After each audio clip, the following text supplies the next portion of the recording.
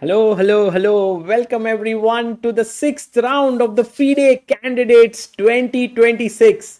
This is your host Sagar Shah welcoming you to a brand new day filled with lot of action, lot of things, lot of games, amazing games that will come your way today.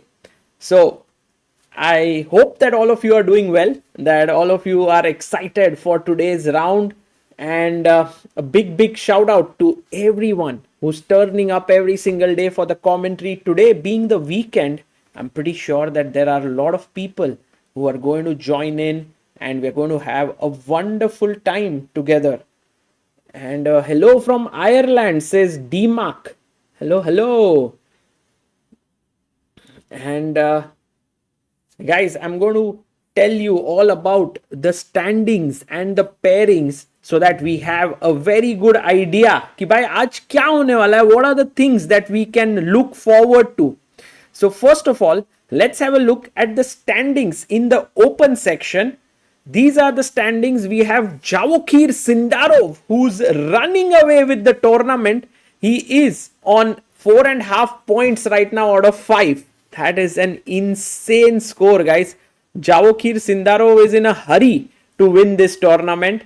And then we have Fabiano Caruana, who's basically saying that, guys, don't forget me. I'm still in the mix, so I'm not going to give up very soon. And then we have Praggnanandhaa and Anish Giri on 2.5 points. And then Matthias Bluebaum, who is on 2, Wei Yi on 2, Naka and Esipenko on 1.5 points. We have the women's section, and these are the standings. We have Katerina Lagno, who is on 3 points, Anna Muzychuk on 3 points, and Jiner on 3 points. So we have a three-way tie at the top. Aleksandra Goryachkina is on 2.5. Bibisara Asaubayeva is on 2.5 as well. Rameshbabu, Vaishali, Zhongyi and Divya Deshmukh, they are all on 2 points. So here actually the gap is just 1 point between the last spot and the first spot. In the open, if you see contrary to that, it's 3 points difference. So बहुत बड़ा difference है in the open, but here it's only 1 point. So if Vaishali or Divya manage to score a win today, that would be amazing. Let's have a look at the pairings in the open section. Fabiano Caruana plays Andrey Esipenko. And I think this is a big clash for Fabi. He will try to score a win today. Not going to be easy, but he'll try his best. Then we have Hikaru Nakamura versus Praggnanandhaa. A big one here. Hikaru in a kind of do or die scenario in this tournament. Jeetna hi padega. Anish Giri is taking on Matthias Bluebaum. And I think that's a big clash there. Between two very solid players. They both qualified from the Grand Swiss. And then Wei Yi takes on Javokhir Sindarov. Will Wei Yi be able to stop Sindarov? Is the big question here. And then we have in the women's section Jiner versus Anna Muzychuk, Zhongyi versus Aleksandra Goryachkina, Katerina Lagno versus Vaishali, and Bibisara Asaubayeva versus Divya Deshmukh. Today, both the Indian players have a good chance. They're playing very aggressive opponents, Katerina Lagno and Bibisara. So maybe they can score victory today. So guys, what do you think? What is going to happen today? As people are saying, Pragg needs to win today. True. Let's have a look if how the things are looking in the playing hall, because things are going to heat up today, and I want to show you the entire setup that we have inside the playing venue. So here we have India and USA flag. That is, Praggnanandhaa will play with the black pieces and Hikaru Nakamura with the white pieces. And then we have very interesting views here. There is on Vaishali taking on Katerina Lagno, and Divya versus Bibisara Asaubayeva. So this is going to be very interesting, and I, as always, have some interesting stuff to show you today. But Guys, do you have any questions? Hello, Karan Oja. Hello from Uzbekistan, says Murod Bek. Thank you, bhai Murod Bek. And guys, do like the stream. Do like the stream so that more and more people can join in today. We will have an incredible game between Hikaru and Pragg. I feel this is one of the most exciting clashes. We have Pragg is a bit unlucky. He got Hikaru now, who is in a killer mood after yesterday's loss, says Gamerus. The other way to look at it is that after a loss like this, maybe Hikaru is not in his best spirits. And maybe Pragg gets his opportunity to strike again. It's possible. Push runs to shove, says thank you for making this an exciting commentary box. Guys, do you know who the guest we are going to have today? It's a very famous streamer who's going to join us. Any guesses? This is like a must-win game for Pragg. Maybe not a must-win game, but if he wins, his chances will really, really improve. Gotham Chess Levy says people, no, it's actually not Gotham Chess. He's someone who's, well, I can say in strength equal to Gotham Chess or maybe slightly better. He's also beaten me before. So he's someone who's very, very good. But he's an IM. And he is someone who is, yes, Jaikant Tiwari got it. Eric Rosen will be joining us today. Oh no, my queen, the famous streamer, and he's a really, really wonderful person.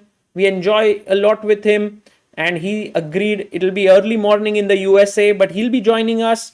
He recently also got married.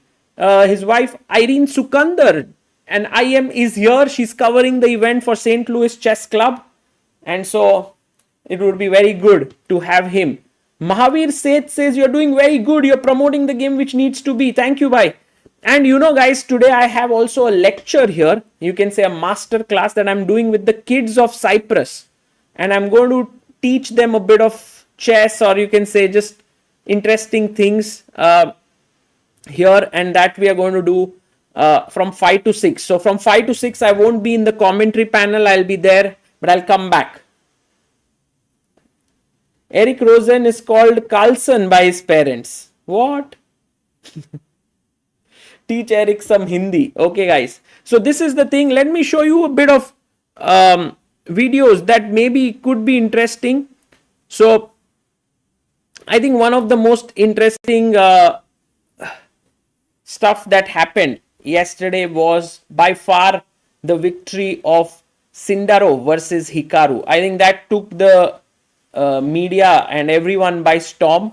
And you can see here, this is yesterday when Hikaru was coming to the game along with his wife Atusha Porkashian. They're also now parents, which is so wonderful to see. Yes, Eric will come on stream, guys. He'll come around 5 p.m. At 5 p.m. Great job. 5 p.m. local time, so 7:30 Indian time. Yes, my lecture is also at 5 p.m. And there you see Sindarov comes in with Madamino. By the way, do you see Sindarov? Like, look at the focus on his face. Like, man is coming for the kill. Look at that. And when you start performing well, the same look starts looking so menacing, right? So, yeah, for sure, he's in fire. He's on fire. Thoughts on Sindarov's run right now? Unprecedented, insane, incredible run. 4.5 out of 5.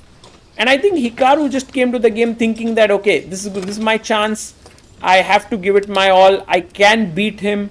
But as it turned out, well, this guy came very well prepared. In fact, the key moment actually happened at this moment here, where Nakamura took, I mean, we cut out the thinking time, but here he thought for exactly this move for 67 minutes, 44 seconds. That's just insane. Sagarbai, does Wei Yi have a chance? I think every player has a chance against every opponent here. And especially if Sindarov gets really overconfident here, then Wei Yi can get a chance. But I do feel that Sindarov is in his great form here. It's going to be very difficult. Also, if you remember what Garry Kasparov said, he mentioned that it's not so easy to beat a player who started off well, because they have high confidence, their momentum is on their side, and they're feeling good about their decision making, they're making the right calls in the game. So it's going to be tough. It's going to be tough. Okay, by the way, this was a very nice moment where Sindarov actually came back. He actually, I think, had left, but then came back for all the kids who were waiting for him. So this was very nice to see him spending some time and meeting everyone here.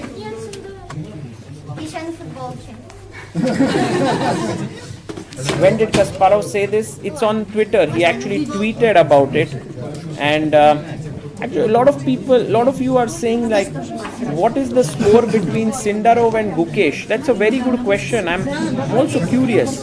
Have they played each other? I'm pretty sure they must have played each other at some event. I mean, Pragg and Sindarov have played a lot of games, but Gukesh, it could potentially be the World Championship match, right? So, Gukesh versus Sindarov. Let's search. Oh, they've played each other 4 times. The first time they played each other was at the Moscow Open in 2018. That's Gukesh was very young, so was Sindarov. And Sindarov had won at that point. And then they played in Sharjah Masters in 22, where once again Sindarov had won. So he has a 2-0 lead, and then 2 draws in freestyle chess in 25, and title Tuesday they drew. So actually Gukesh doesn't seem to have won in a tournament game against Sindarov yet.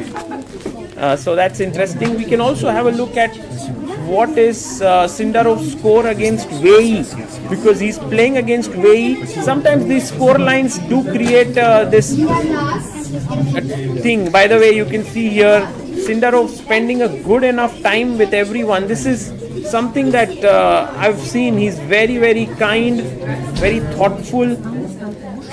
So very nice to see. Yeah, let me see. Sindarov Wei Yi have played last time at the Riyadh Esports World Cup, and Wei Yi had knocked out Sindarov 2-0. And Wei Yi has beaten him in Asian Games Guangzhou. In Weisenau's freestyle chess in 25, that is I think online play-in, Sindarov had won, but Wei Yi has a very big plus score. Even in the World Championship Blitz in New York, it was Wei Yi who had won. So very interesting, this scorecard which we have between the two players. Sagar bhai, do you think Hikaru playing small tournaments, Mickey Mouse tournaments affected him? Maybe. But I think in general Hikaru is a good enough player to come back. He plays online against top players in the world. So he's in good touch, and maybe he should be able to do well. Do you think Wei Yi will play another novelty today? It could very well be. He could play it, and he's been preparing really well. He has a very good team of seconds, Bai Jinshi and Dai Shangren. Yeah. Right now, I think Wei Yi and Sindarov have never played in a classical game. That's true. And by the way, we are seeing some footage of Sindarov yesterday after his win against Hikaru Nakamura.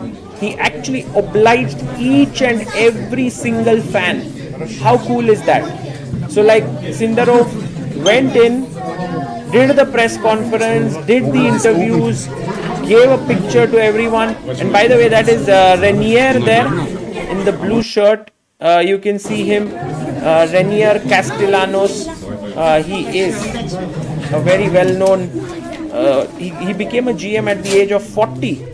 So very, and you can see Sindarov there spending time with everyone, not rushing away, very respectful.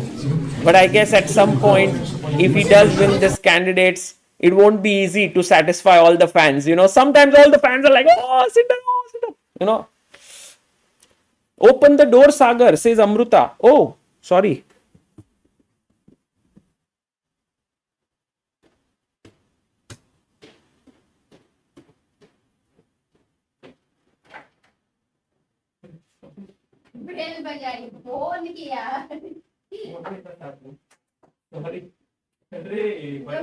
Chat में लिख दिया punishment दे दिया मेरे को बाहर रुकने की ठंडी में but it was such a thoughtful thing by you guys. Amruta was waiting outside the door and pressing the bell and all. I couldn't hear it. She was calling me but my phone was charging. Finally she wrote in the chat here. I don't believe you did not hear the bell. No, I thought someone else must be here. I couldn't hear, so I thought someone must have come to put the water or something. So I didn't bother about it. Oh, but I told you ना इस बार चाबी नहीं है मेरे पास. अरे Amruta, please come and say hi to everyone. Please, guys. Hello everyone. Yeah, Amruta is wearing a new shirt today. It is very much for our guest. Oh no, my queen. Oh no, my queen, I kept you outside. Door gambit. Sorry guys. I mean sorry Amruta. Guys को क्या sorry बोल रहा हूँ. Guys, games will start exactly in 8 minutes from now. Let's see if the players have arrived here. That's Amruta, what happened today? Can you tell our viewers like a little bit? Did you get anyone? Actually, I thought that Nakamura will be in a very serious mood, but he was very relaxed today. He was the same. He was the same. Pragg was laughing. Everyone is coming in a same mood. Everyone definitely backs themselves to do well here, guys. It's not like everyone's going to be super stressed out. Inside they will be stressed, but they'll not show it on their face, I believe. Let's see. Oh, we have a super chat by Win. Hello, Win by. Hello, says Win. Thank you, Win. Siddharth Ranadev says, Sagar bhai, great sweatshirt. Where to order it from? So this is a very interesting sweatshirt by ChessBase. They gave it to me when I went to Germany. So ChessBase office. And they had it lying there. So I think they are not selling it. But it's maybe for the employees. So sorry, Siddharth bhai. There are 2-3 shirts, this red color, which I had worn t-shirt. People had said ki ye hona chahiye merch, this one. So maybe we will try to get more colors soon. Right now we have a new t-shirt that we have launched. It's called Think Different. And that t-shirt is in the link in our description. So you can get it. It's nicely written there, Think Different. And piche there is in Hindi called Socho Hatke. Apna wala de do.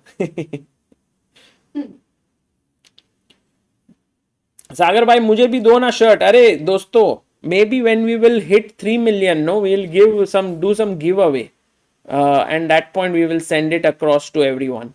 That could be a nice idea. Okay, we have everything set up here. Actually, we are not too far away from 3 million. We are at right now 88,000 subscribers away. But you know what? In recent times, our subscriber count has been very, very slow growth.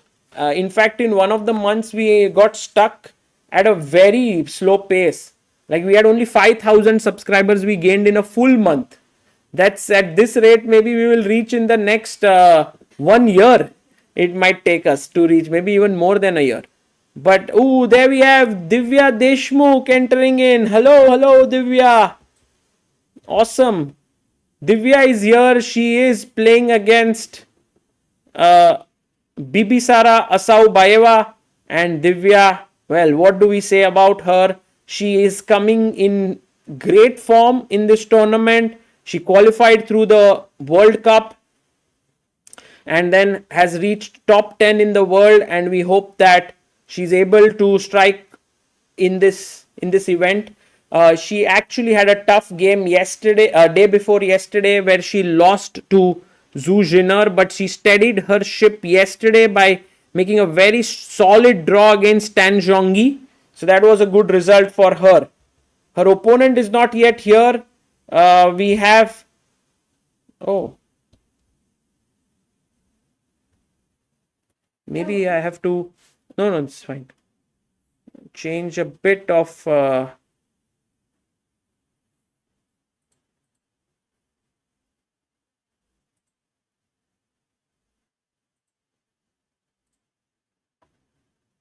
And let me just make sure that I have the right links here. Let's see if Pragg or Hikaru, anyone's here. No, but we could see Fabi just going from the back there.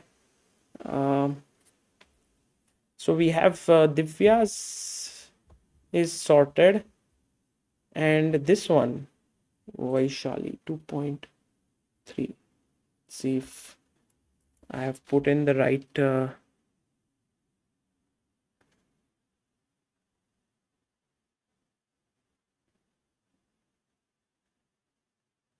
Yeah, this is the one. Vaishali. This is actually.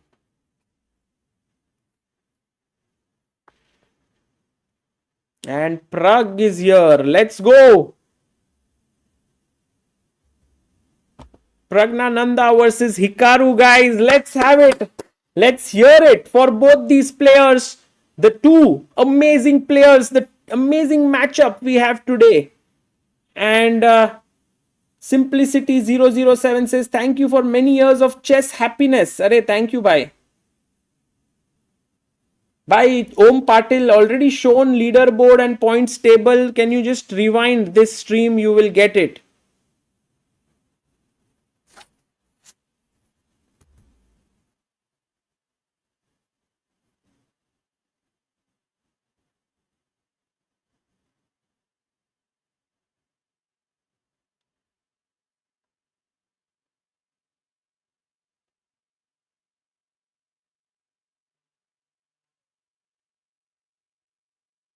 I think candidates should be the final destination for world champions match. As nowadays, if you see first Ding, then Gukesh became champion, but after that their performance dropped. Well, chess is tough, guys. Chess is tough, and sometimes when you achieve your goal, it becomes even tougher psychologically. It's not so simple. So let's see. And there we see Vaishali and Katerina Lagno. And we have Divya Deshmukh and Bibisara Asaubayeva. So these are the three matchups of the Indians. And this is what we are going to follow here.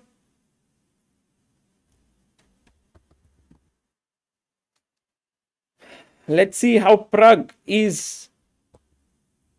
Ooh, guys, 1 minute mandatory meditation with Pragg. Let's go, guys. We have to do it every day. Breathe in.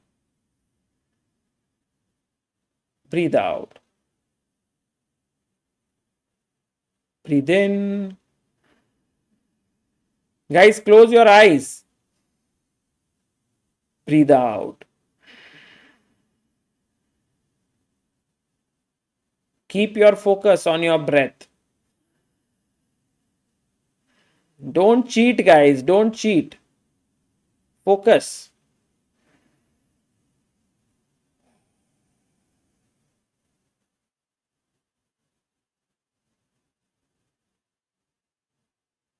ओ भाई game शुरू हो गया sorry guys sorry okay D4 भाई लेकिन प्रज्ञानंदा ने तो game शुरू हो गया फिर भी is just still doing breathing breathe I विवास बिस्ट से सागर भाई कोल्ड है वरना मेडिटेशन कर सकते हैं ए भाई सो गए सब लोग क्या कर रहे हो दोस्तों Pragg come on wake up Wake up, Pragg. Let's see what Hikaru's doing. Oh, Pragg is here. He's thinking. Knight to F6.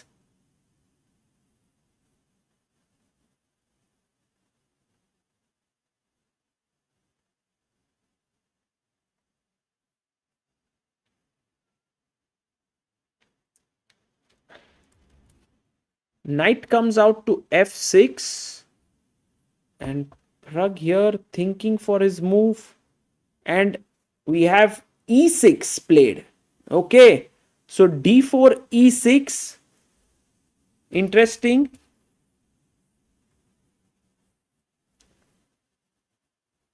Let's see if we can see Hikaru here. No.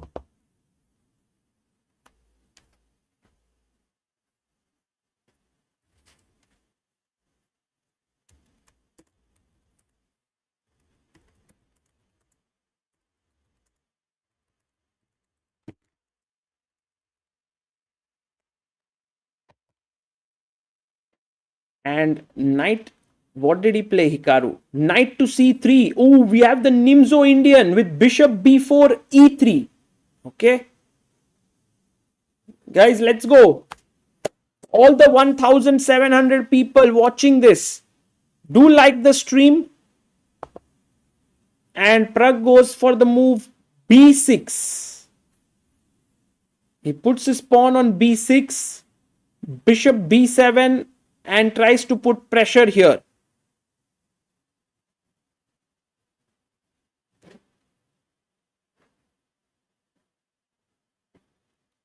Knight comes to e2.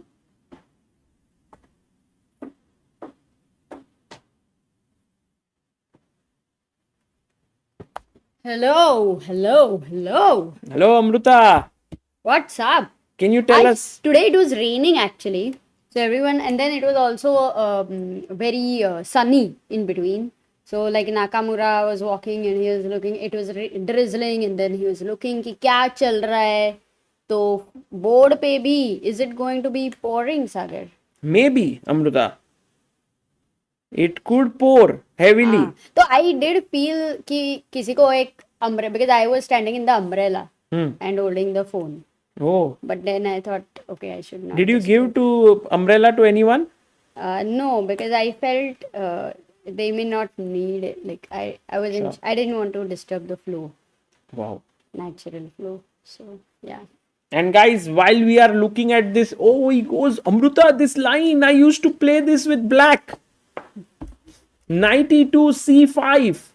By the way, Mittu Mohanan says, got the opportunity to meet Amruta ma'am at Chennai Olympiad. Still waiting to meet you, Sagar bhai. The thing you bring for chess is wholesome. Thank you, bhai. Thank you so much. क्या बात है? Today is also a little kid has come. Avyukt उसका नाम है, and he has this board with nice board. I've taken a photo. ऐसे board नहीं, white paper पे सब लिख के आया है. Divya, like divine kind of. Oh. Pragg, हाँ, तो ऐसा मस्त है. That's so nice.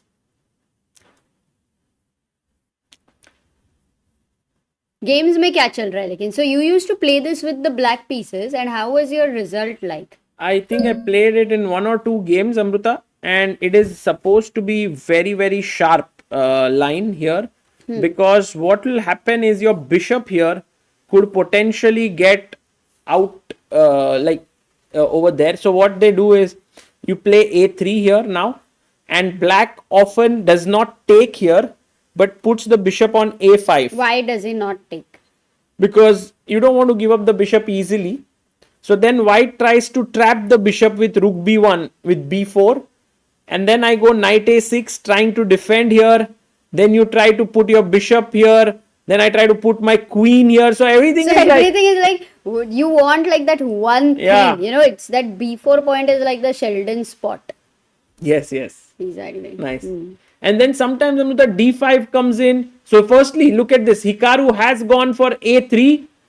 Will he remember his prep today? Also, Sagar, now if you take on c3, the difference when the knight is on f3 is that white has to take with the b pawn. So double ho jata hai. But because knight e2 has been played, it changes the. It's very good for white, because now you don't spoil your structure. You get the bishop pair also. So that's the reason why keeping the bishop makes a lot of sense. And now let's see if Hikaru is well prepped up today, Amruta. He will be. Actually, knight e2 is pretty interesting line against Nimzo. e3 knight e2.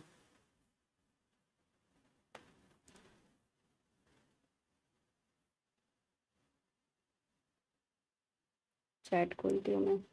Watching Hikaru Pragg versus for the first time, says gamer, says Yuvraj. Let's go. And Anil Dhiman has super chatted Jai Hind. Let's go. Harsh Patel says, can you give tips for chess investment, English, YouTube, marriage? So many skills. भाई इसमें से chess में I didn't do. Investment, Chess अच्छा नहीं English, करता हूँ. YouTube, marriage, so many skills. Investment में तो मेरा zero Jack knowledge of है. all, master of. इंग्लिश में भी नॉलेज ठीक ही है. यूट्यूब में ठीक है, कुछ बता सकता हूँ because I have been working. Marriage में तो भाई पूरा फेल ही हो गया हूँ. तो क्यों रे? हाँ, क्यों फेल हुए हो ऐसा लग रहा है तुमको? जस्ट तेरी खुशी देख के, मतलब जब मैं बोल रहा हूँ कि मैं फेल हुआ हूँ वही दिख रहा है. Okay. So that's the So reason many why. skills. So many skills, but not every skill is not well developed, you can say. So he still needs to improve in a few of them. Correct. Amrita, should we go to the women's section and see what is up with Divya and Vaishali? First, let's start with go to Vaishali. Vaishali is actually playing against Katarina Lagno, who is leading the tournament with 3 points. And Lagno, Katarina ये देखो Lagno. G है, G नाम में it's LAG. तो तुम लहनो क्यों बोलती हो? उसको 4 बार मैंने पूछा है that your name is Lagno, तो वो बोली हाँ it's Lagno. अच्छा. हाँ, फिर भी तुमको लहनो ही बोलना है. नहीं, तुमने पूछा, उसने कंफर्म किया तो डन है. I'll just confirm with her. Does anyone else call you Lano? Maybe someone will call you instead of Mokal Mohal. Then you will be like, why is this person calling me Mohal? Indian surnames are not complicated. Indian names are like Praggnanandhaa, of course. Okay, by the way, very simple strategy adopted by Katrina here. She's gone for like bringing all her pieces in the normal squares, but Vaishali went and took the knight, gave her opponent doubled pawns, and now castled here. It's a Nimzo-feel यहाँ पे, actually. Yeah, But it's just a very simple opening, but I feel like there's already an imbalance to have an interesting game. yeah, because firstly white has double bishop here, but black is playing against that pawn structure. जहाँ पे B pawn bit 2 had to come to C3, तो separation हो गया है. A2 is isolated. A pawn is isolated.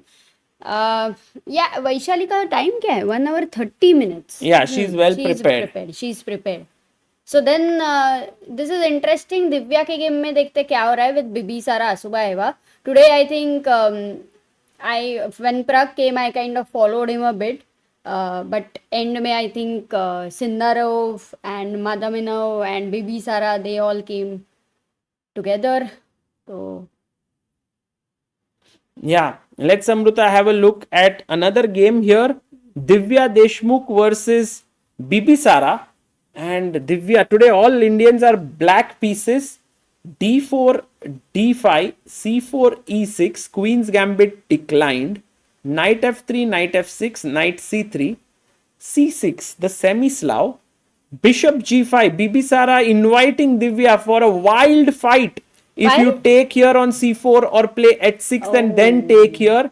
But Divya was like, sorry Bibisara, I'm not interested in any of the fights here. And she went Knight B D7, E3, then Queen to A5. This is known as the Cambridge Springs. Yes, actually I had prepared it with the black pieces once. And now take here. But by the way, guys, a very quick question to all of you. If Rook C1, what would be a very nice move in this position? ये अच्छा है खेलने के लिए black से as a line. Divyanshu is saying, Sagar sir, I am also doing CA, but unable to figure out what I do as a professional help. CA inter. Profession help. चाहिए उसको. सागर भाई हेयर ग्रोथ के लिए tips दे दो बोल रहा है अभियन. पहले क्या टिप देने का?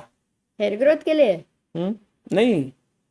इसके पहले एक सवाल था ना, तो वो बोलने का. I am also doing CA, but unable to figure out what I do as a profession. What to do as a profession. That's what he's done. He's doing something, but he's not so sure what to do. Bhai, it's something that you will have to think, what you like doing and what you are enjoying, and then what will help you. There is this very nice circle they create where they say, what are you good at?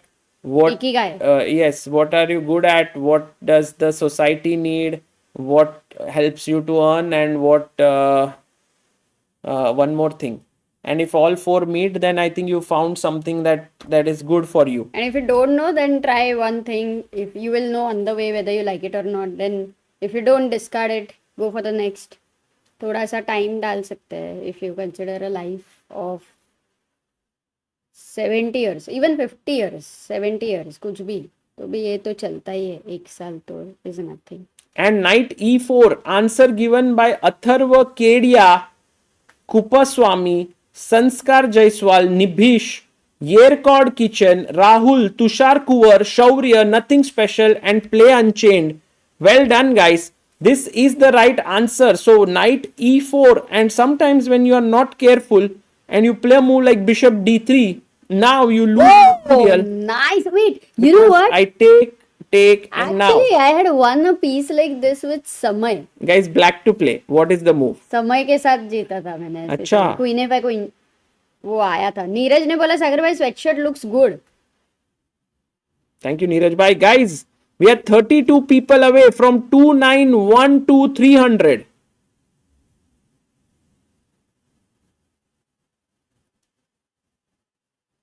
Zinia, thank you so much. Yes, D take C4 is absolutely correct. You take here and then the knight hangs. So this is actually very good position for Sharon also black. finds it. Well done, Sharon. So CD taken, and now Divya takes with her knight, pinning the knight here. So unpin करने के लिए rook आया यहाँ पर. She took. Taking with the rook is terrible move, guys. Very easy, easy peasy. Just says, by the way, you all are so sweet with each other. It's easy to see you all are best friends. Love from USA. Just Troy. We are Yes. everything but best friends. Bishop b4, Geeta, Hari, Shaurya, Sanskar, Argyadeep, Samyam, Girish, Yerkod. Well done. So take here bishop b4 and you win an exchange. So that's why pawn takes. And now Divya went bishop a3, attacking the rook. The rook came up and then c5 she played. Bishop came out to d3. And now she quickly took, because Amruta White would love to take back with this pawn, keeping that full one pawn chain together, but can't take it because of the pin. This is a very trappy opening, no, in a way, because it's like कि right में देख और फिर left वाला का problem हो जाता है. Exactly. Correct. वो तिरछी नजर वाले types. So in a way, I think with black, at least for blitz, it's very nice to play Cambridge. Yeah. And At Amruta, least, many of you would have tried to get into Cambridge College. You would not have got the admission. तो at least Cambridge खेल सकते हो. by the way, bishop f4 if played, now your rook is trapped. But there is one good move for black here. What should you play here as black? Come on. Guys, Come find on. it. Come on बोल रहा है सागर. Come Today on. Sagar is like, you have to find. सागर आज you are like Viewers, a Bish, thank coach. you. आज खाना खाया मैंने. Yes. और coach जैसे लग रहे हो. क्यों? बताओ. अरे बता दो. No particular reason. Everyone wants to ऐसे play क्या no e5. particular reason? कितना तो particular reason है आज. Nithyan, well done. Atharva Galve. Ooh, Anish Sarkar says, Sagar bhai, attend and every game of your live stream. Really appreciate your hard work. But I'm sure this is That is not our not the real Anish. little Anish. Yeah. Someone else. Little Anish. Little Anish will not write all this. Bishop b7. Bishop takes b8. There's bishop takes e4. And all those who said e5, guys, that is just a blunder, because my knight, bishop both control here. It doesn't work. So you go bishop b7, and if you take on b8, I take on e4, attacking your rook, and the bishop hangs. So that way it works somehow for Divya. This is the position, Amruta. Let's quickly head back to Sindar, we have to see everything. Let's go to Sindarov Wei Yi. oh, d5 खेल दिया है Amruta. Commitment OP by Nakamura. d5. Wow.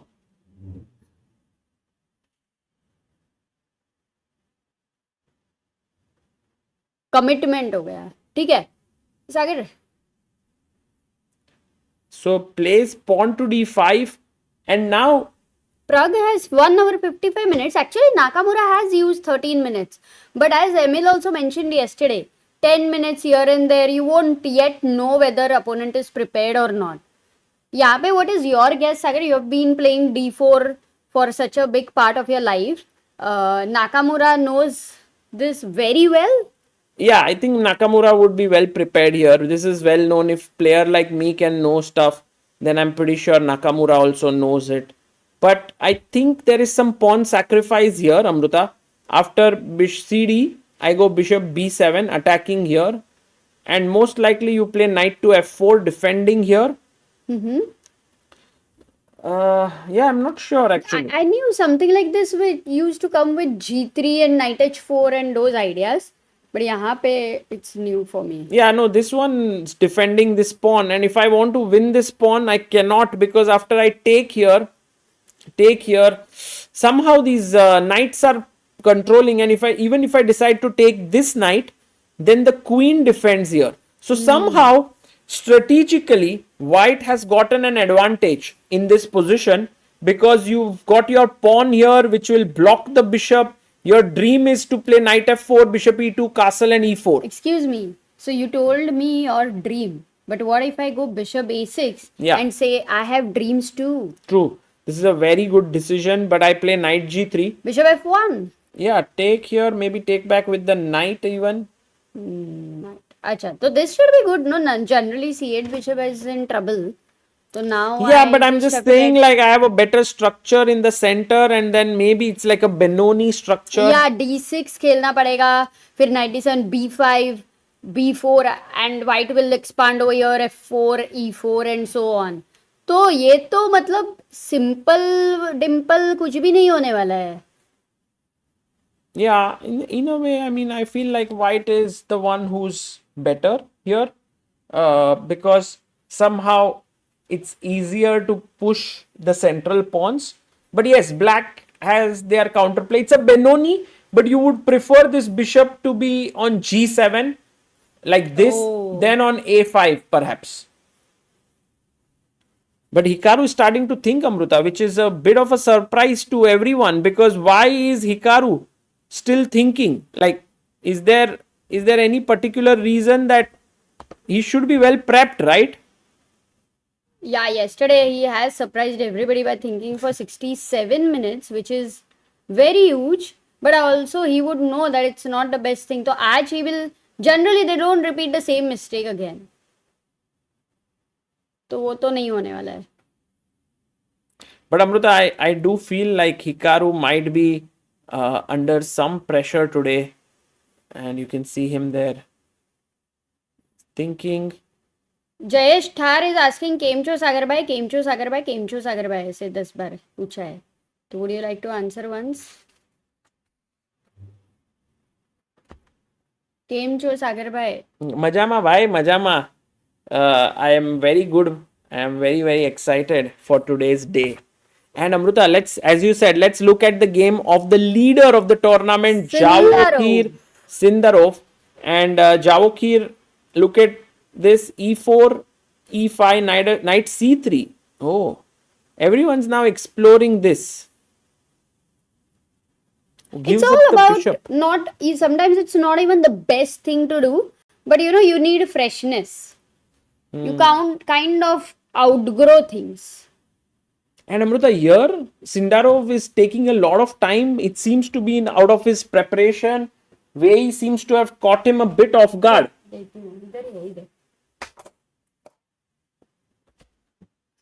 Yeah, I did meet his seconds also. And Sagar, 1 hour 42 minutes. Is it the first time where Sindarov has gone into a lower time in the opening than his opponent? Let's go. Wei Yi is the one who is thinking कि भाई आज तो I have to create some kind of a small upset. Exactly. मतलब Wei Yi is saying कि ये मेरे बाएं हाथ का और दाएं हाथ का दोनों का खेल है. Guys, what did you get from this line? It has something very, very deep. deep information. Arey bhai, position has no venom. He can play any move and he'll be okay, says Rakshit.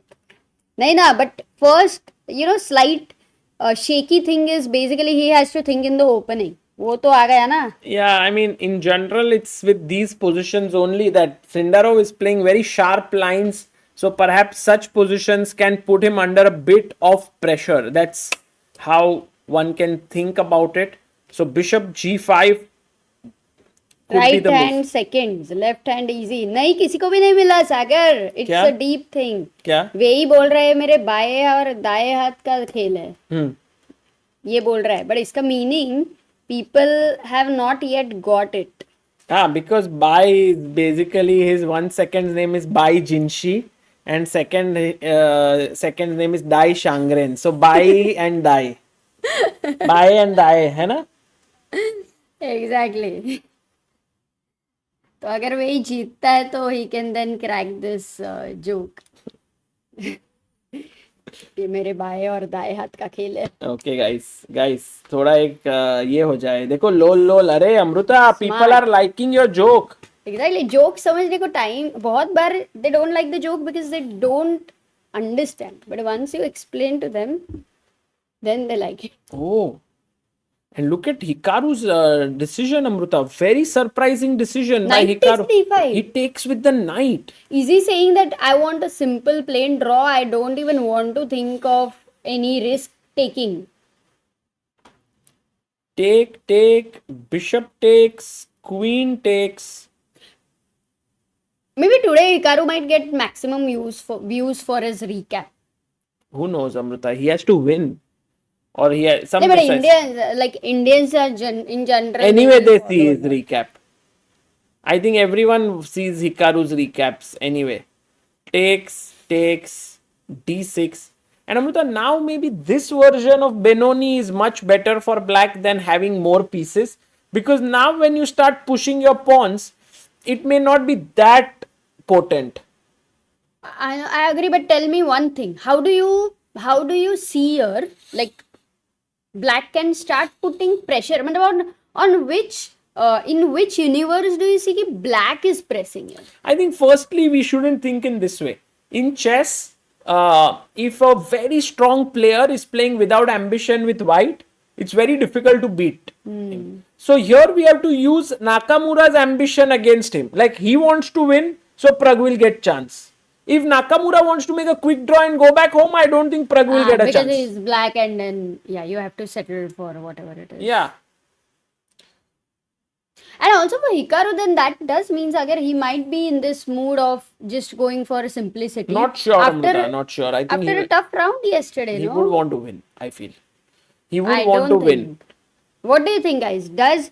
Is Nakamura here with a complete risk-taking attitude right now, or he would prefer a draw? Poll करते हैं, चल.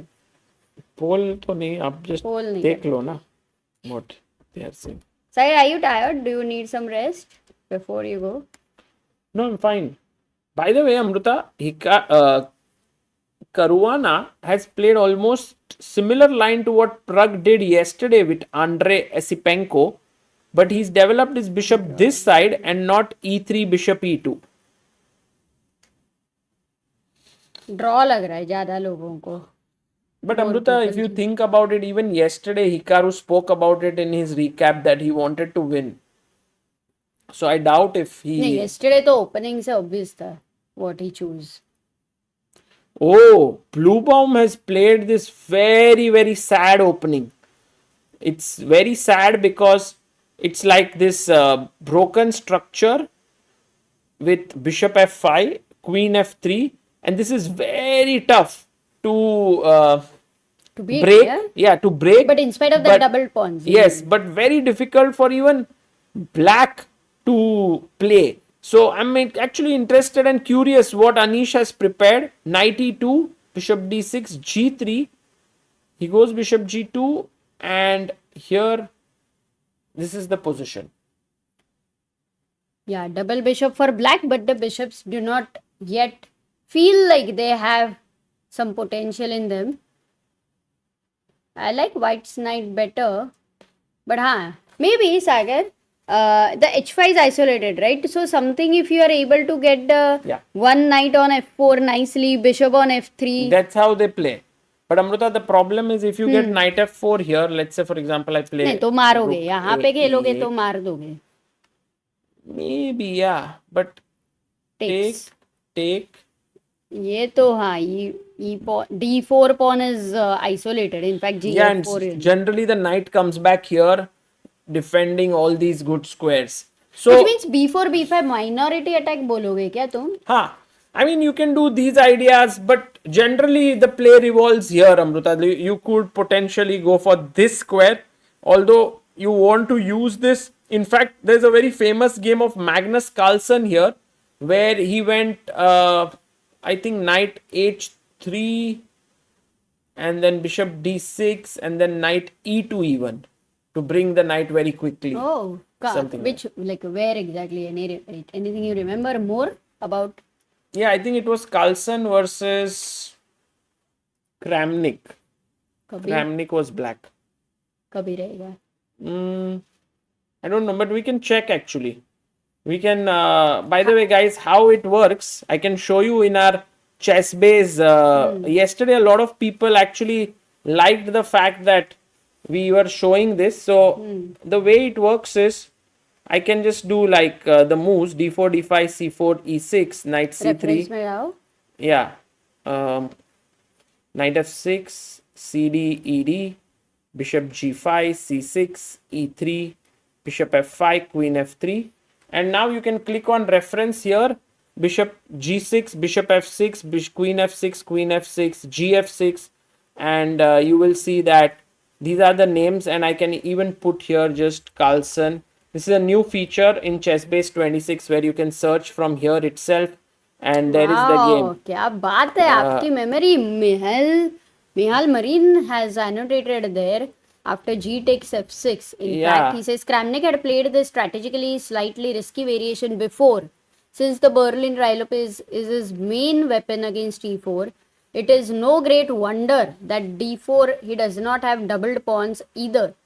But on the other hand, the pawns are less compact here, and secondly, accepting weaknesses against a subtle positional player like Carlsen looks a bit like waving a red flag in the front of a bull.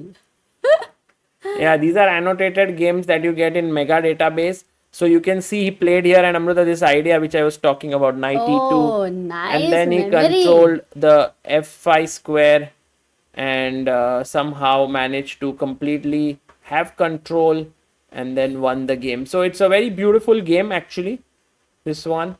You can check it out in your free time. But yeah, these are the kind of ways in which white tries to put pressure on black.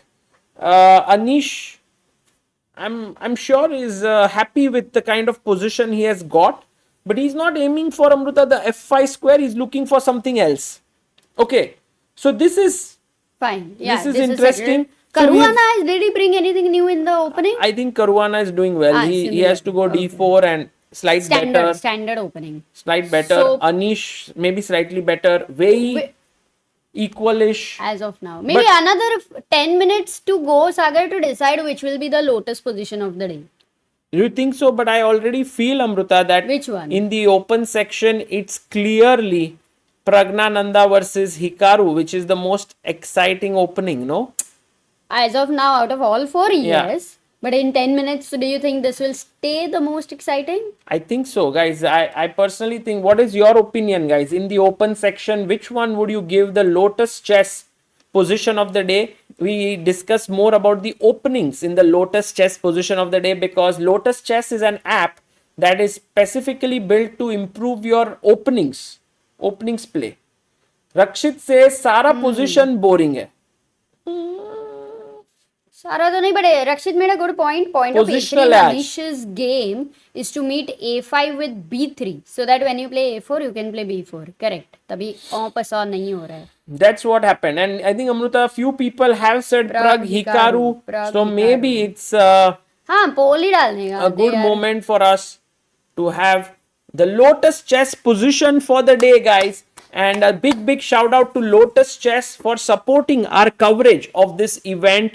we are here, we travel, we are trying to cover, we have the video cams and all of that, and big shout out to them for supporting us in our endeavor to cover. And you can support that by actually downloading the app. It's free. It's from the first link in the description. If you haven't done so already, it's on iOS and Android. I think many people wrote to us saying they like the app. Bishop A6, Amruta, actually what we discussed is happening. Let's see if Hikaru comes back and what is his expression like. Look at Praggnanandhaa. He looks confident here.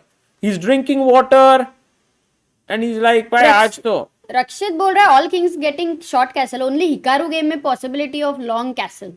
Hikaru अगर long castle करेगा तो मजा ही आ जाएगा. नहीं करेगा, no way Rakshit, sorry.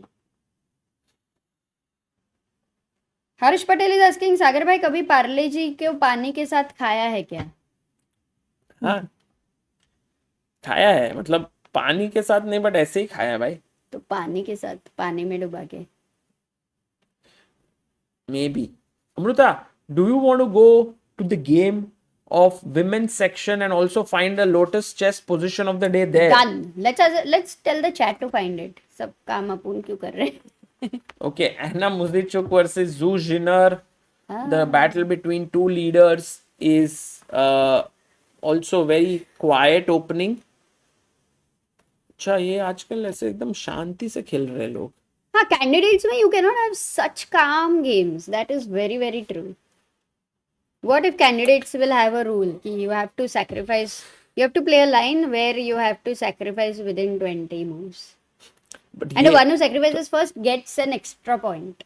Oh, fried liver attack. Not yet, but takes, bishop d3, knight d5, bishop d6, and double pawns. Okay. Both players seem to be decently well prepared. Zhongyi and Goryachkina is roundabout even here. And then we have Vaishali versus Lagno. Ooh. What is the bishop on b3 like called? Pawn. Correct. Big pawn. What was it? It was a rhetorical question. It was not. I didn't want an answer. But Vaishali seems to be doing well, no, Amruta, with f5 coming up. Bishop it's opening up. Vaishali style position. Yes, very much. Or even knight g5, g5, नहीं वो knight चाहिए f3 पे for the tactical ideas. She's looking very calm, cool, composed. Wow, अगर f5 मिल रहा है तो I think in a way successful that if opponent has double bishop, ठीक है, and one bishop has to be blocked by its own pawn. ये diagonal पे कुछ भी अगर नहीं है तो it's a success. True. Black is happier for sure. And Divya versus Asubhai वो कहाँ से कहाँ तक पहुँच गया सागर? Well, Divya is already already Divya's position very well prepared. Oh, but Asubhayeva actually played this move bishop f4, which we discussed that it's not a good move. Maybe. What? Exchange sacrifice? No, just. Wait, rook b8 को क्या हो रहा था? But bishop b8 को bishop e4. C2. And then I attack this. So let's say here, and if rook e2 trying to attack here, there's queen takes c3 check, king here, and then bishop f3 or maybe bishop d3 more strong, just pinning here. So she went bishop b7, rook b7 and queen d3, and I like Divya's position here. I think she's doing well. Castles. Yeah, I also like, because if you get, let's say at some point either successful e5 मिल सकता है, you can get a bind over here on c4 सागर कि knight आके बैठेगा c4 पे, and as you know the pawn structure, this is the biggest imbalance, 3 pawn islands versus 2 pawn islands. The bishop, as we have seen yesterday, Pragg's bishop not letting another rook to be on c1, also doing pretty fine. तो overall बढ़िया चल रहा है इधर सब. Amruta, can you just understand from here which are the keys so that you can take care of it? एक second में आई मैं. Okay, Amruta is coming back. And my mother gave me phone to use for 10 minutes. I'm leaving. Goodbye everyone. Thank you. Bye. See you.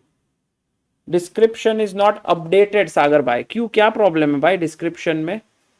Is it the pairings are wrong और let me just see, because we try to be very much thorough with that. So pairings are not updated. Got it. So I'll remove them for now, and we'll make sure that they are updated.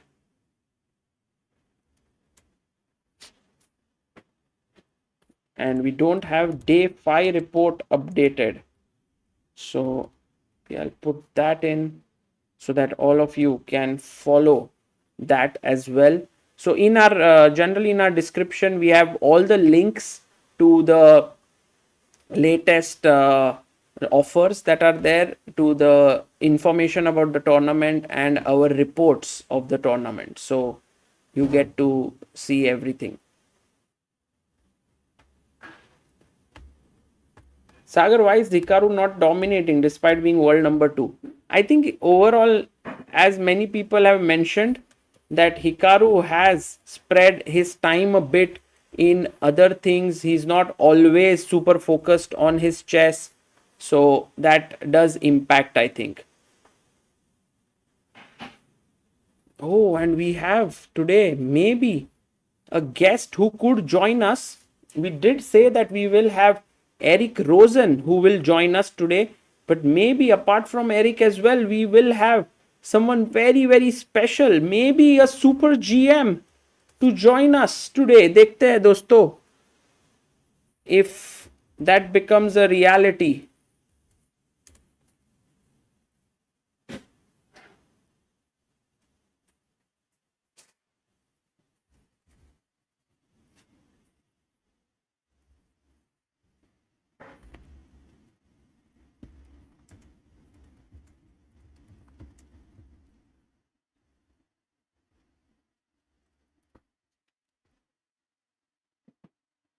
And okay, Divya has castled here. She's very calmly sitting there. Look at Bibisara, totally focused. She will most likely also castle. Then knight f6, rook c8, rook. Maybe you can't go rook c7, bishop hai. But maybe rook d7. I mean, the dream scenario is, of course, to blockade these pawns here on the light squares. But that's not going to be easy. That's not going to be easy. Let's see. And so Divya looking very sharp, very focused. She has a 17-minute lead on the clock. And I think in the women's section, maybe for me, it does feel like the opening for the day should be Tan Zhongyi and Goryachkina. I think the Lotus Chess position for the day has to be this one, because it was such a nice line and very complex line that we have on the board. Kudos to the players. क्या प्रज्ञानंदा जीत सकता है? I personally think Pragg can win. Today is an important day for him, and I must say that I'm actually very happy with his position that he's got out of the opening. He has absolutely not struggled to equalize here. He will play. He also has some imbalance. It's not a dead drawn position. d6, knight d7, just simple.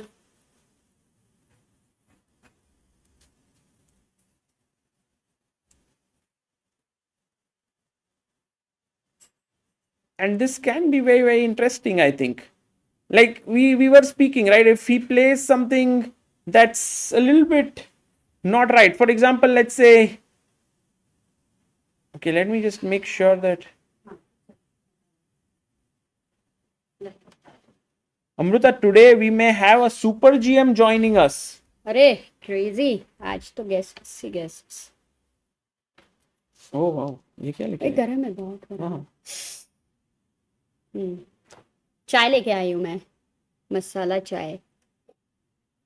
Oh, knight g3. Amruta. Knight g3, bishop is getting exchanged. King f1 या knight f1? Knight f1. Castle तोड़ो या नहीं? Anjaniya Fatak in the chat. अरे hello Anjaniya, how are you? Sindarov scoring 4.5. Yes, very impressive. On the other hand, I am unable to score 4.5 out of 5. in the I am closed events. By Anjane, if you score 4.5 out of 5 in closed events, then you will make your IM norm, no? So for you, it's as good as Sindarov's score. So I think everyone has a challenge onto themselves. It's not just Sindarov जितना नहीं बनना है अपने को, उन सब लोग को अपने लेवल पे सिंदारो बनना है.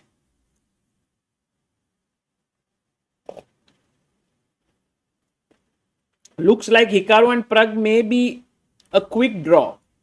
No, I think guys, like I take d6, knight g3, f5, castles, knight d7. I'm not sure. Oh, by the way, he takes on f1. Oh, he takes with the king very quickly. King f1.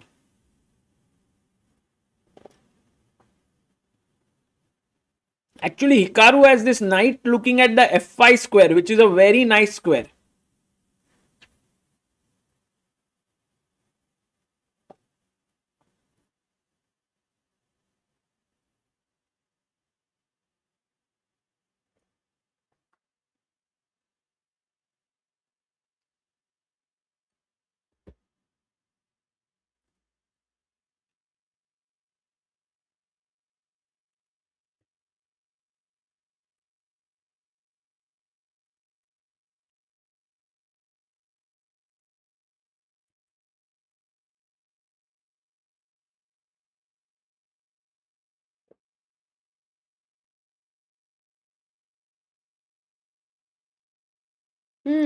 Yes Sagar, Yes.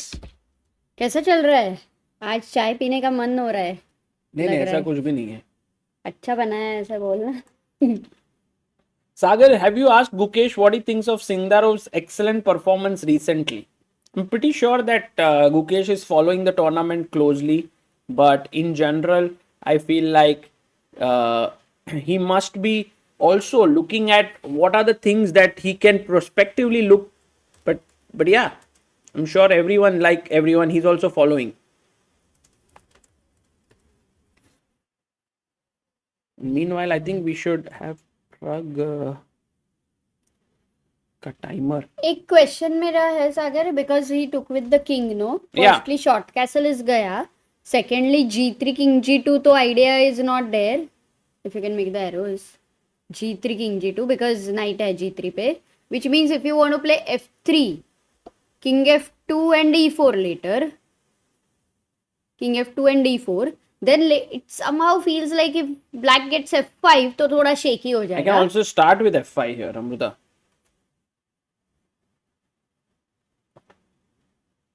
And what's your idea if knight h5, queen g5? Knight h5. Yeah, Knight knight क्या f4 हो जाके क्या ही मतलब है. Hmm. I wanted to stop f4. Even here, I can come and attack. And for knight f4, you will go, look, knight f4. Boom, bam! g5. ठीक है, ये तो obviously Naka is not going to allow this. Sagar, where are you planning to go right now?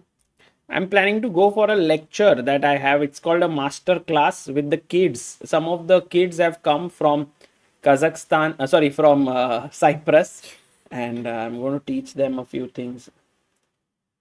Deku says, Sagar sir, I don't understand anything about chess, ABCD, but I like your commentary. Thank you, bye. And Imran Khan is saying, following your commentary from Malaysia. कहाँ से follow कर रहे हो guys? Yes. I'll just come in a second. Absolutely.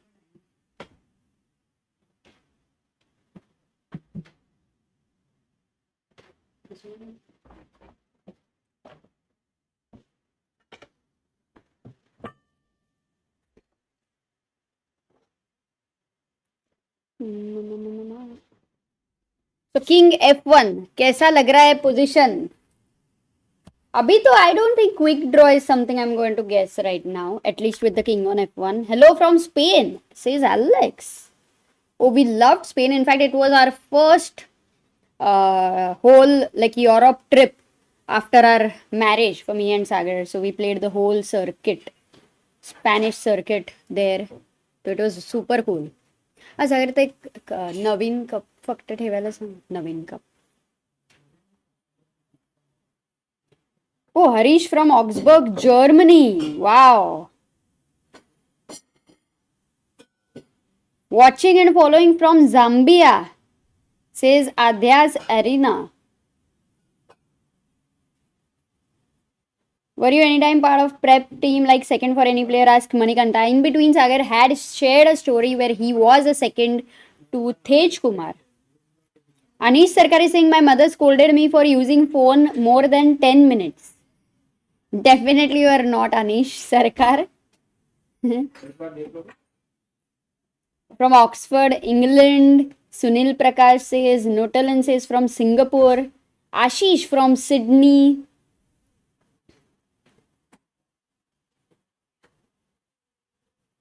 Nice. So many people. Arey, New Zealand says Rahul Bongre. Kya baat hai? We do have Supriya from our team in New Zealand and Avtanshu also. Wow. Gujarat, Norway, Pakistan, Uranus, Helsinki, Finland, Manoj Gaikwad, Pune, Melbourne, Austin, Texas, Antarctica, St. Louis, nap, sleep, relax. Did we meet you when we were there at St. Louis? Or did Sagar meet you? Because he was there for both the tournaments. Finland, Poland.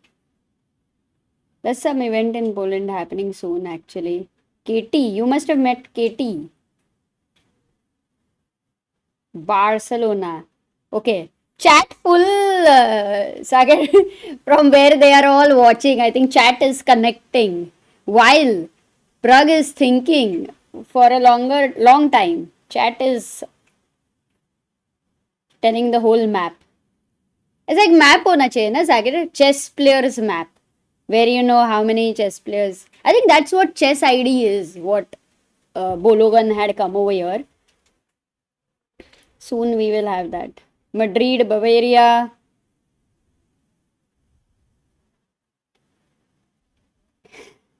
Winterfell. Toronto, Canada. Arey, you must be missing the candidates then. Last time I'm sure you would have gone.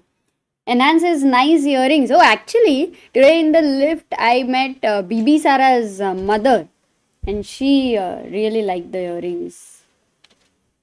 So it is cool. What advice would you give to a player who struggles in the middle game? Middle game, matlab basically you are not so good at planning, or you are not. I mean, you will not be good at many things. Don't feel bad about it. It's a part of life. But in general, you can try to improve the understanding of the minor pieces, because planning is many times connected with that. कि कौन सा piece कहाँ लेके जाओगे. ठीक है.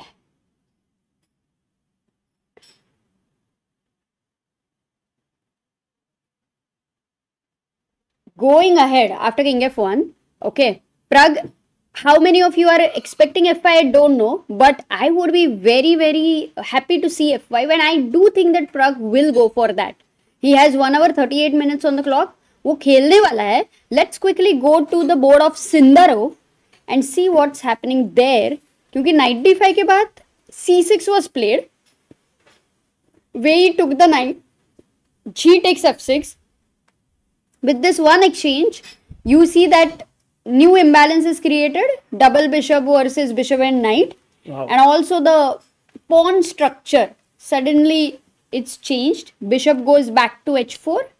And Sindarov is like, रुक g8. वो बोल रहा है कि भाई मेरे को तो अटैक ही करना है. I don't care anything whether I'm leading, I'm not leading, I'm white or black. I don't care about anything. Risk taking. Risk taker है यार ये बंदा complete. So rook g8. Jeetu bhai in trouble. Castle. And imagine you have to do, like I was thinking in future maybe long castle पे रखना है तो moves like g3 Sagar. But then your bishop, I don't know, kind of feel stuck. Castle, if white has to do this move. Yeah.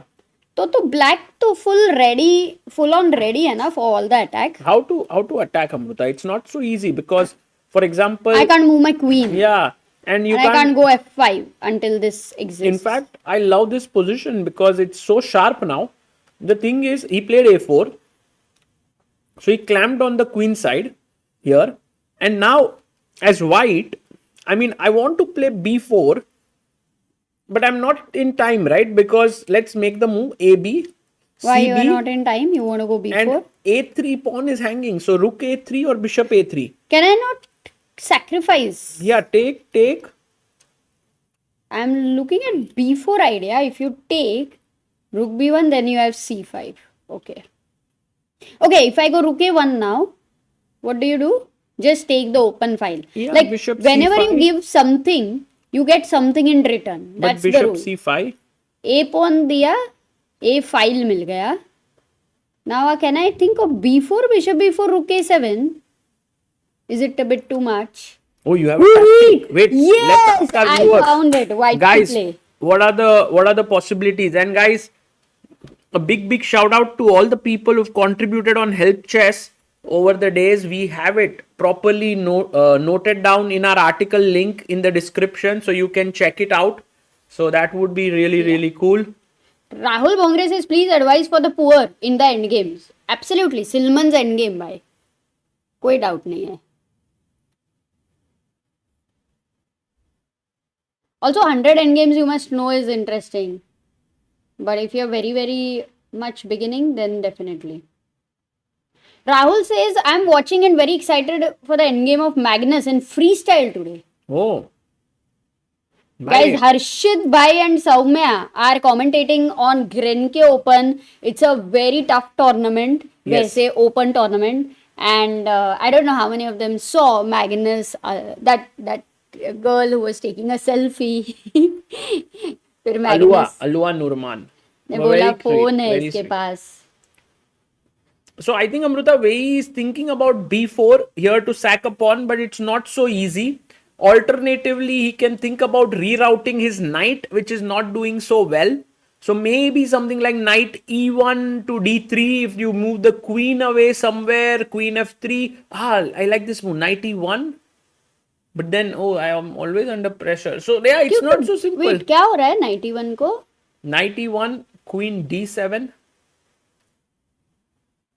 With the threat of F4? b5, I think. Sorry, illegal. King h1. Yeah, and now f5. And the नहीं, thing bishop is, f6 मारा तो क्या था? Okay, sacrifice. Rook g6.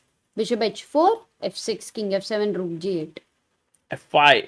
Whoa! He's going all out. Amruta, if this Man. happens, this can be very interesting. Guys, Sindarov position maybe has started to become very exciting. Meanwhile, Praggnanandhaa and Nakamura position, I must say, is looking more and more can become very dull, but can become very interesting also, because imagine Amruta, white starts pushing and black starts pushing, and then my knight sits here and my knight sits here. Agreed. Nothing is going to be dull today, Sagar, because it's like their players are saying, April Fool banaya, jaldi he crazy होने वाला है. Oh, and Amruta, we have a guest joining in. Let's go! Solid! Dinky chika, dinky chika, dinky chika, dinky chika. Guys, who's the guest?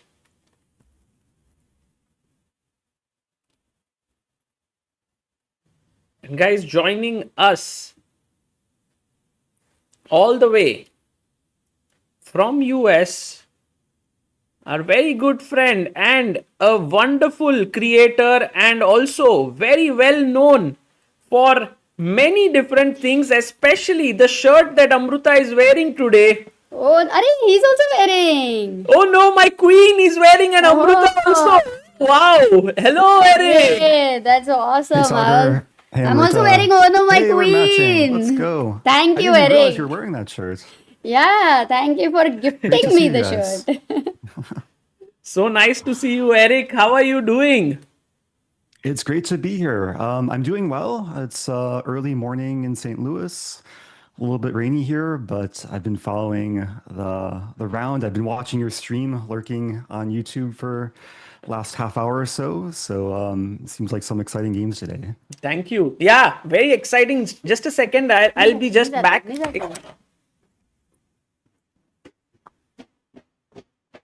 Oh no, my Sagar. Yeah, he just ran for a moment. Somebody was there. Okay, but guys, Eric is here, and do you know what? It's like morning, no, for you. It is, yeah. It's 8:42 a.m. But 8:42 I've been a.m. on a morning schedule lately to wake up and watch the rounds, and it's been putting me on a nice routine. But Nice. Eric, we have to congratulate you for a very big achievement in your life. You recently got married. So huge congrats. You Thank got you. married to Irene. And I think it's the first time we are meeting after you became a married man. I think that's true. Yeah, thanks so much. Yeah, it's been really nice, and we're super grateful for like so many warm wishes across the chess community and beyond too. So yeah, it's been great so far. And the thing is, you got married what, like 1 month ago? Or is it 2 months We now? had a large reception in Jakarta in February. Right. So it was a kind of big party with Irene's family. My parents came, and it was very nice. Wow. And so now with Irene here covering the event, we meet her every day. She's covering for the St. Louis Chess Club. Do you miss her?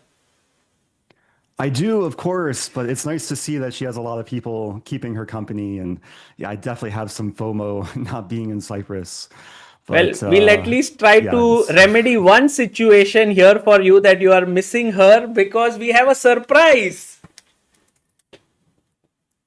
Hello. oh, hey, Anyway, darling. Oh, here is. I was Okay. not expecting you to be here. Oh, yes, my wife. Oh yes, my wife. That's what he said. So they should come here Oh, for yes, 2 my queen. minutes. No, it's fine, it's fine. I also have to go to a lecture. Yes, but say hi and then go. Yeah, no, Irene, thank you so much for stopping by and for coming Come, here. come here, come here. Yeah, thank you. And you both have come at such a perfect time, because today I have a lecture here, and that's where I'm going to be teaching a few kids a little bit about chess. I might have to cover that too. Oh, by the way, her husband. Hi, Hey, husband. baby. Wow. Are you happy with the surprise here? I'm very happy, yeah, because I was watching the stream. Sagar was teasing that a super grandmaster will be joining, but It's not this me, is an it's not even me. better surprise. Yeah, this is even better. So Yeah, maybe the super GM will join us at some point, but this is such a wonderful thing. Eric, thank you for being here. I think it's time to look at the games. And Irene also, thank you so much. A huge congratulations to you as well for the wedding. We wished Thank you you. already, but here with Eric. And thank you for stopping by. And Amruta, I will leave you three to the commentating, and I'll quickly Sure. come back in an hour. Okay. See you nice. later, Sagar. See you. You know what, Sagar? Actually, Hi, Sagar. imagine Yeah. I tell Irene, wait, I'm just coming in 2 minutes, because she knows how to handle the OBS and everything. And then she'll be like, what is happening over here? Okay. Okay, we'll go to the game second. 2 minute रुक जाना, because while shifting anything, if I by chance miss it, 1 minute के लिए रुक जाना, ठीक है? Actually, I haven't taken a look at the games because I was busy running around doing stuff. So, what were we looking at? So we will look at, we'll start with the game of Pragg and Hikaru over here. Oh my god, look at what Hikaru has played. So should I look at from yeah, the can I beginning? quickly? Yeah, because I haven't really looking at the game at all. So, Okay, what opening was this? Oh, Nimzo. this was Nimzo over here. Okay. D4, knight f6, c4, e6. Nimzo with knight e2, yeah. Yeah, this is actually very famous. Okay. He took, and now after bishop f1 we were thinking of knight f1, but Yeah, king Naka f1. took with the king. Because yeah, h4 and h5 and yeah, It's a common idea, yeah. it is. And then probably depending on where the queen will go, I think that would be like rook h4, but of course not immediately. So yeah, I think it's looking very balanced. And okay, so yesterday Naka also had h4, yeah. Oh yes. Yeah, against Oh, yesterday's Sindarov. h4 was Yes. actually a bad move, but today it's a very very fine move. And Square 64 has super chatted 4 lovely people in chess on the stream, and he gives a heart. Oh, thank you. Thank you so much. thank you. Okay, so well, it's So- a tough. Okay, go on, Eric. I forgot So we're here. you said the you said the position is balanced. Obviously, we see the eval bar; it just says equal, but it seems like there's some very interesting imbalances given that white is not castling this game, and white's going to try and maybe attack on the king side, h5, h6, poke some holes in black's position. So it still seems like a very dynamic position where maybe it's a three result game. Yes. You're not expecting any quick draw over here? No. I think Hikaru is already far behind in the leaderboard. I think he will try to push, but of course, he will not go crazy. But if he can maximize any attack, I think he would do so.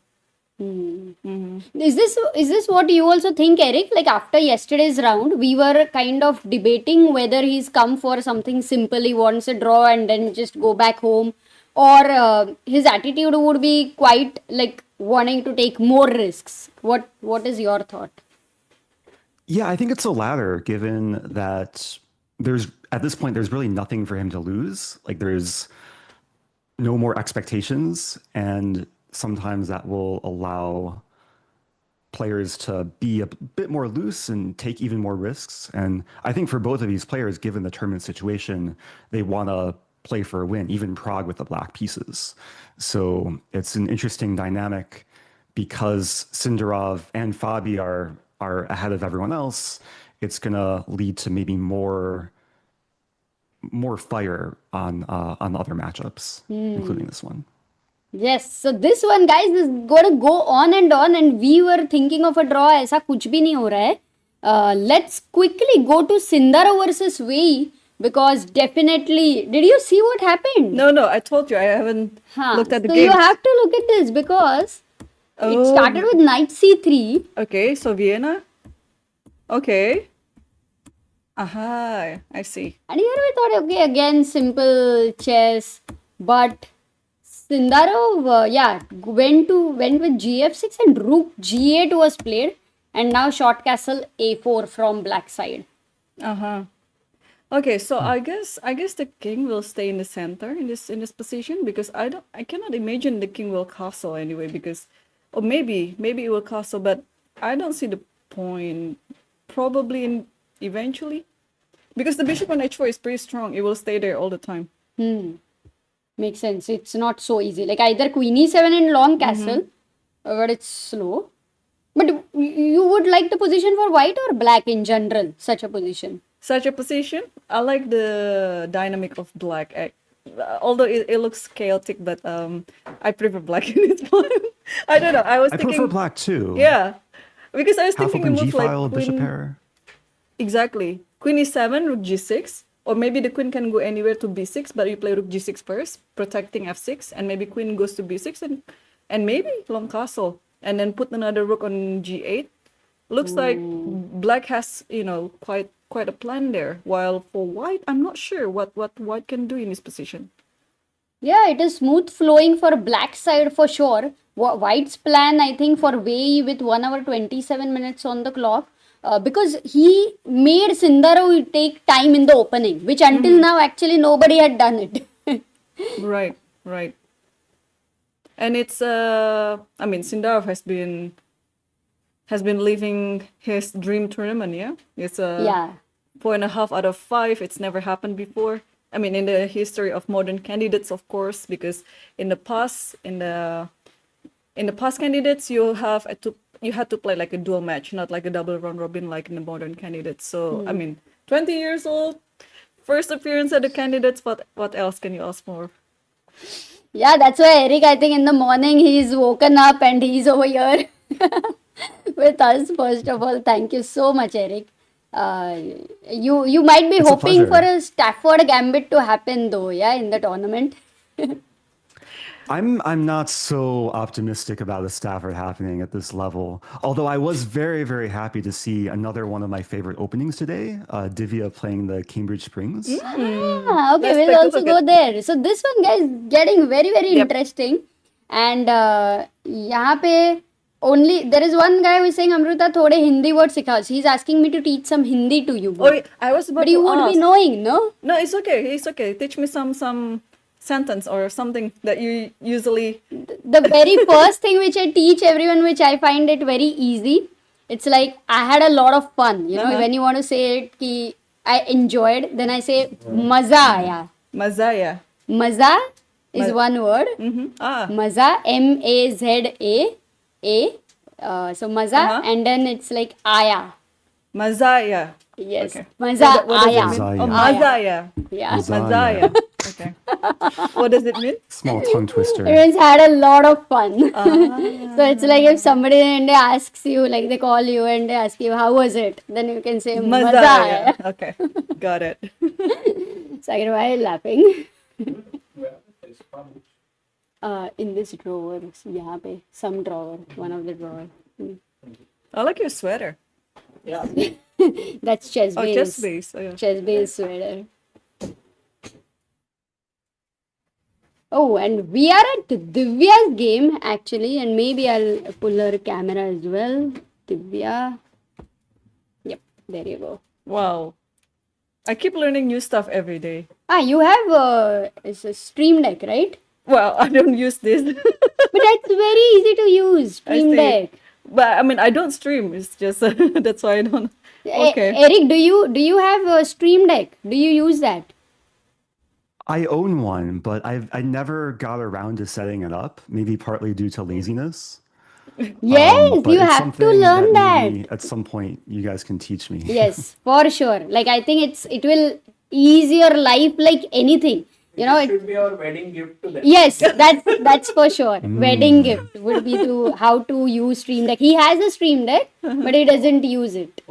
So we'll do But this. it's probably like 15 years old and it's outdated and possibly broken. So Okay, then we somewhere in have the to have a closet. new one. Awesome. So let's take a look at this game, like from the start. So it was okay. They So- started d4. This made me so happy. Because Cambridge Springs, it's a super tricky opening, but it's also very reputable, and it's not to the same level of dubiousness as a Stafford Gambit. So it's very playable at the top level. Until what level, like you would say, suggest this opening works? So honestly, I think it's playable at the Super Grandmaster level if Black knows what they're doing. It probably should be played against players who may not be expecting it because it has a lot of surprise value, and there's a lot of lines where, okay, maybe the computer will say it's slightly better for white, but if you're deeply prepared, then there's a lot of tricky lines. And actually, I have a trivia question for you guys and for chat. Do you know the last person to play the Cambridge Springs in the candidates and win with it? Oh, it's happened in candidates and you. I mean, this also candidate or the won. past candidate? Past candidates. Or the Earlier past candidate? candidates. Was it in Who would- Toronto or elsewhere? It was Be before specific. Toronto. It was in Toronto? No, before Toronto, before but within Toronto. the last 20 years. Okay, that's a hard one. okay. Is it Vishian? I wouldn't That's a imagine. decent guess, but no. I wouldn't imagine Fishianan played Cambridge Springs. By the way, Anireza, they are guessing. was the player the winner of the candidates? Yes. Ah, So it could be- okay, What let's- a good question. Yeah, so let's go for Fabiano. Nepo. Nepo also, but I would say Fabiano. Nope. No? Okay, Nepo? Chat Nope. is like Topalov. No, Topalov will not play Cambridge Springs. Against D4, he would go for all those, all the Grunfeld, King's Indian, whatever. Magnus. Everyone's saying Magnus. Yes. Oh, yeah. Really? Good job to those people in chat. Wow. Oh, Yes. chat. So Awesome. Magnus beat Gelfand with it. I forget exactly what year, but it was the same line with c takes d5, knight takes d5. Oh. Nice. And can you break it down a bit for our viewers to understand and that why do you like it and why should Black go for it? Sure. If you back up a couple of moves after Queen A5, it's the start of the Cambridge Springs. This is very effective at the amateur level because a lot of players as white are not fully aware of the danger. after queen a5, it's very multi-purpose for black because you're pinning white's knight on c3, you're unpinning your knight on f6, and you've aligned your queen with the bishop on the fifth rank. So there's x-ray vision and a lot of tactics. I saw you guys were sharing some traps earlier, but black's main threat here is knight e4 to pressure c3 and g5. So if white's not careful, one of the most logical moves is bishop d3. This is already a big mistake because black can take on c4 and then play knight e4, and it's already a fork. Nice. And there's a lot of amateur players who just end up losing material out of the opening in lines like this. So white only has a few decent moves against queen a5. C takes d5 is one of them. And yeah, now we see knight takes d5 to keep the fifth rank open. Also, there are a few ways to take it back, right? You can take with the e, I guess, but I think knight d5 gives more challenge for white. It keeps initiative, right? And it leaves a bishop on g5 kind of staring into empty space, and the bishop is more of a liability for white because it's constantly pressured by the queen on a5. Wow. Now, it seemed like Bibisara was somewhat prepared. Of course, she defends her knight. She played rook c1. I'm pretty sure Galfond played queen d2, but it's very similar. The players get the same structure. So takes. Bishop a3. Yeah, bishop a3. So I think by default you go rook c2, yeah? Because you have to protect the c3 keeping pawn. c3 defended, right? And then Divya actually played a move that I'm not familiar with. She immediately played c5, right? Yes, she played c5. Right. This is a very typical idea. I've prepared this line pretty deeply. I would play b6 instead of c5 with idea to trade off black's worst minor piece, the bishop on c8, and eventually play bishop a6.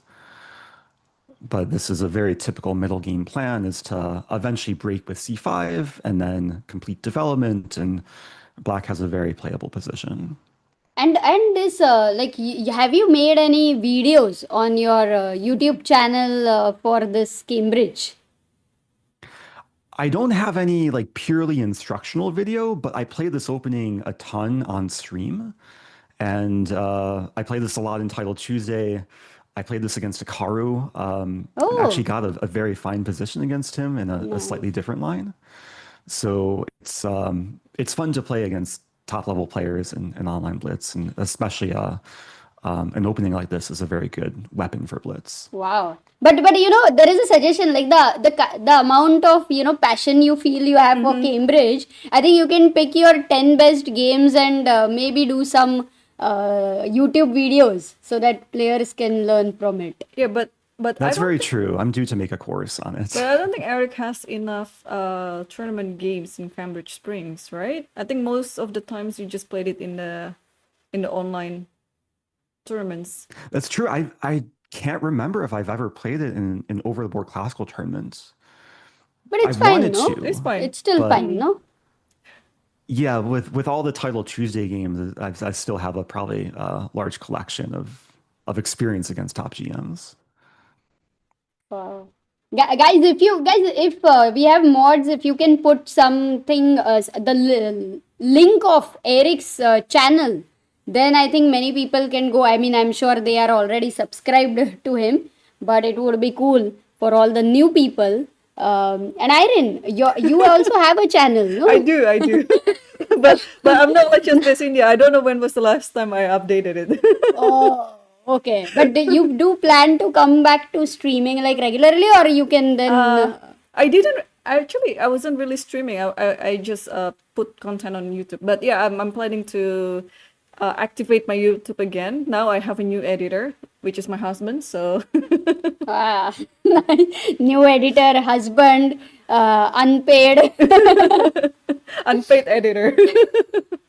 Oh yes, there we have Devansh. I'm happy to do. I enjoy doing it.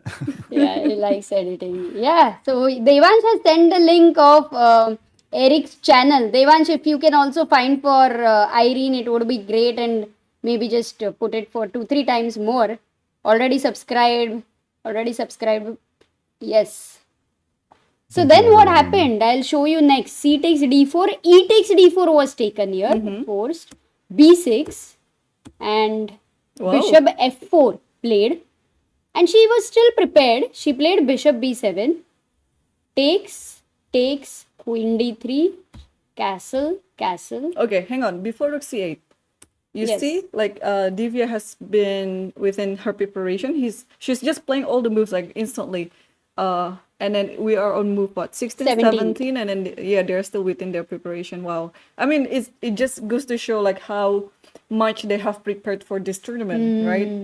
I mean, you couldn't expect that Cambridge Springs happen on the board, or you couldn't expect something like this happens, but you already prepared beforehand. So Yeah, and Divya definitely did not expect that Cambridge happens, and on the commentary, Eric is also here, Irene is also here, and Eric's favorite opening. So I'm sure later she would be happy to know that. Rook c8, and there are more moves. Yeah, c4, knight f8. Queen And e4, and Queen this a6. is our final position which we have reached. Just wondering what's with this queen a6. I mean, you're not attacking c4 because b7 is hanging. What do you think, Eric? Yeah, it seems like a flexible move. Of course, I mean, the queen defends the rook, but at some point, I'd imagine the rook is going to slide over to the d file. And it's a very typical type of structure you can get from other openings within the queen's gambit, where white has these so-called hanging pawns. And it's going to be a big battle to see whether the pawns are strong because they control more space, or if they're weak because they're constantly pressured by black's pieces.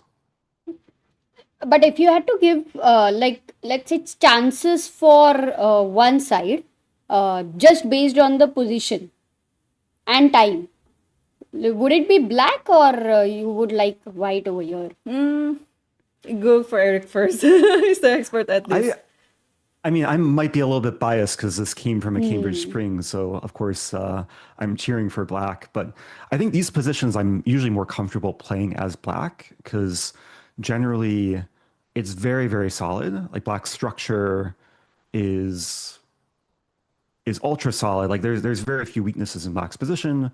Of course, black has a little bit less space, but what you can do is essentially achieve the optimal setup, put your rooks, one on the c file, one on the d file, maybe bring your knight to g6, and then it's a question, what is white doing? And yeah, long term, I feel like black has a maybe slightly easier game.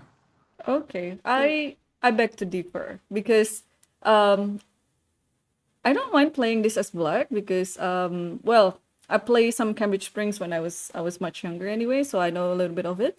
But as white, I think I find like a more comfortable plan because my natural reaction to the position is where can I attack. So in this position as white, I think I can attack the king more instead of black attacking white, something like that. So I would start with a move like h4. Oof. And then like just keep pushing. Keep pushing because eventually you might want to play a move like knight g6, and then okay, by playing this h4 I have like a luft for the king, but also I mean a good diagonal for my bishop, but also maybe at some point like just provoke something around the black's king area like h4 h5, I don't know, maybe knight somewhere, knight e5 is there, just keep putting some tension over. Whoa. So this is a very dynamic Yes. position, and I think it also depends on the time management of the players, because Divya is maybe slightly better prepared in that sense. I also like black, as Eric mentioned, so I'm with Eric over here. But yeah, very cool. H4, wow, says COD. He loves the idea to try and weaken over here with these two Yeah. squares. So Divya, I think we have decoded well. Let's have a look at Vaishali's game. Oof, lots of things happened. What Yeah. opening was this? Oh, this was like a E4. Oh, another okay. I'm bad at Vienna, names of the openings. Yeah. but okay. Takes. Okay, this is very balanced. Yeah, and look at the B3 bishop after C4. But Vaishali loves such ideas with F5, and she loves this aggressive play. Ooh, we have a What's that donation. Pigu. Pigu has, we Oh. have this help chess. It supports the young talents and in India. So whoever are upcoming players and, people contribute. So it's like the community contributing, Wow, and that's then nice. it goes, for they are selected through certain processes. And yes, so thank you, Pigu. So yes. So f5 was played over here, takes, and now d4, she takes the break in the center. E4 played by Vaishali. Knight goes back to h2, and we are at this position. Yeah, this is a very dynamic position. In the first glance, I would prefer to play as black, just because when you play e4, e5, this type of opening, and then when you already had a break with the f file, it's generally good for black already. So, but of course, I mean, the e file by shows is equal, but I think for a practical, decision here, I think it's easier to play as black. What do I you completely think? agree. Agree. Yeah, I mean, white has a bishop pair, but the setup on the queen side is quite nice with white's double c pawns blockaded. Long term, there's going to be constant pressure against the c4 pawn, maybe the eventual rook c8. And it seems like black can maybe choose what area of the board to play on. The pawn on e4 gives more space in the center, maybe more attacking potential on the king side. There's queen h4 ideas or queen f6 to target f2. So it just seems like a very resource-rich position for black to pressure white. Wow, very, very nicely, explained over here by both of you. So I think we can say practically Vaishali's chances are looking good over here. And lots of work to do though, but her time management is also fine. 15 moves done. So Oh, yeah. we will come back over here.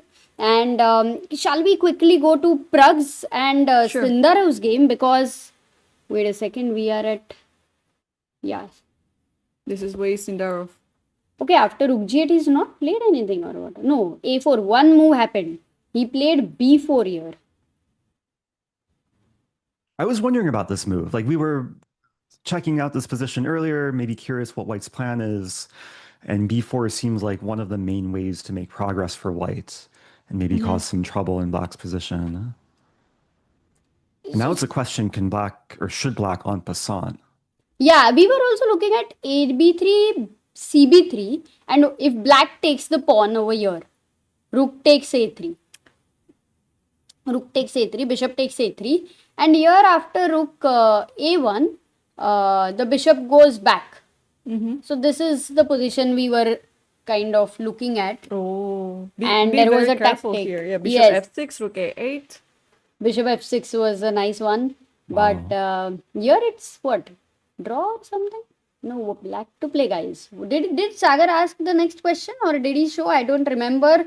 But black to play over here, what is the only move to stay in the game? So I'm trying not to look at the engine because I'd Yeah. like to figure this out myself.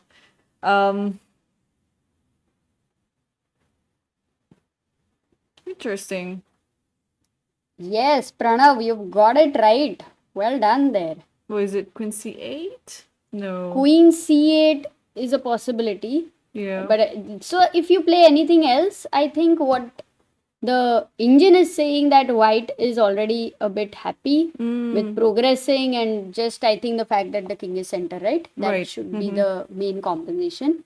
So here you have to go something which we call in our commentary boom bam. Boom bum. So it's like boom bam, it's like explosion kind of. Okay, what is okay? And what is it?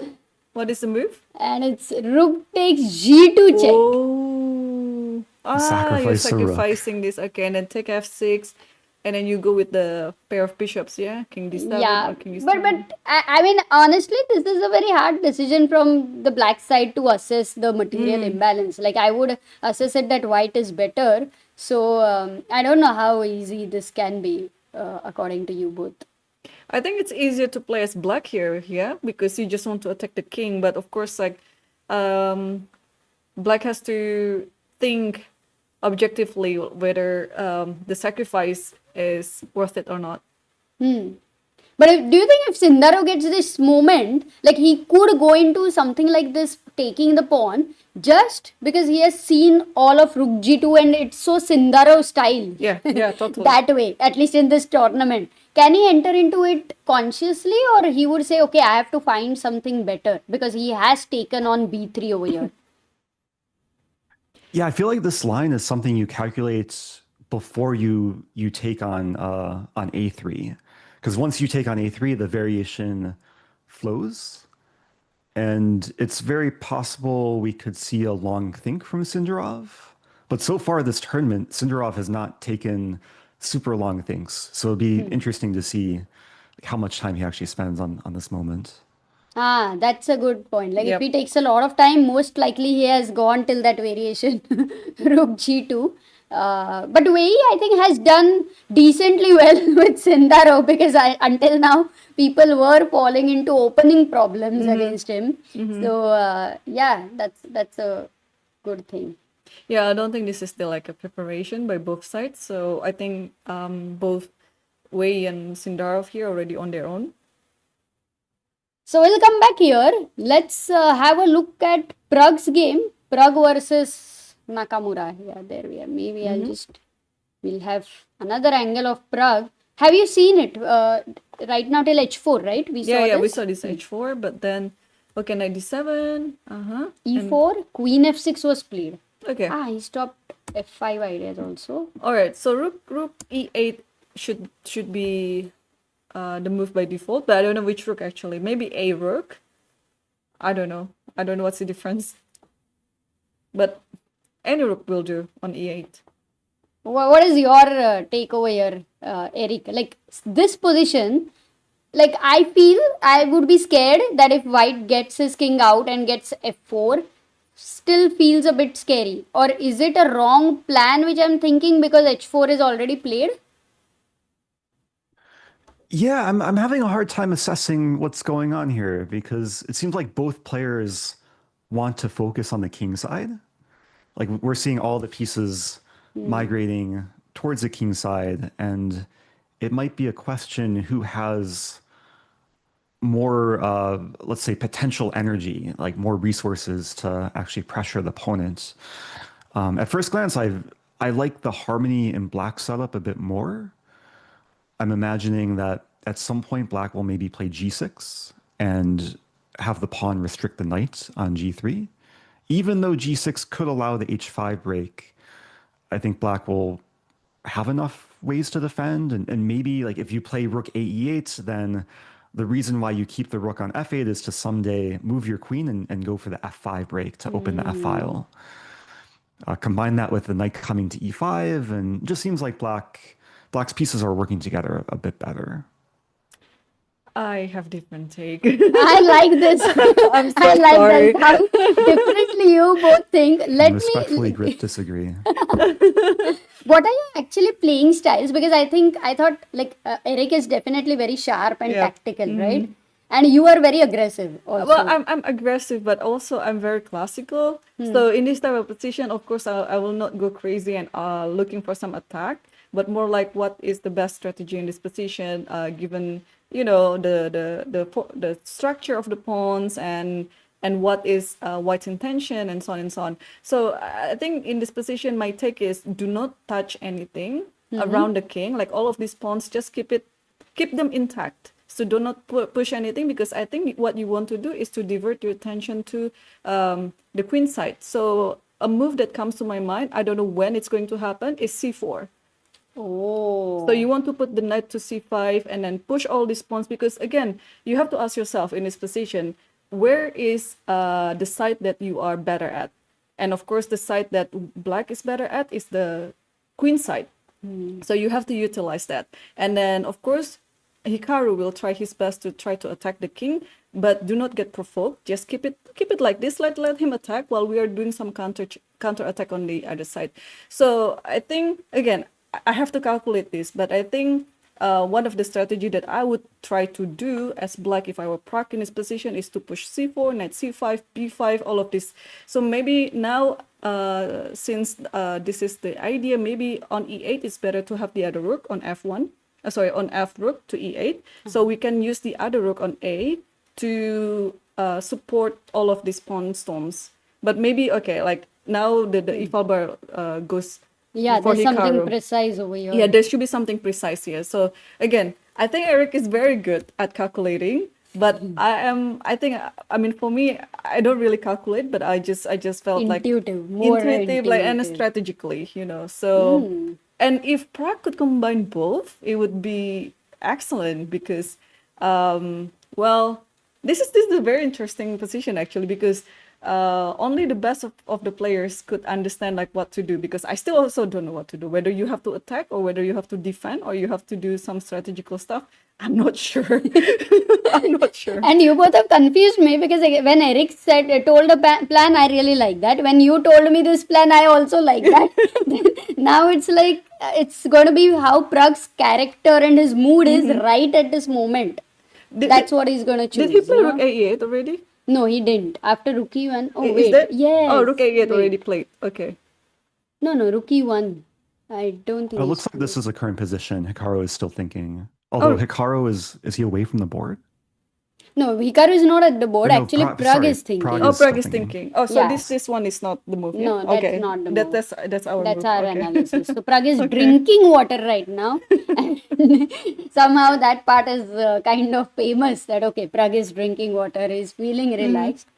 Guys, where would you like to play? On the queen side or on the king side? Like, or in the center, let's say, not the king side. So do share your this thing. I would play knight e5 perhaps. That's another suggestion here. Knight e5. At least. There's one more idea I want to add to Irene's idea of expanding on the queen side, because if you can achieve the structure with b5 and c4, then the knight has a very nice path into d3, and this is a very strong potential outpost in White's territory. This is maybe the ultimate plan to maximize the pressure against White. Oh, that actually sounds good. So my very first question I'm landing up with is that can you go c4 right away, or is it a bit early? No, it's too early. This is too early because you see, like only the queen and knight are on the board. I think you need more pieces. More resource in order to support this. Because also you cannot show your plan, Amruta.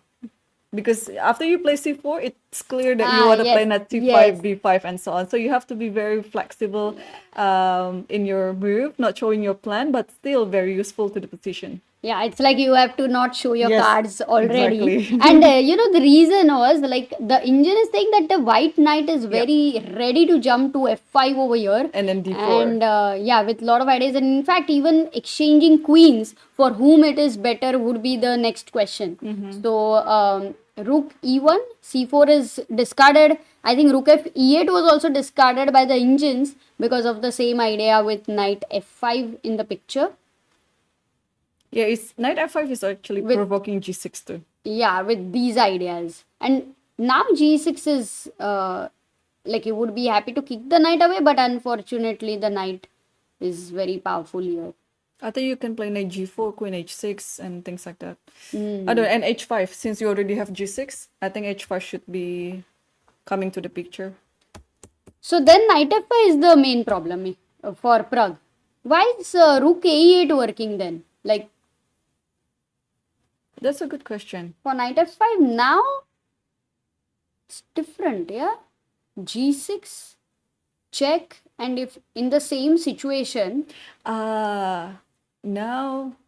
is this the reason that your f7 is protected for ideas like these? That's possible too.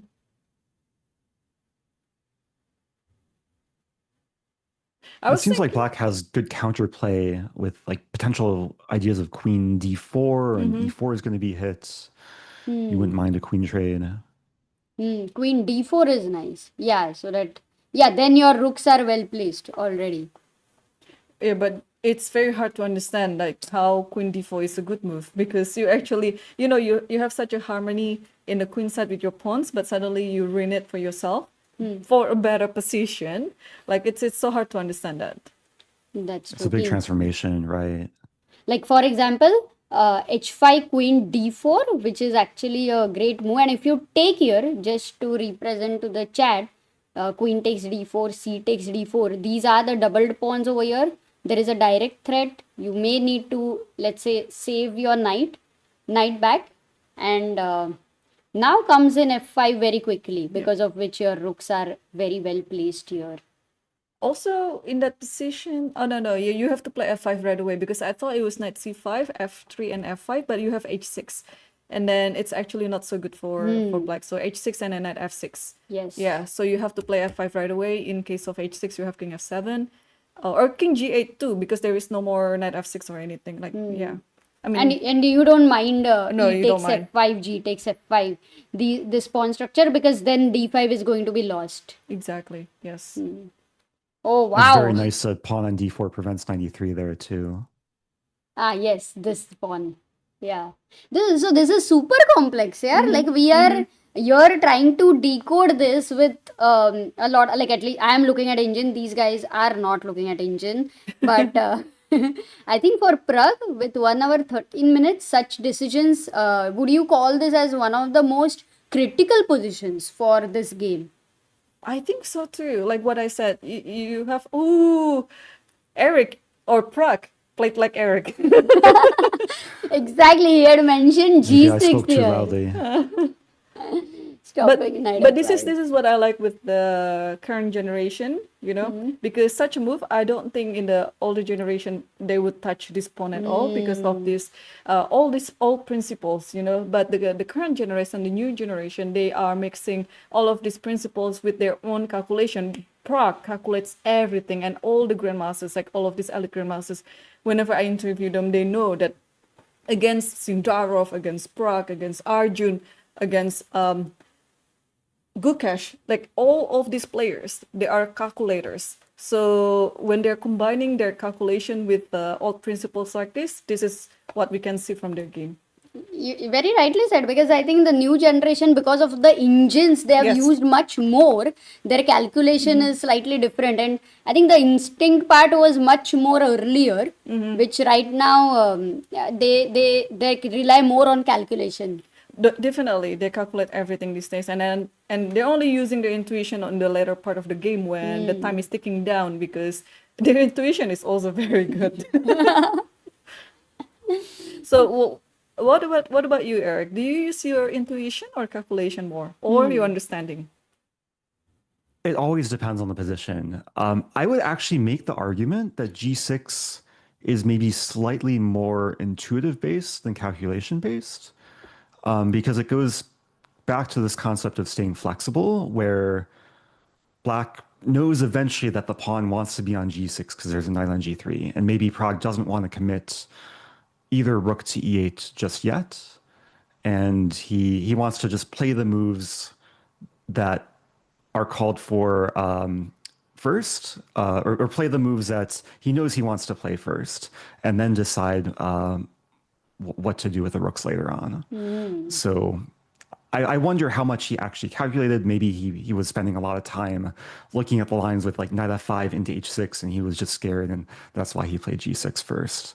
So it's the type of thing that would be interesting to ask him after the game, like how much was this intuition versus calculation? Ah, that's a good question, because it was very hard, at least for me, to understand that one rook move is bad because of knight f5, whereas you bring the other rook and it's fine, like knight f5 is fine. So it's too engine like sometimes knight f5 is doesn't work, sometimes it works. So g6 felt more natural, where you don't have to get into such calculations, but then you are allowing moves like h5 and all those. So yeah, great. Knight e5, once again, as you mentioned, this is in hand, in control. Pragg is like not revealing the cards yet. No. This is amazing. Like how Pragg is thinking at this position. Like what I told you before, I have this idea and Eric has different idea, and then if Pragg can combine those ideas, it would be amazing for him on the board. And then I think this is exactly what he's doing. Both Eric and I, we just couldn't figure it out, like what to do in this position as black. But I think Pragg is preserving both ideas. So he prevented this knight f5, but also with this knight e5, he's actually also preparing for all of these pawn storms like c4, b5, and so on, while being flexible with the other rook as well, because on rook a8, you never know where it's going to be located, whether it still stays on the queen side or you want to put it in the center. So he still stays flexible while at the same time also being very prophylactic to his opponent's idea. Yeah, and tell me, like, first, only one important question I always find when the knight is on e5 is if f4 is a big problem or not. Like, right now the king is on f1, he'll need to make another move.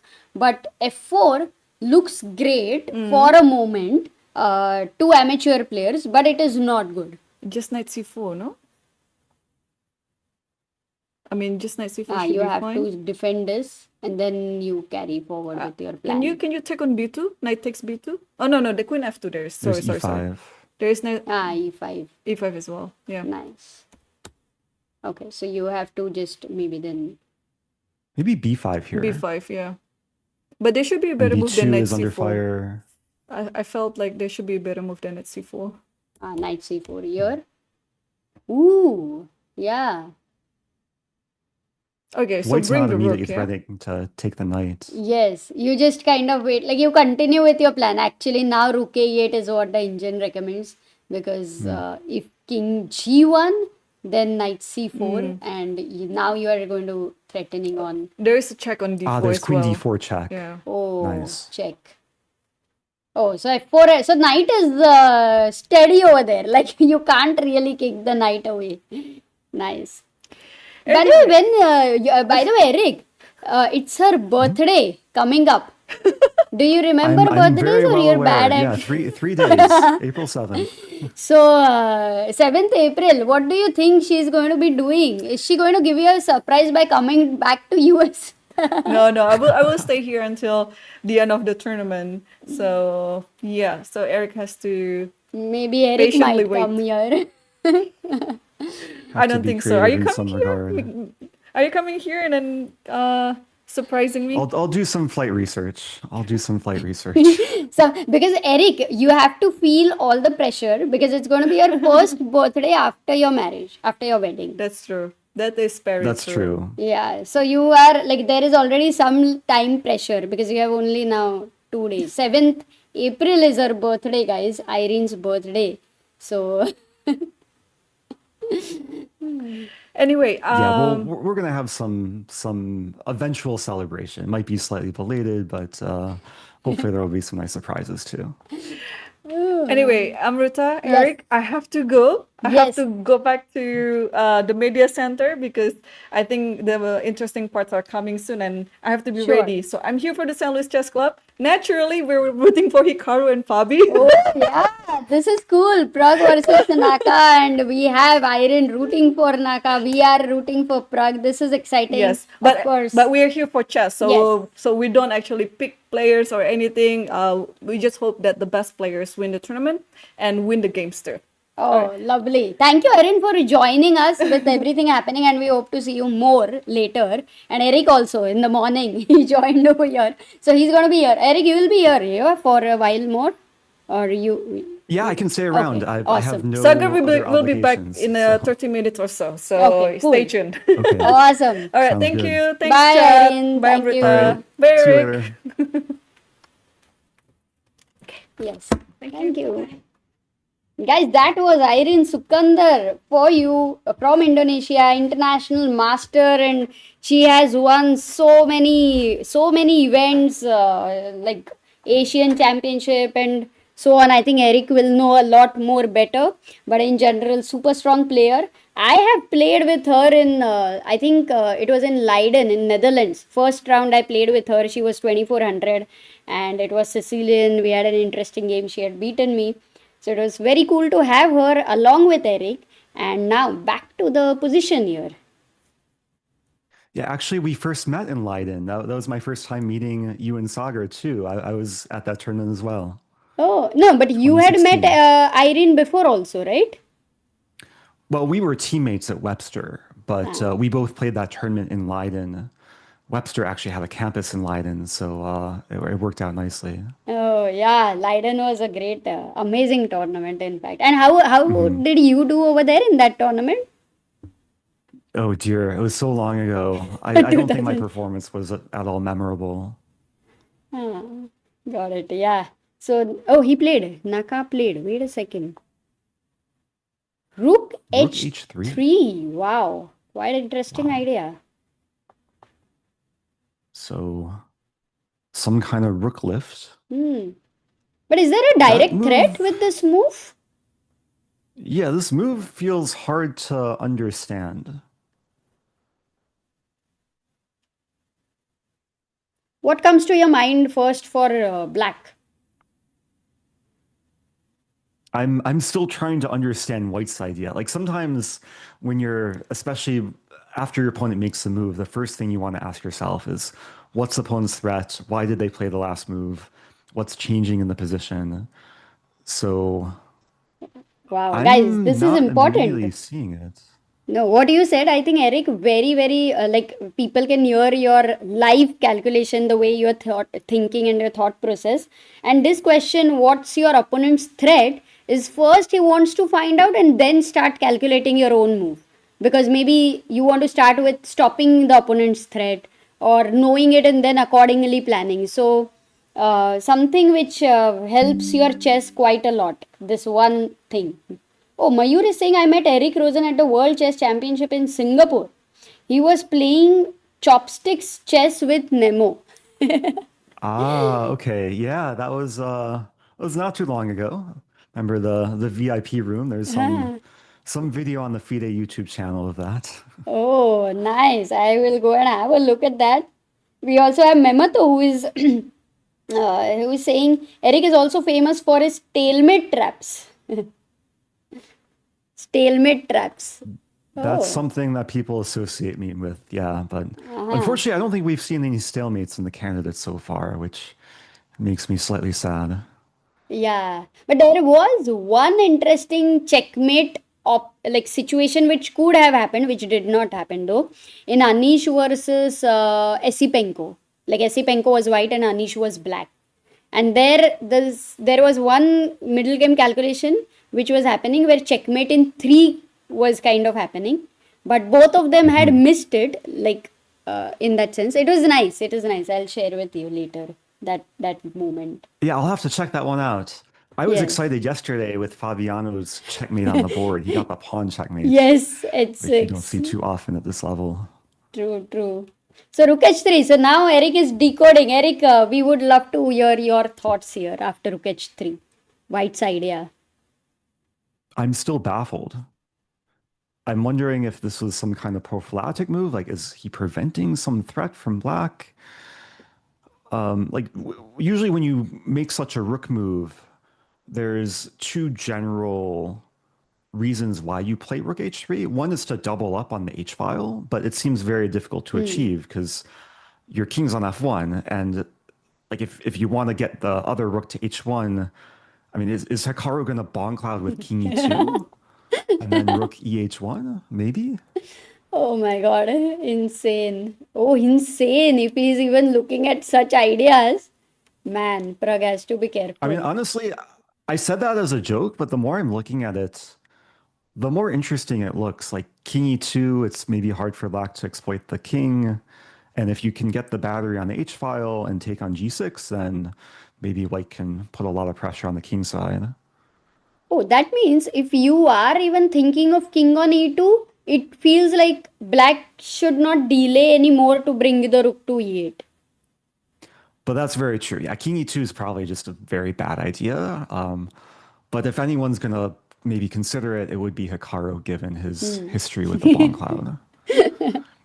Bong cloud. Okay, if that happens, I'm sure like the players are going to look at each other and maybe there will be a small laughter over there. I'm sure Anish and everybody, if they're walking and looking at the board, people will not be able to control their laughter.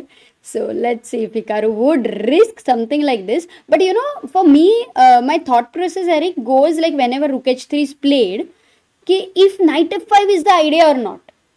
But it's not This is the other thing I working. was going to mention. Yeah, so the other general idea is to bring the rook over to either g3 or f3 as a rook lift. And knight f5 would maybe be the way to justify that, but I don't see that as a threat because let's say it's white's move, you play knight f5, pawn takes knight, you get one check, and then you run out of steam. So let's say if I go a move like rook, let's say I waste a move, let's say for a moment, to just check if knight f5 is going to be working. Check, king h8. And there is absolutely nothing I can do to put more pressure. Yeah, two less off pieces with all these guys defending over here. So, Oh no, my knight. so So Rukesh, another idea that came to mind, which also is probably even more ridiculous than king e2, is knight h1 to then play rook g3. But then what is your knight doing on h1? So no, then you can go f3 and knight f2 and knight g4 and look at d squares.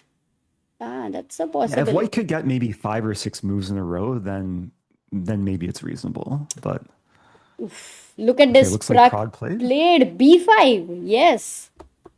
And he also drank water. Nakamura coming to the board right now. Not yet there. Let's see how he feels about the move b5. So b5 is completely ignoring everything Hikaru is maybe attempting to do on the king side, essentially calling the bluff. And now I'm very curious what Hikaru will do next. Like, what is a follow-up to rook h3? Because now as like you still not got the rooks anywhere, you're still keeping that flexibility, but in the meantime as you wanted to expand over here, knight c4 incoming at the right time, this is all happening. And if you want to go king g1, okay, then Eric, would you have preferred to have the rook on h1 and king g1 king h2 to bring it from the this rank, or you would anyway prefer king g1 king h2 with your rook on h3, which feels a bit safer? And Naka is then saying ki, no, I don't want to do anything elaborate, just want to keep my king a bit safer. Yeah, it's a good question. The more I'm looking at this, the more I'm realizing the rook is actually probably more useful on h3, and maybe Hikaru's plan is not knight h1 or knight f5, but knight e2, and then reroute the knight to a more useful square while then unleashing the third rank for the rook. And perhaps rook h3, it was not really an aggressive attacking move, it's just a simple improving move where long term the rook can be more useful having access along the third rank. Nice. But is there a time, like let's say Pragg has gone b5 and like you did point out that there is the square in the future which white needs to be careful about. This, if the knight gets successful d3, it does look pretty deadly to me. It's very true, right. And maybe what Hikaru wants to do is make sure his setup is optimized. So if black goes for c4 knight d3, white will be ready for some counter ideas. And there's actually two different potential ideas I see for white to counter this c4 knight d3 if Pragg goes for it. And maybe we can analyze. So let's say Hikaru plays knight e2 here. Knight e2. Then one concept is imagine black goes for c4 knight d3, then there's the possibility of rook f3 to just attack the queen from f6. So let's say if I go knight d3, then rook f3, no? So rook f3 would be like a nice way to lift the rook over and harass the queen. The other resource, we just go back, and this is less about a concrete line and more about like the idea and the position. Correct. Is whenever black plays c4, it gives white the d4 square. And this is a benefit of having the knight on e2. You have access to d4, and then potentially later into c6 to create an outpost of your own, or just leave it on d4 where it's nicely placed in the center. So I think I think Hikaru just wants to be ready with these sort of resources to react to this very clear plan from black. Yeah, but do you see him right now? He's shaking his head and Shaking his he's head. like just feels like he's missed it, or he's not happy. Maybe he underestimated it, I don't know, but he's clearly showing he's not happy. I don't know if Pragg is also on the board. Yeah, he is there on the board. How do you think, A little bit Eric, more like stoic from Prague. you react like this? In a way, are you not hinting your opponent that you're not happy with the position? And can that not give some level of confidence to Pragg, let's say? Yeah, the thing is, Hikaru is very emotional. He's probably one of like the most emotional players at the top level in terms of just not keeping a poker face, maybe not being able to keep a poker face. Now we just saw him like confidently nod his head too. So sometimes it's still hard to read where he's calculating some very deep possibilities, and you never know, is he actually upset about his current position, or maybe he's upset about a possible variation 5 or 10 moves deep. So even if he's being expressive, sometimes you can't read into it that much. Yeah, that's true, because you can also fall for some kind of bluffs, and sometimes he may have missed something and he reacts, which has actually happened, but actually that's not a bad move or something. So it could be risky to just depend on Hikaru's expressions. But yeah, b5. I like how the game is going on though. I like how Pragg is also completely ignoring the king side activity of white and going ahead with his own stuff over here. So this looks quite exciting game over there. We'll quickly move to Sindarov's game and see if there has been a update there. Yeah, last that we looked at this, we were analyzing some crazy rook sacrifice line, which did not pan out. Yes, CB3 went Sindarov bishop did not take g4. on a3. Bishop g4 is maybe a safer move rather than taking the pawn. Oh, but we were not looking at moving this bishop again. We thought maybe he develops the queen or something. So this is interesting what he went for. b4 was played by Wei Yi. Bishop takes f3. Queen takes f3, where g2 was hanging, and bishop goes to d4 over here. But is bishop f6 not hanging? Am I missing something? It's a good question. What is this pawn sacrifice? The queen has to move here, I assume. Yeah. Where do you go, like, with the queen? Let's say queen. I mean, there's not too many options. I guess queen d7 or queen b6. Queen d7, let's say natural. Okay. And now you move Rook your a2. rook a2. Ooh, trap. Sindarov has set a trap, it seems. Potential compensation. Yeah, I mean, the bishop is very well placed on d4. Both rooks on half open files, g file and a file, both exert a lot of pressure. White's bishop on f6, even though white just won a pawn, the bishop's not actually causing too many issues for black. But why is black Maybe better? just queen e6. Queen e6. Queen yeah. e6 would attack c4. Also, the rook on a2 is a target. Nice. Oh, by the way, Nakamura did make a move. We'll just have a look. But this is interesting because Sindarov has given a pawn, called Wei Yi to, be material up. But actually, he would be very happy if something like this happens. With rook coming in, c4 being attacked, a beautiful bishop over here. So bishop d4, and now Wei Yi is thinking what to do. He should not take the pawn. Actually, that's the better thing to do. To go rook a2 and get into something like this without capturing the pawn. But it's a hard decision, no, when you are winning such a doubled pawn to assess. Yeah, it seems like such a delicious pawn to consume too. Like you take it, black's king is stuck in the center, you attack the queen so you gain tempo, but in reality, I think you're giving black time to actually optimize the position, and the bishop is going to be left as a target on f6 rather than a strength. Yeah. Oh, cool. So we'll come back to it. Just we'll check what Nakamura played over here, because he did get up from the board as well. King g1. Okay, he's going with the normal king g1, king h2 idea, or maybe just even f4 at some point, because there is no this thing. So I think for Pragg, now the question is, because he's got b5, and now whether he moves the rook, whether he goes c4, whether he finds some other move. This is what we need to wait and see what he does. Right, and Hikaru has decided to go for the anti-bomb cloud, just tucking his king away to safety.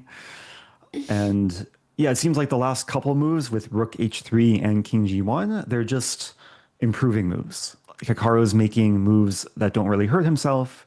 It's more about gradually optimizing the position and then waiting to react to what Pragg is doing. Wow. And Eric, by the way, I had a question like because I am not so much like I follow the content and all in general. So this "Oh No My Queen" seems like very famous. I mean, I know a lot of people also know it. So is there a story behind it which you can share? Sure, yeah, it kind of started accidentally and then it got turned into a meme. And then for a while, there were a lot of clips that went viral and other creators kind of using the saying, but the origin is basically when I stream, I'm playing chess games in real time, talking through my moves, and occasionally my opponents will be watching my stream, so-called stream sniping. So, oh no, my queen was actually a way to bait my opponents into taking my queen where it would be a sacrifice. And there's some Oh, opening traps. If you know Legal's Mate, where your knight is pinned to your queen, but you move your knight, you say, "Oh no, my queen," and if they take it, then you checkmate.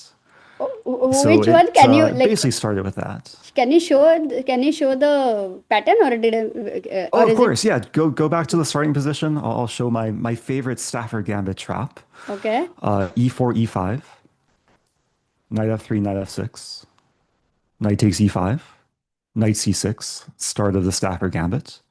We will not see this in the candidates. Knight takes C6, D takes C6, D takes. pawn D3. So white will play just very naturally, defending the pawn. Black plays bishop C5. And now white has a natural looking move here, bishop G5, pinning the knight. Ooh. And we see the eval bar, black is already winning. Okay, chat, do And you maybe know the chat can move? find the best move here. Imagine maybe some people already have seen this. It's Yeah, I'm sure like they now have a well-known tried, they opening have trap. played. Guys, how many of you have been following Eric and you have tried Stafford Gambit? Oh, Janu, Conliers, right. The two moves are working, no, Eric? Or maybe the best move you would say is So yeah, black is winning with multiple moves, but there is one best move by far, which allows you to say, "Oh no, my queen." okay. Dev Jyoti, Neeraj, Yuvraj, and Satvik, and many more. Yes, you've got it. Big fan of Eric. Stafford Gambit player here, says Karthik Shenoy. That's so good to know. The Stafford Gambit video made by Eric made me start playing chess, says Brown Jesus. Oh, that's Wow. nice to hear. Yeah, there was Nice. a point in time where this was a very rare and unknown trap, but I think these days with all the YouTube content, a lot of people are very well aware, but it still brings a lot of joy to people and it's very effective at the amateur level. Yes, and I think the chat has found many of them. Mehmet also says, I have already subscribed to him too. And knight takes e4 is the move, giving your queen on d8 to actually get this amazing. Oh no, my queen. Oh, wow. And people actually, your opponents actually fell in the trap, yeah? When they would watch your stream, they would hear this, oh no, my queen, and then they would quickly uh, capture your queen.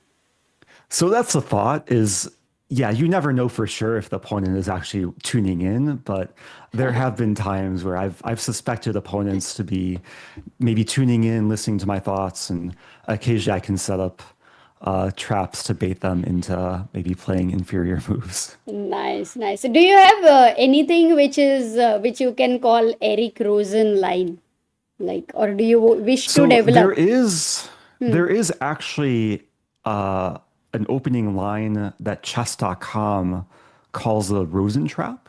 Ah, I I don't take credit for inventing it, but I helped make it popular with a YouTube video, so I could show that one too. Yes, It can starts you with show that? pawn d4, and it's within the England gambit e5.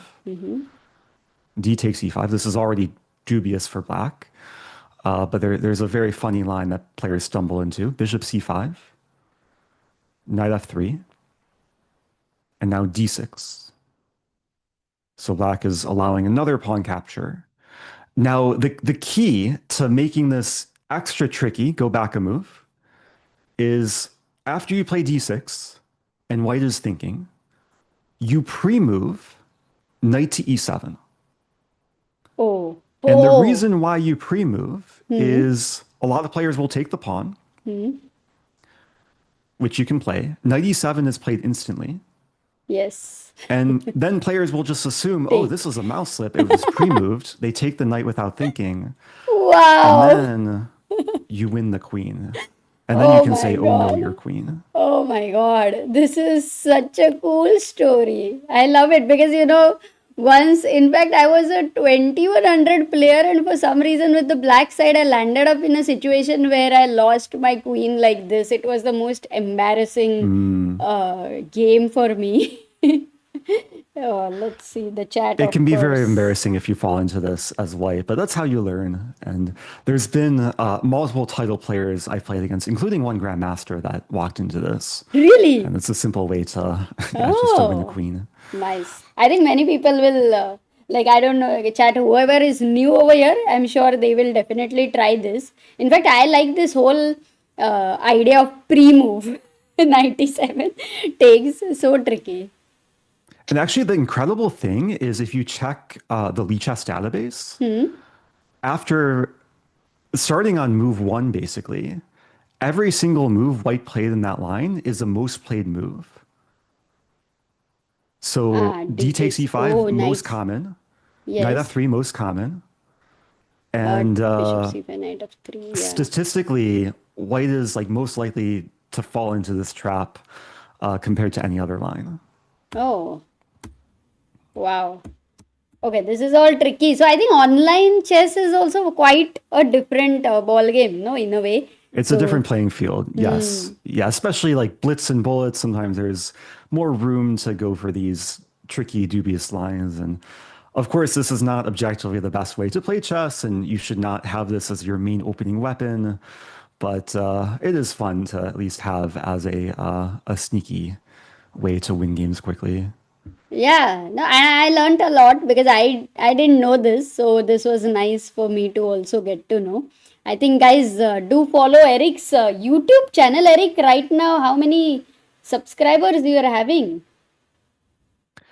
I think I'm just over 700,000. So it's been a slow climb recently, but maybe someday I can break, let's say, 800,000. Maybe someday a million. Guys, all those who are there, if you can just go to this channel over here, Eric's channel, and subscribe. It would be super awesome. I think you'll get to learn a lot more traps. And I think one request which we have made to Eric is after this Cambridge opening, which is happening today, he can show some of his Cambridge games maybe on his channel, and you guys would be able to play it with the black pieces. Is Stafford a good opening for 1000 rated? Asks Sai Saran.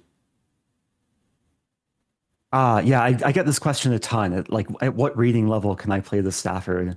And my general answer is it is objectively dubious, and generally you should probably not have it as your main weapon, but it can be very effective at the sub 2000 rating level. And even though it's maybe more known these days, if you know the traps well as black, you can beat a lot of players pretty quickly. And very often, even if the player knows a potential refutation, you can still get a game.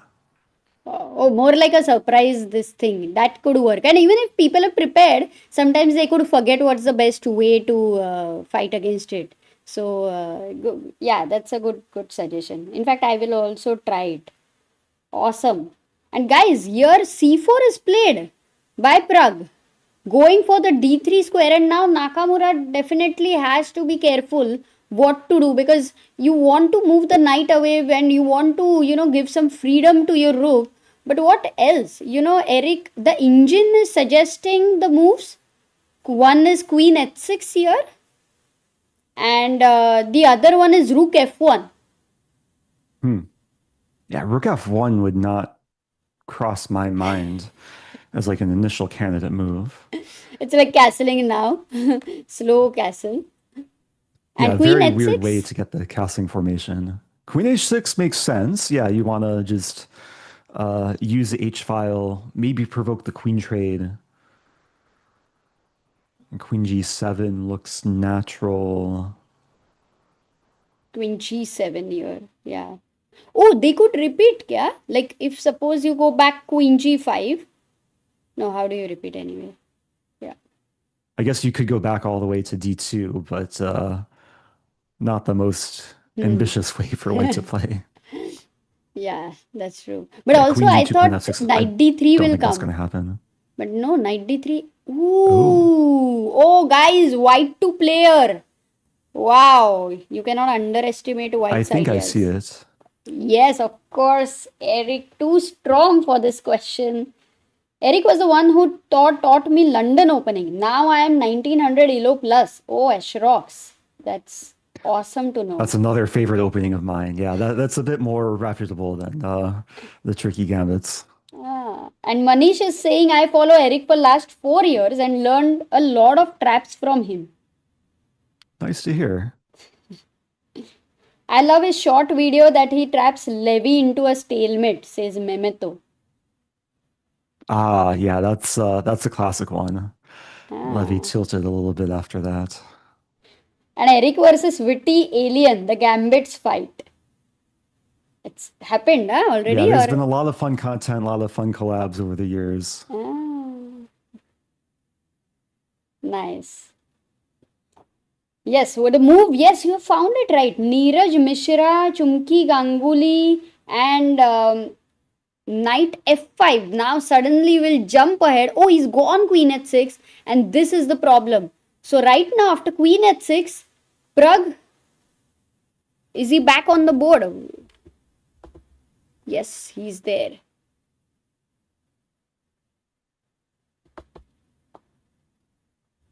Yeah, so it's actually interesting that Hikaru could provoke Pragg to move the queen to g7 and then eventually get this this knight sacrifice. Yeah, in a way, they have a chance to repeat. Like queen g7, as you said, queen can go back, and then the queen f6 and queen h6. So for Pragg, like for black, do you think that he would be happy to repeat if Hikaru, like white, wants to repeat? So I think both players would be disappointed repeating in such a position. And especially given the tournament situation where they really need to fight for a win, given Sindarov's reign so far, I think both players will look for ways to avoid repetition, maybe at all costs. So it's possible we'll see the position repeat twice, but I would be very surprised if they repeat 3 times. Ooh, so Eric is basically not expecting the repetition. Guys, what are your thoughts in the chat? We have 3,000 people watching this. What do you think? Will Pragg go for the repetition? They might test the waters. Like maybe, okay, Pragg will play queen g7. Hikaru maybe goes back hoping to have Pragg stumble into knight d3, knight f5. But I mean, from the spectator perspective, hopefully we'll see a much longer, more dynamic battle. Yeah. I do think that for Hikaru, because he chose the move queen h6, he also knows that queen g7 has to be played. If he goes back, now this is also a threat. In a way, it's kind of forcing you, or it is asking Pragg to really go into intense calculations if he doesn't want to, knight d3 is a mistake. If I try to play rook e8, it also feels that knight f5 should be incoming. But somehow over here it's not. What are you saying?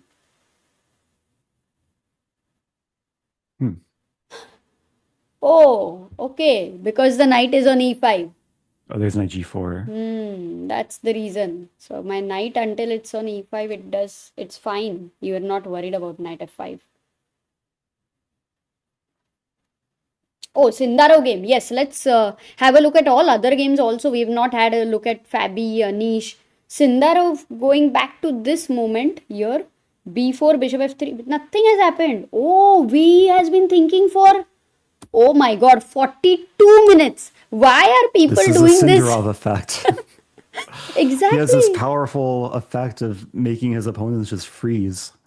That's pretty insane. Yeah, I mean, of course, we understand that this is a very difficult decision. Bishop takes f6.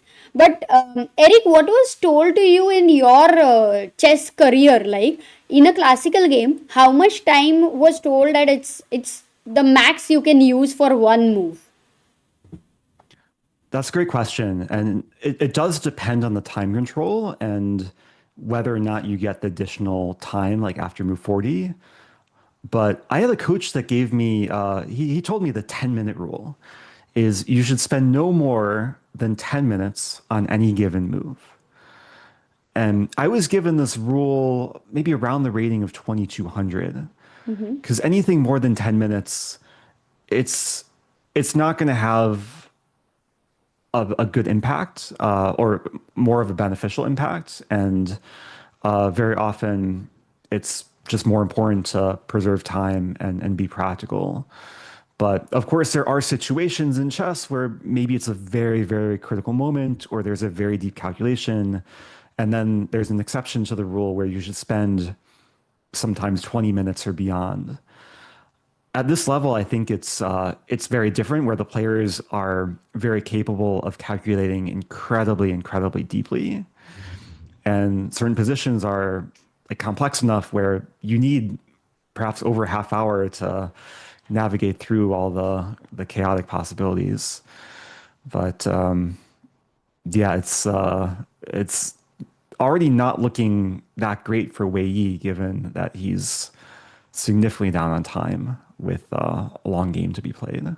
Wow, that was a nice insight there. 10 minutes was told to Eric by his coach for one move, unless it's a very critical moment there. But this one's for Sindarov. I think yesterday also he mentioned while people were interviewing him, I was interviewing him, that such a long time when an opponent thinks, he does get this kind of, in some level, like you feel comfortable about your position, yeah? That you made your opponent to land up into that. So Sindarov really enjoying this time which he has. In fact, when Nakamura was thinking for 67 minutes, there was this nice photo also.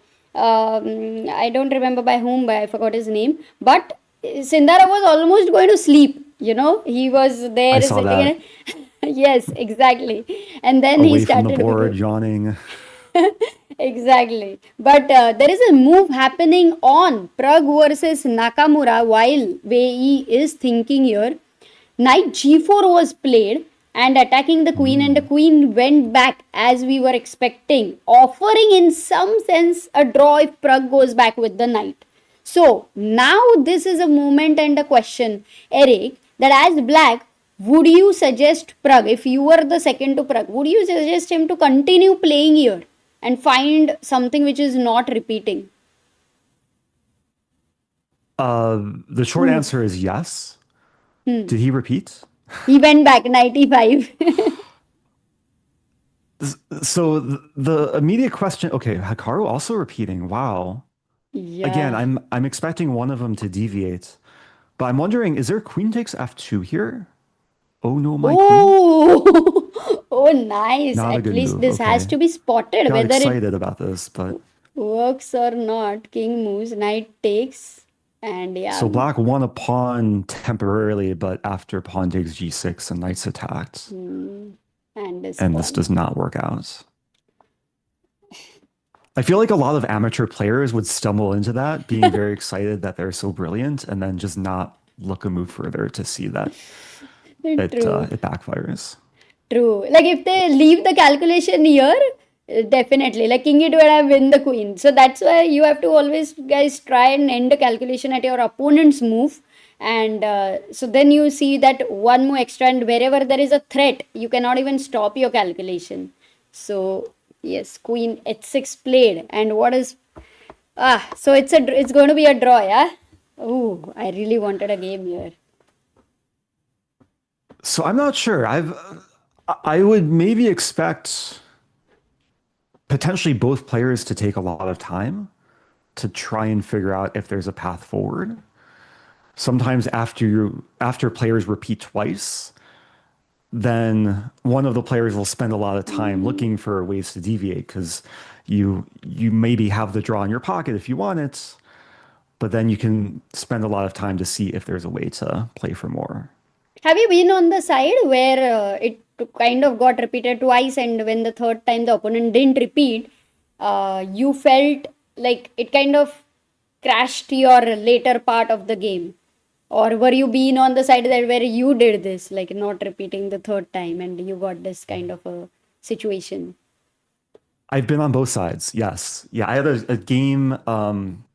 I played a tournament recently, the St. Louis Masters, about a month ago, and I was playing a strong grandmaster, and we repeated the position twice. And I felt very confident that, okay, I'm going to draw this game. We're one move from shaking hands. And then he didn't repeat. And I was psychologically just broken that the game continues. It was still super complex, and I completely fell apart.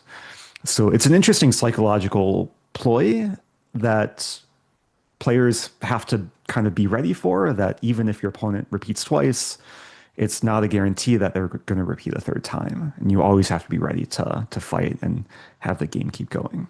Wow, nice. But what happens when, like, let's say you definitely have this kind of experience. So, in that moment, like, you have all the knowledge that this is possible that your opponent is not going to repeat it for the third time.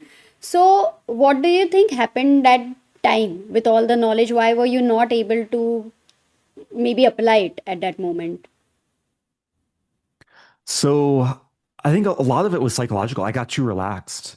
And it's just a natural reaction when, like, okay, your opponent's repeating, you feel like everything's under control, and then you miss the fact that, oh, they have a different possibility in the position. And it was a case where my opponent took a lot of time too. And the other thing I was going to mention is sometimes the longer the player thinks after repeating twice, the more likely they are to actually take the draw because their time is ticking, Oh, and maybe they don't want to deal with the time deficit. And I've been on that side of it too, where I have to decide, do I repeat a third time? I end up taking so much time off my clock. By the time I've tried to calculate everything, then I feel like I don't have enough time left to actually navigate through the rest of the game. that's a good point. Yeah, if they think a lot, that's what you generally think that it's gonna end in a draw.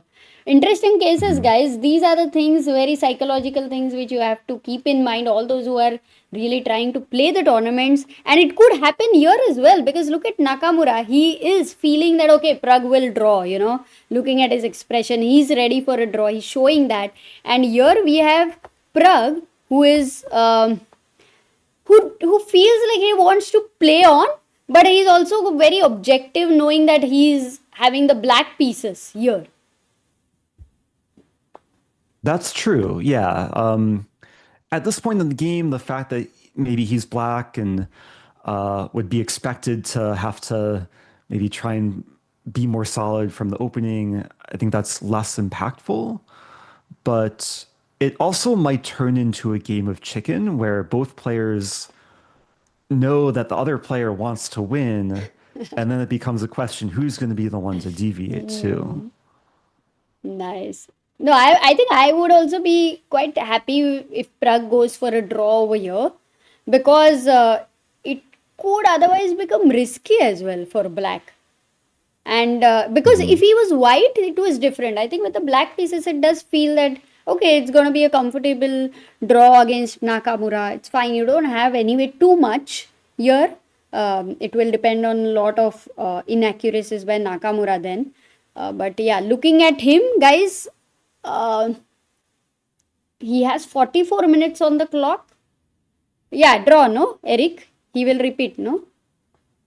It could be a long thing. Like if I had to maybe make a prediction, I'd say he takes if he does repeat, and we should note if he plays 95, the game just ends immediately, right? Oh yeah, wait, one second. So knight g4, we had this position one time with white to So play. c4, yeah. Then we have this Twice. second time. Oh yeah, and if Pragg goes knight e5 right now, it's like Nakamura can call the arbiter and say, I'm gonna play queen at 6 and it's going to be a draw. So yeah, What it's would be all funny is if he plays 95 and then neither player claims a draw. Because both players want to keep playing, and then they keep which is playing possible, but yes. Some players have repeated the moves like so many more times, yeah, than 3 times. Oh, cool. I've been in that situation before where like we just keep repeating and neither player wants to claim. I think there's a rule that after 5 repetitions, then the arbiter can step in. But it's a Oh. very like rare, obscure rule that players don't have to usually worry about. I didn't know that actually, this rule after 5 moves. Because I knew where there is this 50 move rule, then if it goes 75 moves, then the arbiter can come in that way. Right. But yeah, this is also I might be wrong important about rule. the 5 repetition, but I have some vague memory of hearing that somewhere. It sounds like a good rule. Even if it is not, it should be there. Right. Yeah. So we will, guys, should we move from here or should we like this last move and a handshake? What should we do here? Let me know. What do you want to know? We do have breaking news in the Wei Yi Sindarov game Oh, that Wei Yi then took the let's go. pawn. While But we maybe keep we the can camera. keep the camera, We like have the keep the video camera feed on because Pragg. we Right. anyway don't have the cameras for other players. We have only for Indians. So here we'll go to Gotcha. Sindarov versus Wei Yi. He played Oh, he took the pawn. Oh my god. So fell for the So trap that was a and 46-minute think. yes, 1 hour 12 minutes to 26 minutes. Long think which gives a huge level of confidence to Sindarov. And now he goes rook a d1.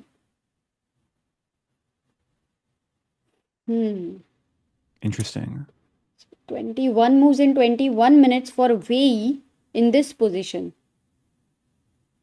Yeah, earlier we were looking at rook a2, but the queen on f3 defends a3, so we don't actually need the rook defending the a pawn. And also these ideas will exist, right, at some point to give a sacrifice because you will have a bishop and 2 pawns for the rook. That's true. That's very So true. And the bishop on d4 is one of black's best pieces. then I think Sindarov will have to continue with the same idea which you had mentioned earlier. Queen e6, looking at c4.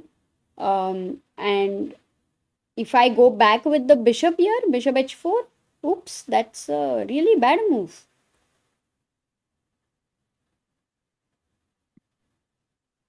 Yeah, c4 is maybe takeable, Yes, c4 is hanging, but it seems but there not is the a best move. better, yeah, there is a stronger move here. And black to play, guys, try what to do here. It's not so easy.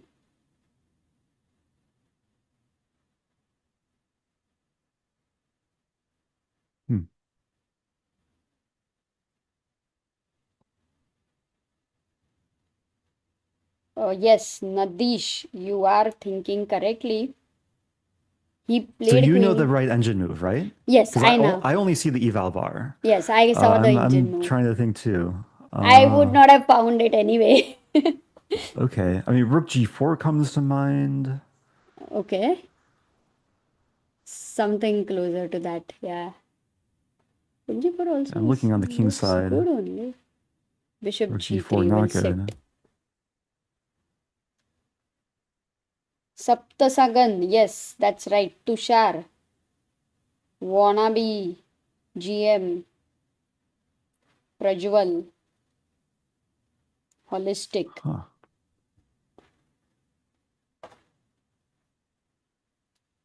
Good job to everyone finding the move. I'm Yeah. No, I I'm not think it's looking at tough. chat. You know the move is. Should I say? You want to Can you try? give me a You can clue? think. Um, actually, it's a good question because I'm struggling with the idea. Okay. Yeah, it's one thing to like maybe know or guess the move, but it's another thing to understand the move. Yes, that's why I find it a bit tough. Hmm.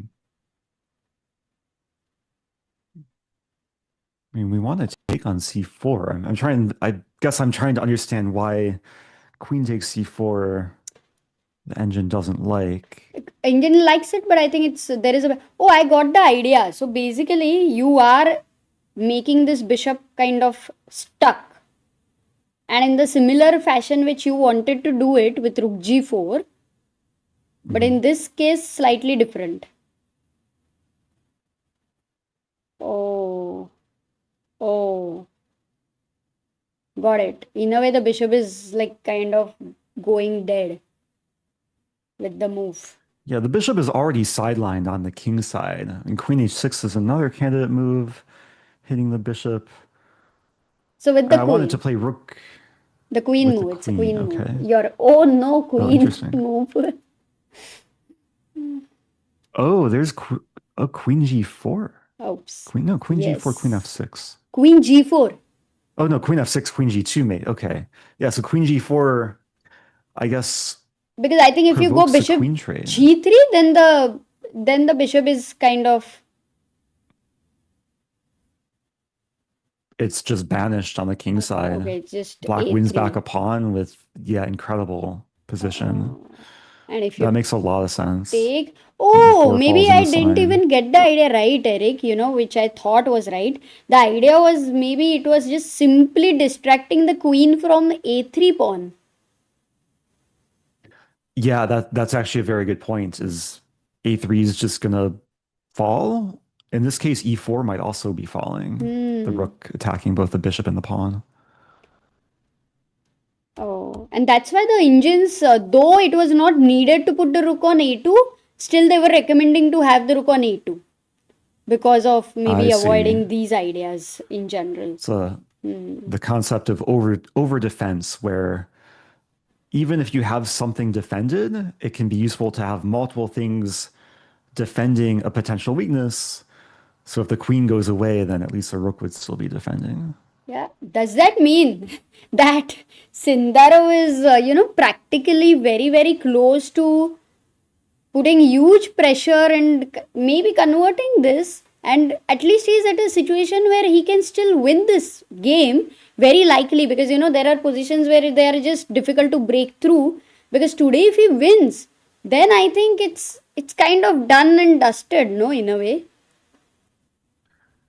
I mean, first of all, that would be absolutely incredible if he's able to defeat Wei Yi with black. And it is a position, even though the eval bar is close to equal, it does seem like Sindarov has incredible practical chances given the time situation, but also given the fact he's very well set up with just better piece harmony. And we see, was h3 played by Wei Yi? Yes, he played h3 and So we already see the eval bar dropping. yeah, you want to stop queen g4 ideas for sure and rook g4 ideas. So quite a natural move for Wei Yi, at least. And now will you take here or will you go rook g6? Like out of these two moves, what is it that you feel closer to? I think the first thing to calculate would be queen takes c4, but the thing is you could play rook g6, attack the bishop, and then later take the pawn. So it might depend on the concrete lines. So rook g6. Rook g6 looks very natural though. Yeah, bishop has Make to the go bishop back. move And and then then you take the pawn. take here. Then And white feels a bit stuck, like a bit passive without much active play. It's so funny that your king is in center and white literally can't do anything to open the center. Yeah, so the E file is completely closed, and the D file, even though it's half open for white, this bishop on D4 shuts down any pressure that white can exert with a rook on D1. There's a kind of obscure term in chess. It's called a four-post. What is it Most called? players know what an outpost is. Outposts. Four-post. So there's an outpost and a four-post. I didn't know that. Outposts usually refer to a knight that's defended by a pawn that can't be attacked by an opponent pawn. A four-post is generally a knight or bishop defended by a pawn that blocks an open file for the opponent. Oh. So it's a Wow. useful type of mechanism. In this case, it's incredibly strong for Sindarov. Oh, That the bishop limits any sort of counterplay white can achieve and also exerts pressure on white's position. Where did you learn this term actually? Because it's like I've never heard it, I've never read it, and like so many commentators and grandmasters have also been on the stream. I've never heard it from them also. So where did you learn? That's a great question. Like growing up, I worked with a variety of coaches. I'm trying to remember like which coach mentioned this term. It wasn't one of my regular coaches.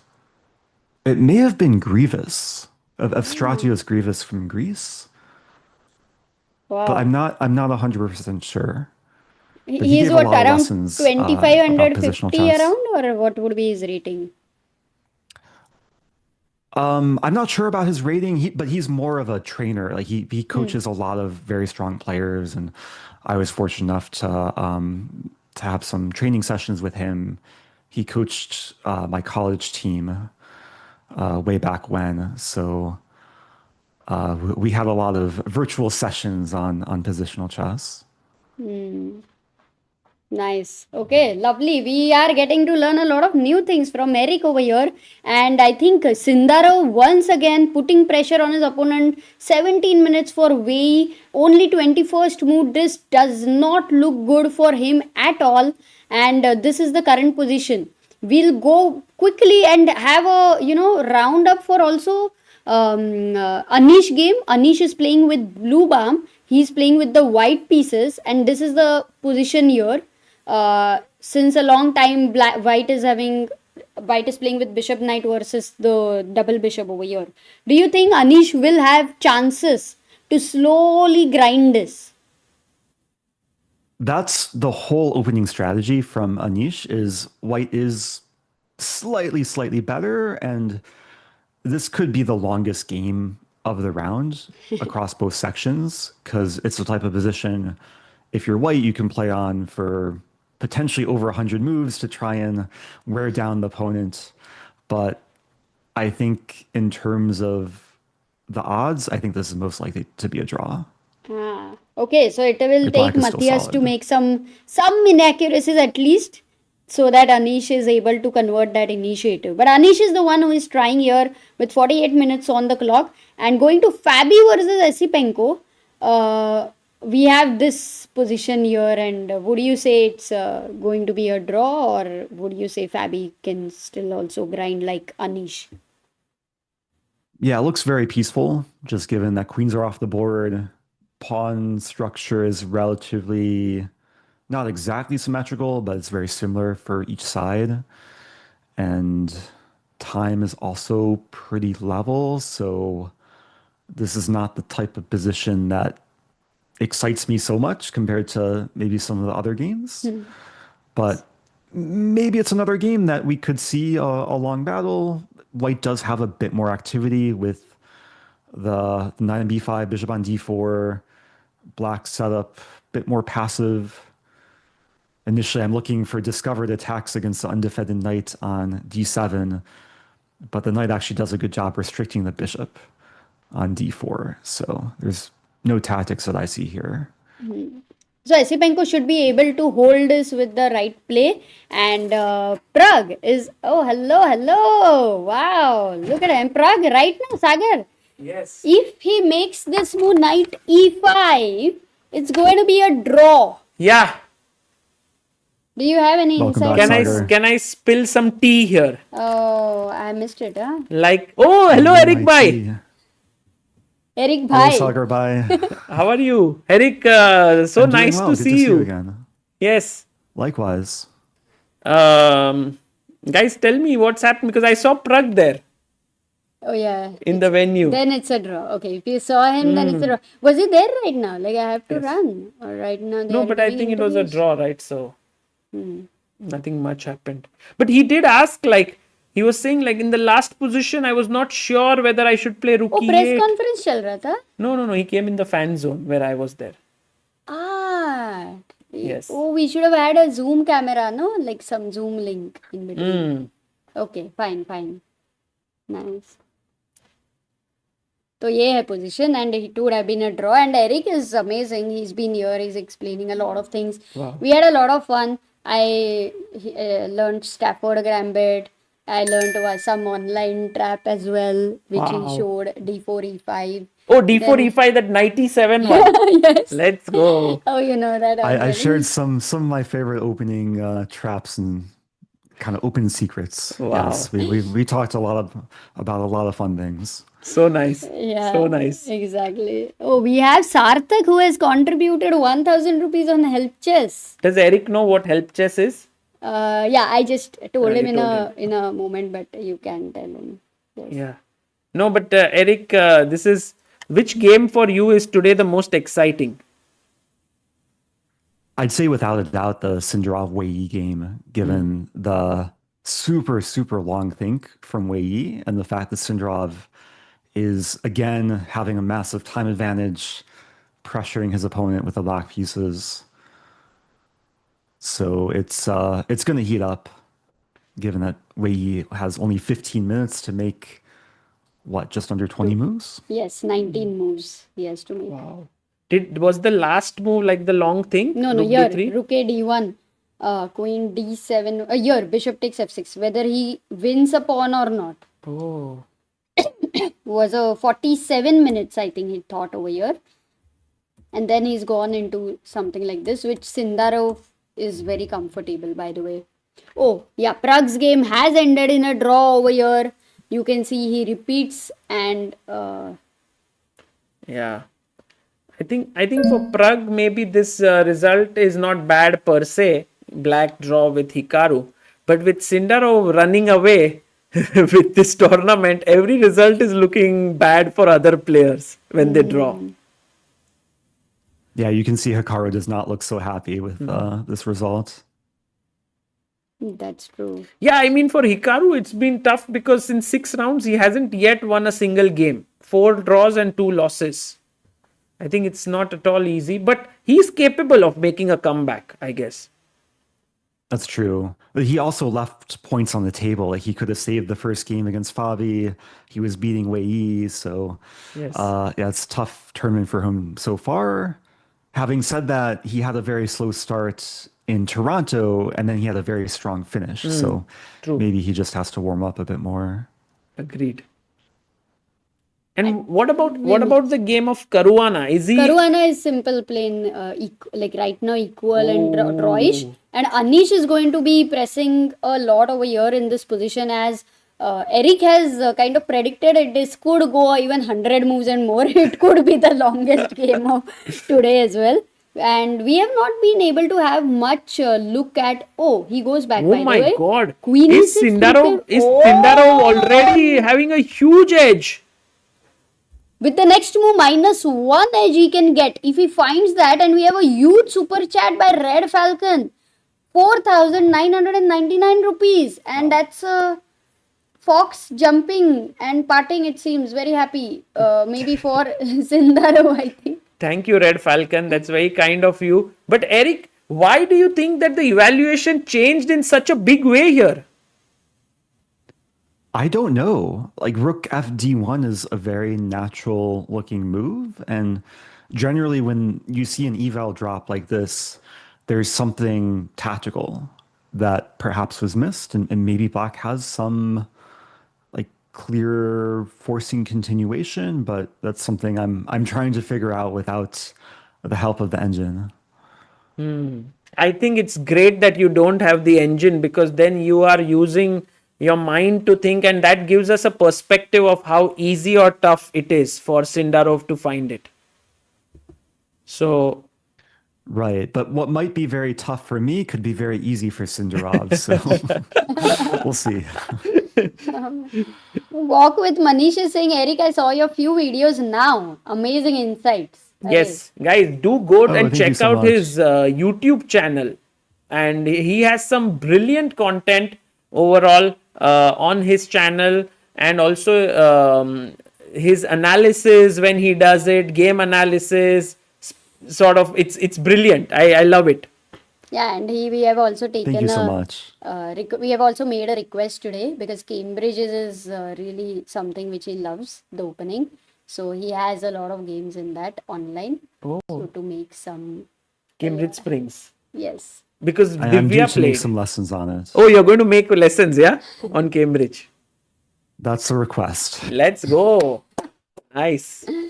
Yeah, we have not seen the women's games for a long time. Maybe a quick look Okay, at that, Sagar. okay, fine. Oh, By wait, the way, no, he was thinking of the move. No, but The move Wei here. Sindarov made a small inaccuracy. He played his rook to g6. Chalta hai na. The best move, according to the engine, was c5.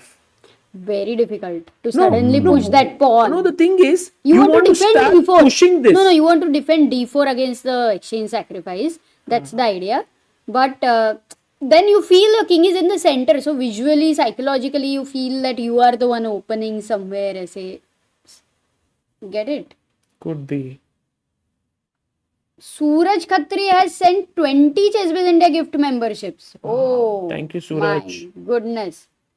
And Brain Sparks has super chatted. Hi, Sagar and Eric Rosen. Big fan of you, Eric bro. Thank you, Sagar, for bringing him to the chat. Learned a lot from his Stafford Gambit. Oh, let's go. Thank you so much. Yeah, I just want to say you guys have an incredible community. I see so much positive energy and so much support across the chat. And thanks again for having me too. It's been a pleasure to watch the games Yeah, we are with everyone enjoying. here. Yeah, but I think, Eric, it speaks a lot about you as a person. Everyone loves you. That's the thing. That's the reason. It's your positivity. I'm very grateful to like do what I love for a living and be part of an incredibly supportive community as well. So the love is all around. Amazing, amazing. King F8. And he Eric, said. you've been like here for like almost couple of hours, yeah. So while we are enjoying you being here incredibly, whenever you want to like call it a day, please do let us know. Yeah. No, Eric, we are not I letting do you have go. to go soon. Yes, I would love to stay like for the whole duration of the round, but I should probably get going soon. I have Yes, some When other you plans have today, when so- you can like be there until the last moment, like then you like go and then you rush with everything and then you are on time wherever you have to be. You can try that. Time pressure, really. No, but it was so nice to have him. He woke up early today, came to the stream. Also, Irene came here, who was actually, this idea was given to us by Irene because we were like, we wanted Eric to be here. And then she said, oh, we could actually do this. And she agreed, and it was so nice. So thank you, Eric, for doing this. And Irene, I would like Thank to you add too. one Yeah, more it was, thing. it was a pleasure. Thank you. No, Irene and they, when they were looking at a position, there were so many times when it would be like Irene would say, okay, I beg to differ from your this thing. And I realized, okay, as chess players, this is what we have been doing. It's normal. Yes. We just don't Because do we it on just- chessboard only, Eric. We do it everywhere. Yeah, sometimes the chess is a way to simulate life or practice for life. So a lot of metaphors. Definitely. Yes. Different perspectives over there. Thank And you, chat Eric. is physician is saying, dear Eric, this has been the best round of candidates yet. Thanks to you and Irene. Let's go. Oh, that's very Oh, kind. and Amok says, my daughter started watching Eric Rosen and started winning against me. So I have started watching his content as well. Wow. Okay. That's so many of these messages are so nice to hear. It's I'm glad so many people find joy and passion within chess. And yeah, thanks again to both of you for having me. And Yes. happy to be in touch and enjoy the rest of the round. Thank you, Eric. Yes. Take care. Bye. And do join you too. anytime whenever you are free, or we can always have your thoughts as well. Thank you so much. Yeah, we'll definitely be in touch. Sure. Bye. Bye. Take care. Bye. Guys, that was Eric Rosen all the way from St. Louis in USA. Early morning for him, but he joined in, brought forth not only insights on the game, but also showed some traps to Amruta, whom now I'm scared to play against because she might use it against me. But such a wonderful gentleman Eric is. And no matter how many times I've lost to him, I've never felt ever bad losing to him. He's so good as a person. Wow, nicely said, guys. Eric OP to chat mein they were already doing Eric is the best. So many people have been following him. It was nice to see that. Nice. And Stratford Gambit to बहुत famous है यार. By the way, बहुत Amruta, ज़्यादा. Sindarov here, King F8 has been played, and now do you think Wei Yi, guys, think about it, Wei Yi can actually sacrifice an exchange, rook d4, ed4, rook d4.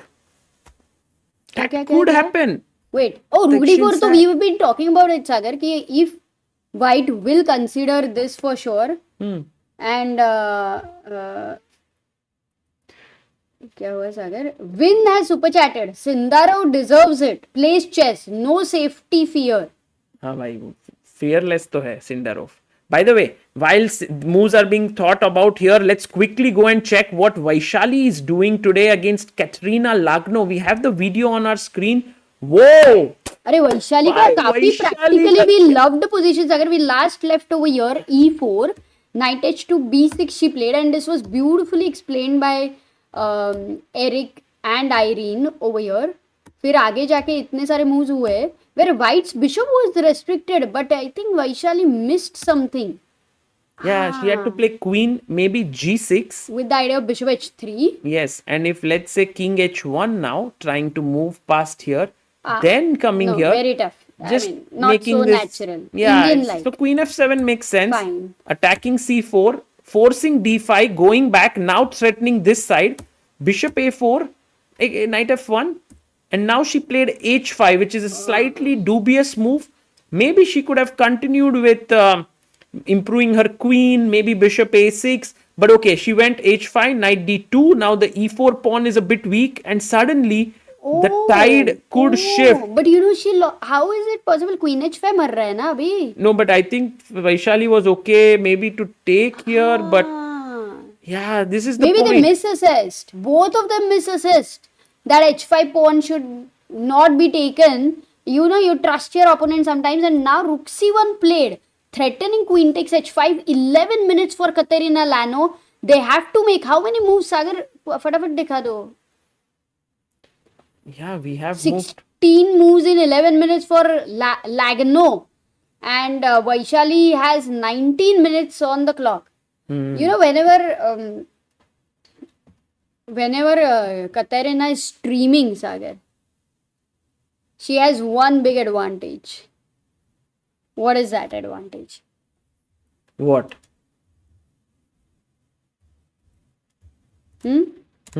What is the big advantage Katerina has when she streams? Streams. Jamil is saying, Sagar and Amruta, मेरा बच्चा है तू, चल Fanta पिलाओ. अरे भाई, crazy. Lag no lag. देख सबको समझ गया. अरे. There will not be lag. So nice. अपने जैसा नहीं होएगा. ChessBase India streams lag. Correct. We should actually collaborate with Lagno. So that's why we have to invite Katerina Lagno whenever there is a lag on our stream. Chat कितनी smart है.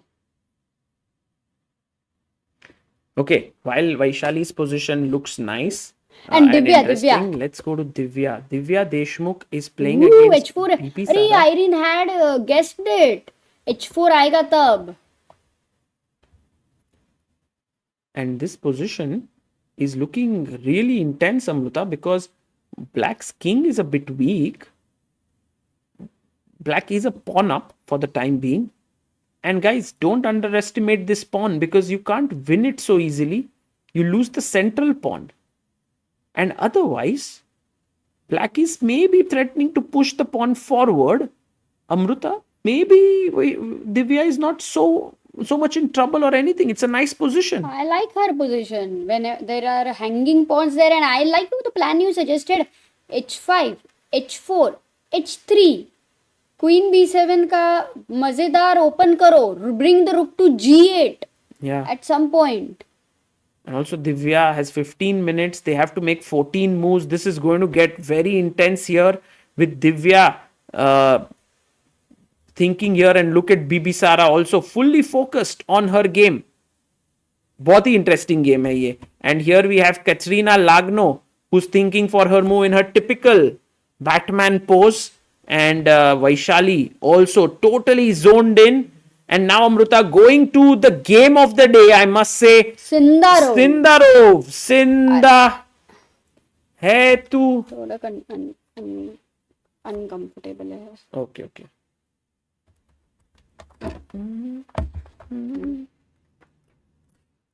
Guys, we would have loved that Praggnanandhaa would, start rocking here, start beating his opponents, but you can see it's not easy. It's not easy even for a guy like Sindarov who's in form. But Amruta, time देखो, 6 minutes बचा है सिर्फ. 17 moves to make for Wei Yi. Nahi, we are all waiting for somebody to give that fight to Sindarov. Yeah. Now in this tournament, what is happening is like fight tak nahi ho raha hai. Like it feels like, if let's just remove the names, okay, Yeah. of the opponents and the players, it's like it feels like a 2900 player is crushing 2700 players.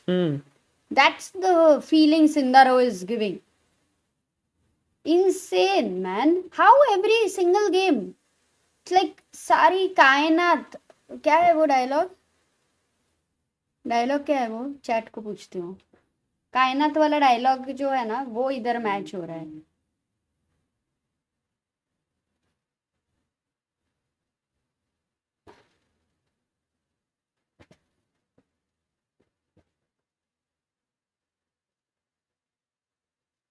What do you think makes Sindarov so good?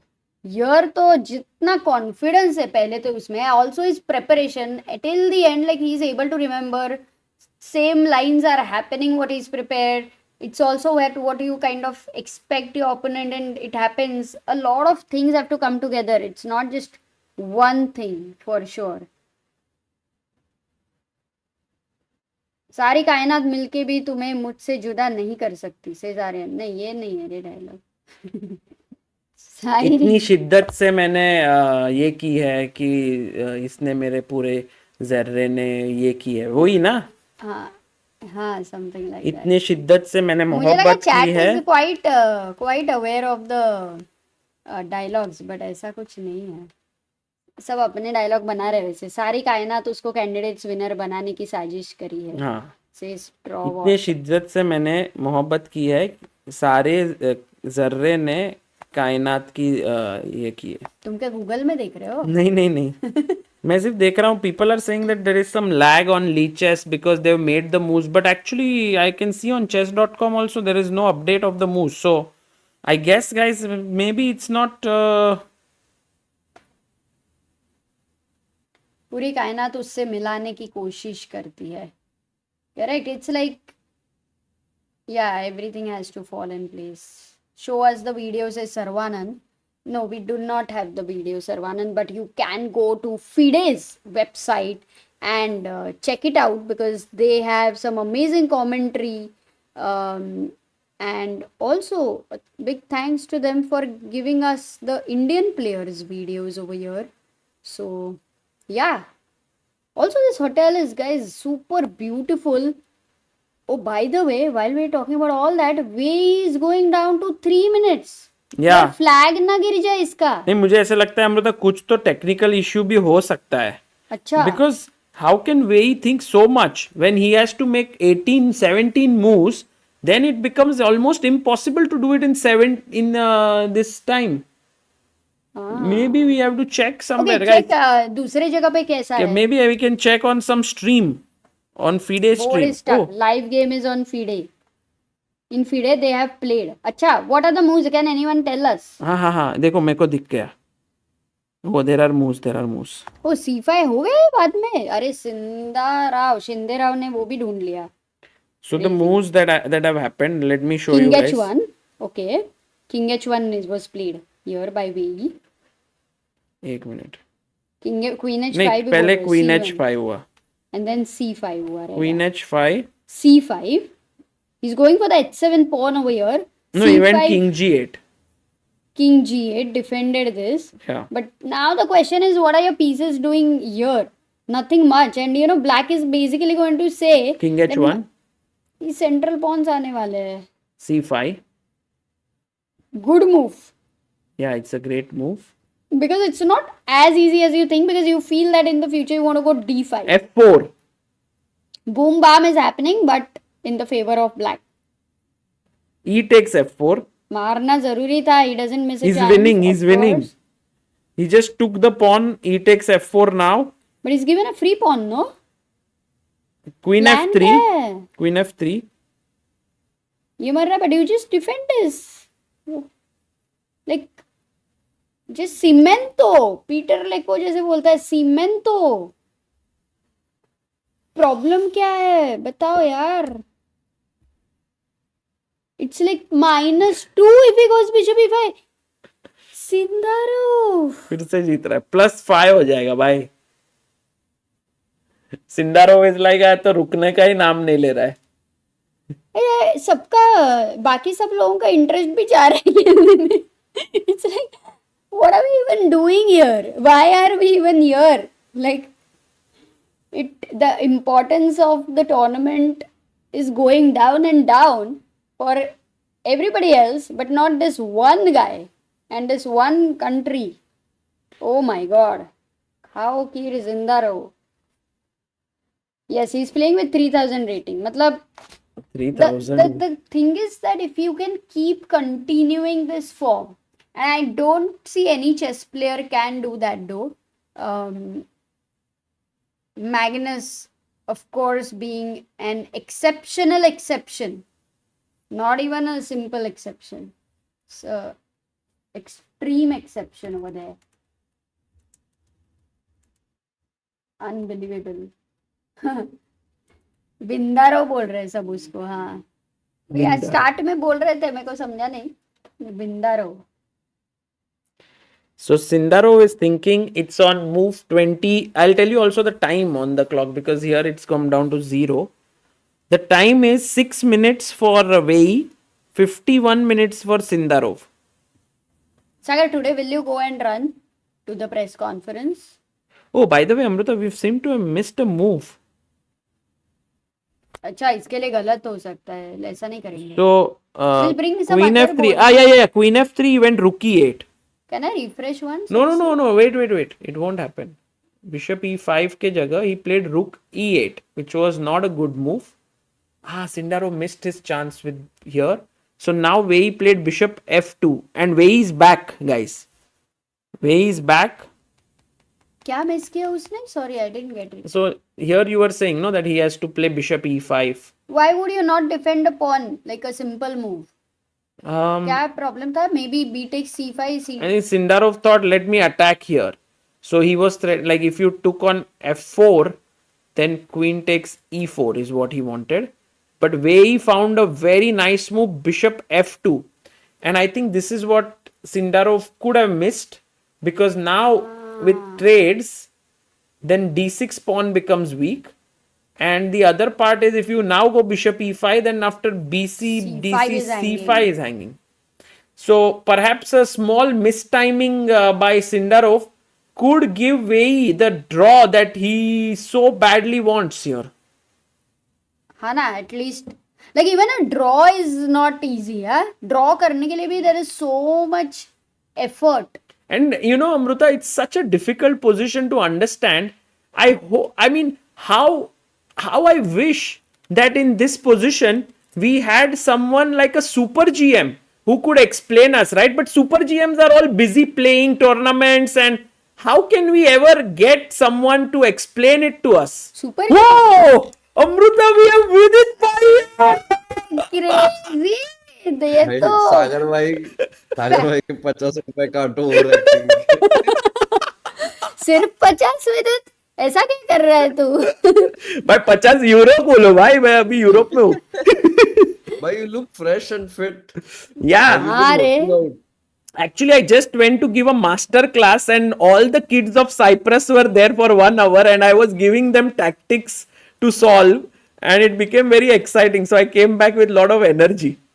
Yeah, Yeah, but but you he'll, look different. Usually on streams, like even though you have energy, like the tiredness is also visible, but this time you look more energetic. So है that's ना? good to see. Let's go, bhai. Awesome. A lot Thank of you. my scolding is working. मतलब इसका मतलब विदित भाई, I will continue with that. No, some tiredness is there. That is because.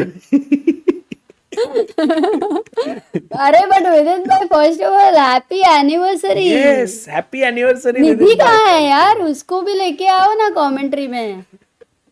I mean, she's not here, but I can ask Nidhi. Because you know, then today's stream would be so epic, Sagar. Oh, 3 couples. wow.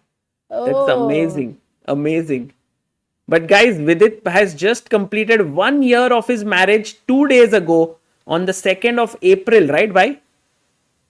Yes, 2nd of April. 2nd of भाई April. आपने test डाला था क्या ये मेरे लिए? Was it second? Was it third? Like, there's a भाई question. मैं तो पूछ लिया भाई इतने मैंने. सारे फंक्शन रहते हैं तो मिस होता है. मेरे को याद था लेकिन मेरा मिस हुआ मैसेज करने पर. इसको बोला था मैंने. Oh, by the way, Vidit bhai, just to get your thoughts here, moves have just Oh, Wei happened. also blundered Bishop वापस. F2, Wei वापस blundered. Queen F2. Sindarov winning. Wait. Queen takes E4, and now instead of taking Oh. on C5, Wei took Rook takes D6. भाई ये Oh, कैसे wait. खेल सकता है? तू जाएगा? Wait. हाँ. जाएगा? हाँ, जाएगा क्या? नहीं तू जा. थक गई. जा. After this blunder, Amruta is running to get the interview of Sindarov. If this winning by Vidit bhai, what is happening? Wait, I'm thinking. I don't see it like it's not very obvious.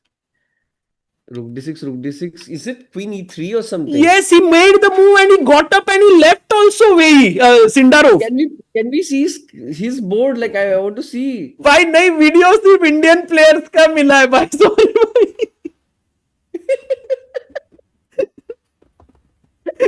But I heard Amruta saying Sindarov, so probably he made him Indian. अरे भाई अभी वेई ने क्या किया पता है? वेई played his queen to h4 and then brought back the queen. He was almost going to make the move. Wait, this happened. This is on the board. This is on the Why board. is there? What's the time? भाई time Like this- all leeches वगैरह सब अटक गए सब sites. I don't know what they did. They said सब कुछ बंद कर देंगे, सबको FIDE के वेबसाइट पे आना पड़ेगा देखने को. But Queen h4, Queen g3. That's why we can show like Queen g3. Oh, that's the point. Queen g3 and mate, so forced trade. Yeah, then it's a mate. Your king is locked in. Rook d1 only move, and then you just push c4. C4, B, C3, C2. Oh my Yeah, goodness. this is GG. This is like you win by hand. Yeah, you don't even have to think. Like you cannot mess this up position. Like it's so winning. Oh my How? god. Like I thought, Sindarov had messed up. Like he had a good position and he played excellent. The opening to middle game part, I think it was like too good. Really well played. He outplayed Wei Yi, yeah, without a doubt. But then I thought he's like, giving him some chances.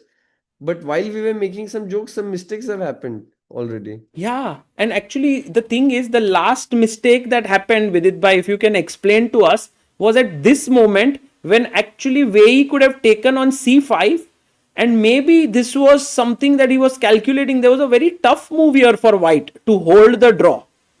Do you see it? I'm thinking. Rook f3 comes to my mind. which makes sense. Exactly, bhai, your intuition is absolutely right. And this is equal. Yeah, it makes a lot of sense. I mean, the thing is, Rook d6, it's obvious that it's bad once you see Queen e3. But I think I really need to know Wei Yi's time situation. Like, Bhai, Wei, For me, when he played Rook e3 and all, he had 4 minutes on the clock. Sorry, Rook d6. Let me actually see if I can find the time information somewhere. Bhai, it's on FIDE's YouTube channel, guys. Go there to see. There is one video stream which is only Wei Yi का और Sindarov का video है बस और Oh कुछ yeah, नहीं. yeah. Wei Yi has 1 minute 57 seconds. Exactly. 1 minute 57 seconds. What move number it is now? Take queen e3 queen. यहाँ पे we are on move 31. He has to make 9 more moves. 9 more moves in like 1 minute. Okay, he has frozen. Okay, he doesn't see a way out. Probably he'll play king g1. He played queen He'll f3, touch bhai. his He queen. played queen f3. He played queen f3, yeah. But this is lost, yeah. Still lost. Okay, now we can calculate our way how it's lost. Okay, so one option is queen c1, but then there is rook d1. There is queen e1. There is queen takes f3. Or you can just push the pawn c4. Many options. अरे भाई. Okay. Is it tough? I think it's easy, now to win this. I'm thinking the most clean way. Actually, white doesn't have any threat, yeah. You can even play c4. I'm a bit worried that if I don't trade queens, then queen g4 check. But that's just one check. Yeah, and then can't I play c4? c4 is it's one of the best moves, by check. King h8. h8 or f8. You put on h8, so I thought you were using it. नहीं I'm just भाई also some human element ला रहा हूँ भाई मैं थोड़ा. We have to figure out which move. So king h8. Because king f8, I thought he'll play king h2, but just c3, yeah? Yes, king f8, king h2, c3. c3, just c3. Because you can always play queen g3, exchange queens, and the passed pawn is too good. And then on the put queen the side. rook here. Correct. So let's see what is the most human way, what Sindarov might do. One option he will for sure consider is taking on f3 and then going c4. भाई he played c4. Sindarov तो सोच भी नहीं रहा है भाई, वो तो ऐसे ही पेल रहा है डायरेक्ट आके. I think he's very excited. I think he's very excited. He's like doing this always, Yeah. He's always moving queen g4. Now, yeah. I think he's very, very excited. That's why he's playing so fast. Otherwise, like I would not play so fast, but that doesn't necessarily mean it's the best way. But I think one thing that I've seen about Sindarov, Vidit bhai, is that whenever he sees a win, he plays it. Like that's what also Gustafsson said. He saw rook c2 against Pragg. He played without 1 second of thought. He saw h4, h5 with Fabi. He played it like just... So when he sees a win, he doesn't think. He's going king f8.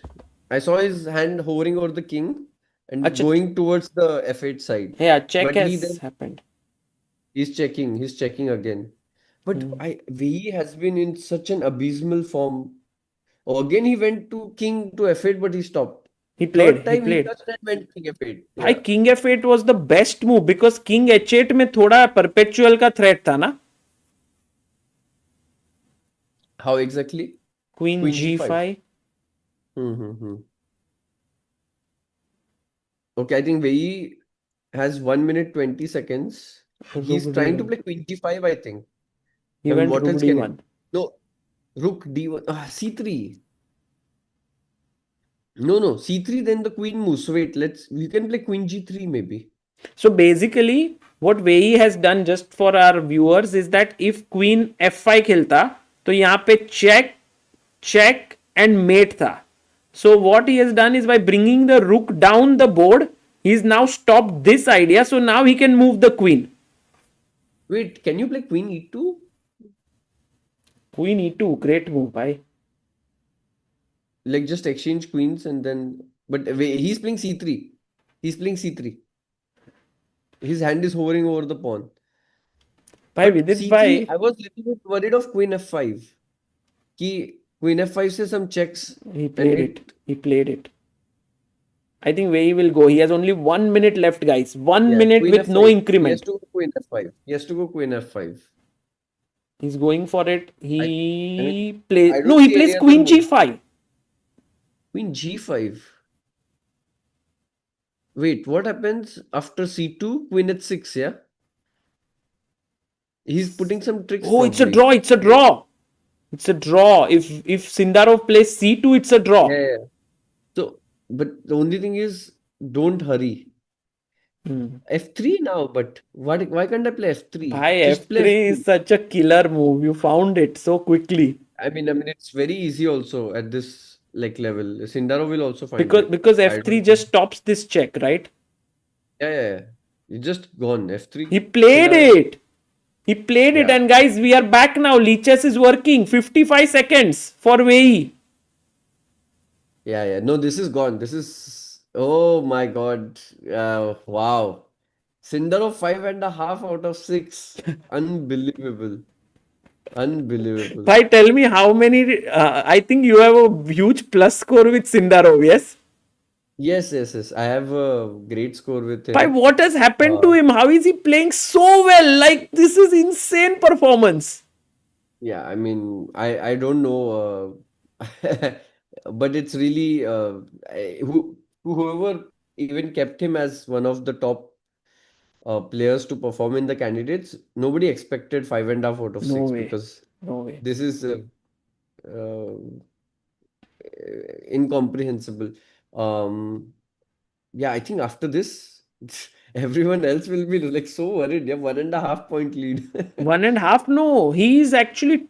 If Fabi manages to, yeah, exactly. With Fabi maybe drawing 1.5, but Yeah, उसके yeah. बाद के लोग पे Oh, तो he 2. resigned. Oh, He Wei resigned. resigned. Guys, Sindarov has won. Sindarov OP हो जाए chat में, guys. Insane guy.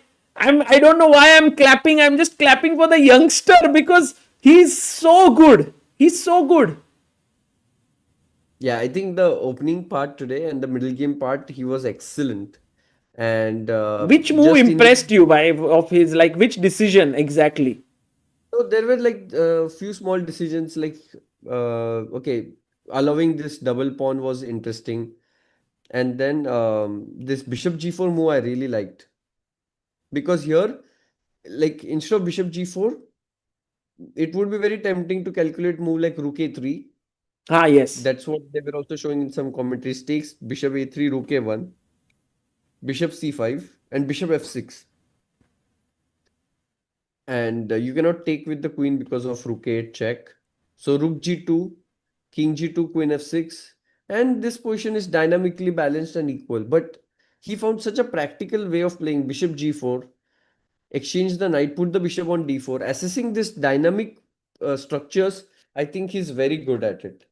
Like to like not to be worried of this f6 pawn. You have long-term compensation. Wow. Uh, and you have like dynamically balanced positions. So he is very good at such thing, and his time management is also very good. I don't think he has been in trouble apart from game one. This is really insane, no? This decision to take here, because I would be so scared to give up this pawn. I mean, it's not scary in hindsight, Yeah. but it was a very good practical decision, I would say, to play bishop g4 and bishop d4. In the end, I was a bit surprised that he allowed rook d4 option. Like even here, Wei in his prime would play rook d4. He would give the rook ed4, rook d1. I mean, Wei not playing this is so surprising. Like he's just not himself. He's struggling with confidence. He's demotivated because now the tournament is not going well. His form shape, like you need one of the wins to get this rolling, yeah. Correct. So, like he's not the typical Wei that you're used to. Here, for example, it would have been very costly this mistake for Sindarov, He but should have Wei's played time here management was bishop helpful. e5, but instead of that, Yeah. he. And then, yeah, this. Actually, this one, I think, with by it was perhaps difficult to assess this position, right? I mean, it's method of elimination. Yeah, rook d6 plus loses on the spot. Yeah, that's the problem. Then you are forced to find alternatives. But Vidit bhai, the fact that you played the candidates, do you think like the pressure is at another level, like when you are playing like such decisions, rook d6 and all, missing it? I think during the game, the pressure is not so much. Probably the pressure is felt more before the games or before the tournament. And with what mindset you go into the tournament matters a lot. Because I see there are some players who are playing inspired chess. And some players are just playing like it's any other classical tournament or with no hopes of winning. And that just puts you in a bit of pessimistic mindset. and your chess reflects that. When you just know that you will not going to, win. Um, Who would you put in Whereas, for that category who are playing inspired chess here? Sindarov and Caruana? Sindarov, Caruana, and Pragg was also showing lot of positivity. I think he's still showing in the opening part of the stage. He's coming up with creative ideas. And the first game against Anish that he played was very, very good. I think it was very high class game. But his loss against Sindarov, I think, just dampened him a bit. And he got a bit more cautious after that. Like I thought he would play on against Hikaru today because given the need of the tournament, that little bit of fearlessness. I mean, it's easier to say than to do it, but I think he also somewhere feels that maybe he could have played on. It was a double edge. Like he could have lost, he could have won, he could have drawn. Like it was three results position, but he had to take that risk, which he took in the opening.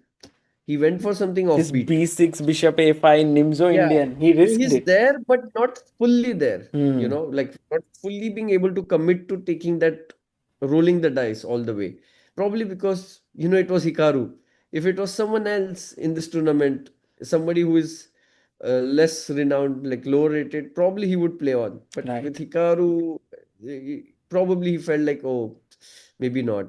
It would be interesting to hear his assessment of the situation, why he took a draw. I think I Although I just must say that heard. players, when they say in the conferences, it's very measured words, Yes. especially in candidates. So we cannot really judge too much of how they're actually feeling. I was in the fan zone, like I was doing this lecture, and Pragg entered at that point. And he just said one line that I heard, and he said, I could have continued rook e8, but I was not sure about the position. So that's why, with those words, he just, and I left then. Yeah, of course, you cannot be sure of that position. It's, as I said, it's a very double-edged position. This It one can go just. either way. It can go either way. But a draw is not really helping him in the tournament situation, Yeah. considering that Sindarov is now really, like, nobody wants to finish second here. Like, Second में everyone कोई wants to फर्क नहीं finish first. पड़ता है. True. Exactly. Unless the So, player who finishes first decides to withdraw and then second play. वो कभी कभी हो जाता है. But that is never going to happen. so this is like he's 5.5 out of 6. So he's trailing by 2.5 points. Yes. Pragg. Yes. So only if he takes these half chances, he has some chance, like, realistic hopes. Because, yeah, on a normal tournament situation, it would be fine. But considering the special circumstances, I thought he would go for it. But I understand his decision, but might not be the best one. Makes sense. Vidit bhai, your quick thoughts on Divya's position here. She's playing against Bibisara, and in the women's section ऐसा हो गया ना कि everyone's very closely knit. The leaders are at 3 points, 3 leaders, and Divya is at the bottom of the table, but she's on 2 points. So even if she wins this, she will actually almost catch up with the leaders. Okay, got it. I think how many moves they have to make, because the time By the situation way, matters. here there is no, there is 40 move rule, but there's 30-second increment per move. Both have different time controls. Oh, yes. 90 plus Somebody had asked me 30. about it. Yes. I don't understand the discrepancy in time control if it's the same tonight. Like, for me, I find it hard to understand why. I think it was asked to the players, and the players agreed on this, Okay. women, and men agreed on that. Okay. Rook c2. It says black is better, but I don't see it like very clearly. Maybe just queen d6, knight e7, f6, or maybe just play h5 one move so that there's no knight g4 jump.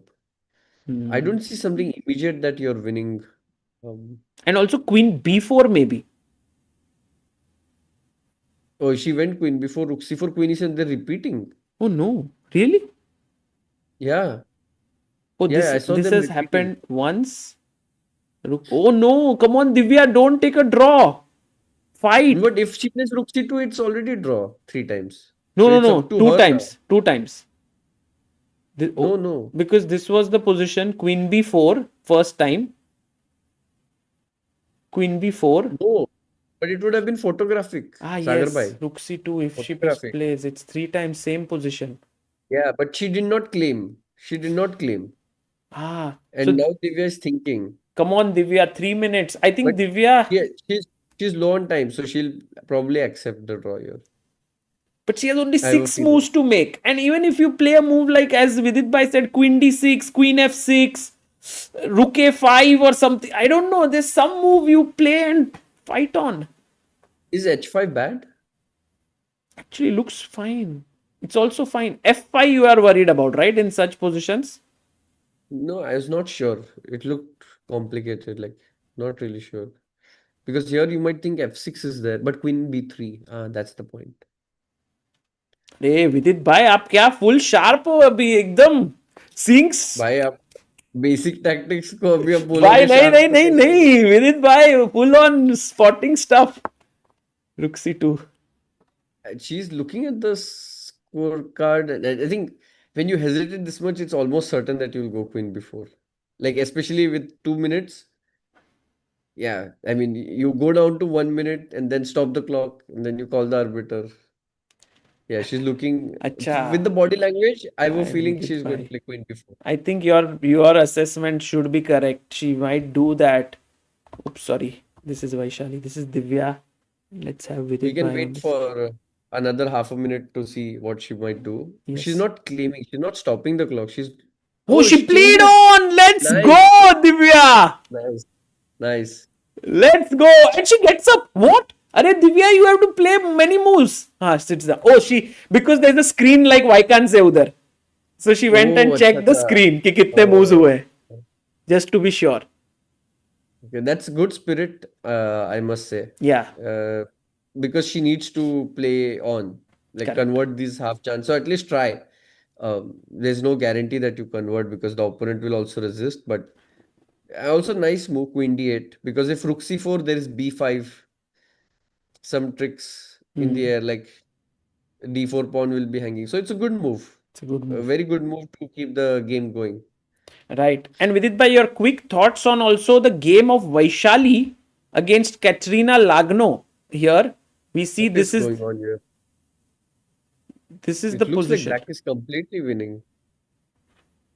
I mean, white structure is horrible. The king looks bad. Everything looks bad for white. Who is white here? White is Lagno. Vaishali is black. Yeah, this looks like a very bad position for white. Wow. I mean, positionally just terrible, yeah? This pawn structure. I don't think you need to go for something very immediate as well.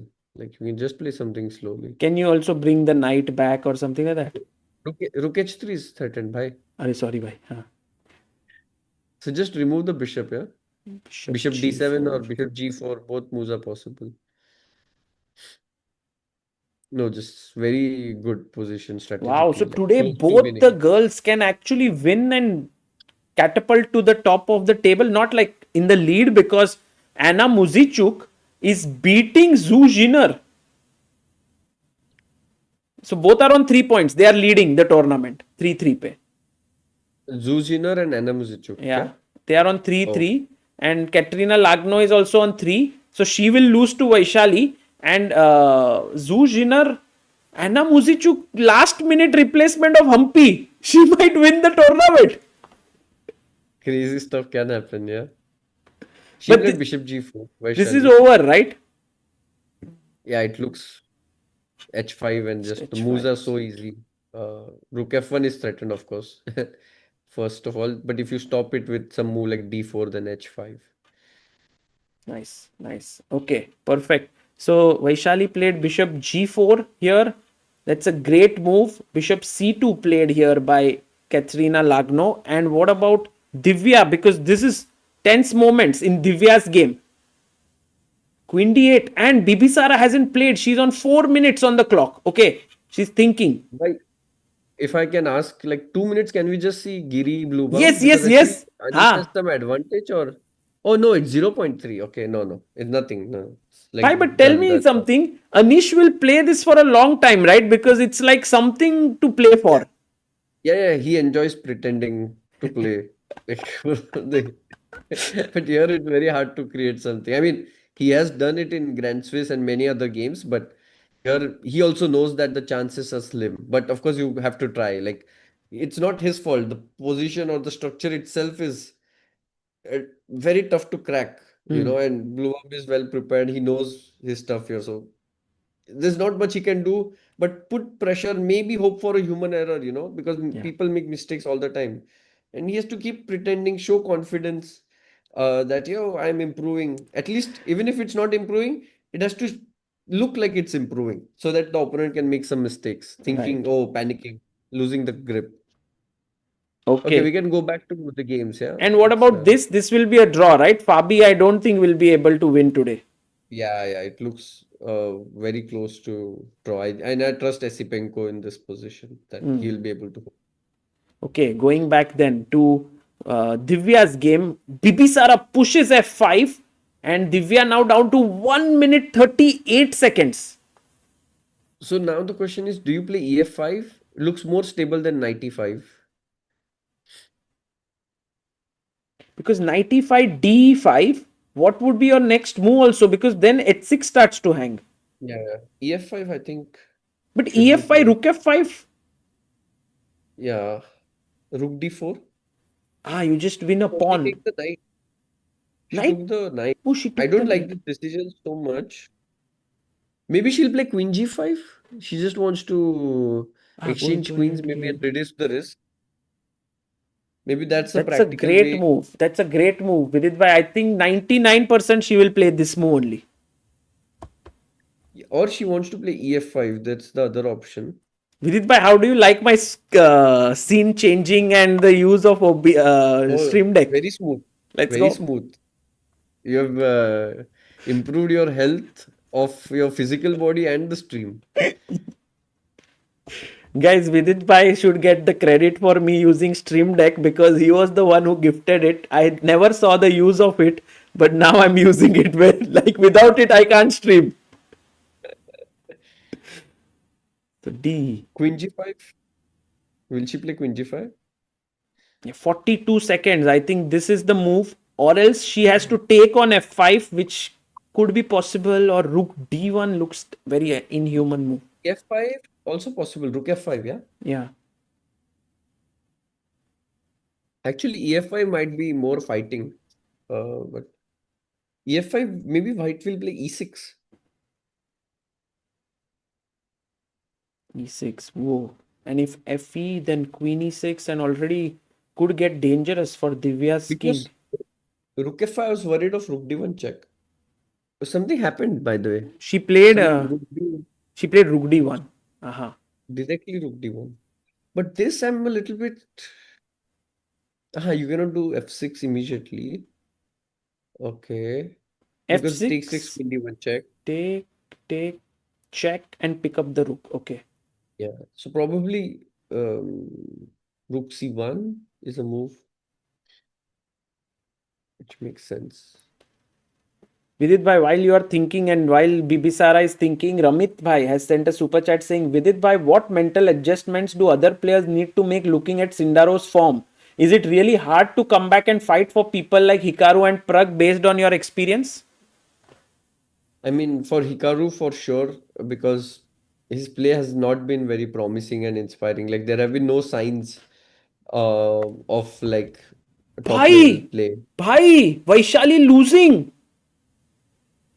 How can this How? even happen?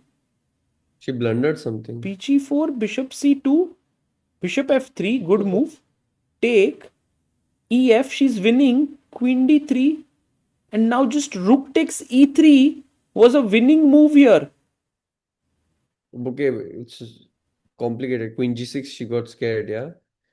Oh, Rook F3 now just Yeah, she loses the missed pawn. it. And now totally losing. By what? What did she miss here? Like, how do you explain this, or is it inexplicable mistake? No, it's explainable. Like, she got worried, time pressure, and then this mistakes happen. So you said like she was afraid of this, king Yeah. h8, and felt like Now maybe this is risky. maybe no, here it's mate. FE3 probably. She didn't see a way to win here. And she panicked. F2, King G2. Yeah, and Actually, you are right. Here there maybe is there is only one move. knight G5 or something. Yeah. Wait a minute. This is crazy. I think this is what Vaishali missed. Very tough move. But guys, the rook is not hanging actually because of the mate here. So actually you can leave it and you can bring another piece into the game. Knight D8 or something. No. Okay. It's knight f6 with it by. Yeah, knight F6, knight G4. Yeah, Yeah. it's not easy to spot in time pressure. So she unnecessarily sharpened the play, right? With bishop f3 and all. Like she could have just played on, but Yeah, but it's also understandable that she saw that it's almost winning. Yeah, it's crushing, and then yeah, now it's now only 3 moves. And if Vaishali can trick her opponent, because in these 3 moves, Lagno has 1 minute 48 seconds. yeah, she has put a trick. H4 is an annoying move, yeah. Still, Oh, it's not nice. over. Nice. There's Taken. still a trick in the position. By 1 second, Amruta is at the door.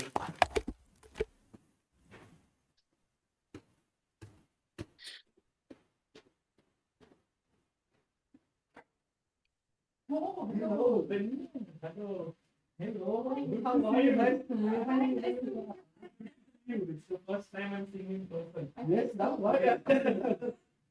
Would you like to join or? Sure. Yes, please.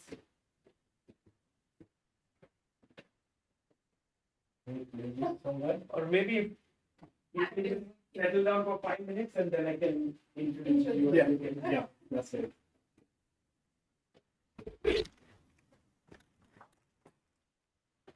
Bhai, she's winning. Yeah, she blundered queen f1. What? What happened? Rook g3, queen h3, queen f1 takes. Yeah, it's just now lost. Yeah, queen e3, rook g5 is coming. Yeah. King. If queen g2, queen e3 and you... No, this is not losing. No, just queen e3 and rook g5. Ah. What happened? It's insane. How things changed. I can't believe it. Vaishali. I mean, Vaishali could have won it calmly, but Vaishali. Why shall she? By the way, I think you have some guest as well, right?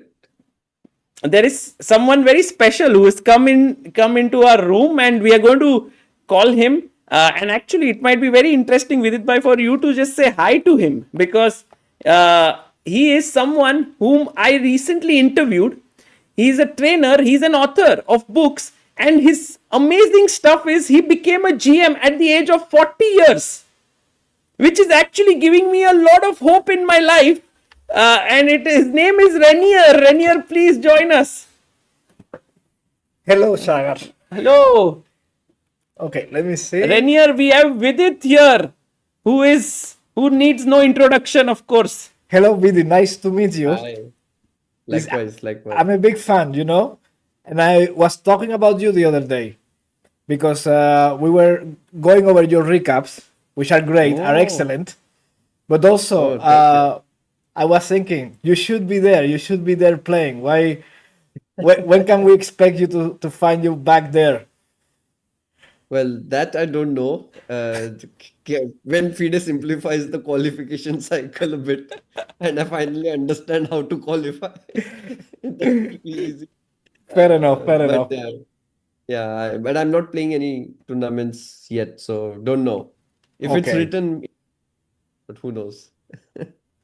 But thanks for the compliment. Yeah, by the way, guys, Vidit is doing daily recaps on his YouTube channel. If someone can just spam the link of his channel, I would love to pin it here so that you guys can actually follow. Most of you must already be following it, but just someone, mods, if you can just do it here. And meanwhile, Vidit Bhai, if you can break this down here, Renier, we were looking at the game of Divya. Queen g5, queen d3, and now rook c6, and actually Divya is winning. What a day for India. Yeah. Now you just go rook c8, yeah? Just go back, rook c8, rook f8, king h8, rook g8, Yeah, that and looks. then f4. looks very safe. See, fighting pays off sometimes. Yeah. I think it's impossible to defend now. King h8, rook g8, e5 hangs, g3 hangs. Wow. And Bibisara might be like thinking like I should have just claimed a draw. It was photographic and she could have claimed, but Where? she waited for opponent to claim. So there And was that this proved position here where this happened. Divya went queen b4. So it happened. This is now already third time. So she could claim it here Yes. because it was third time it happened. But she was like, okay, I mean, Divya will repeat. She will claim it. But Divya did not. Oh my gosh. And now this happened. Wow. By the way, there was a very nice tactic in Vaishali game where Lagno made a mistake. So can you find the only move once when Vaishali had put the trap of queen h3? Okay. Then here, if you Which can was try it.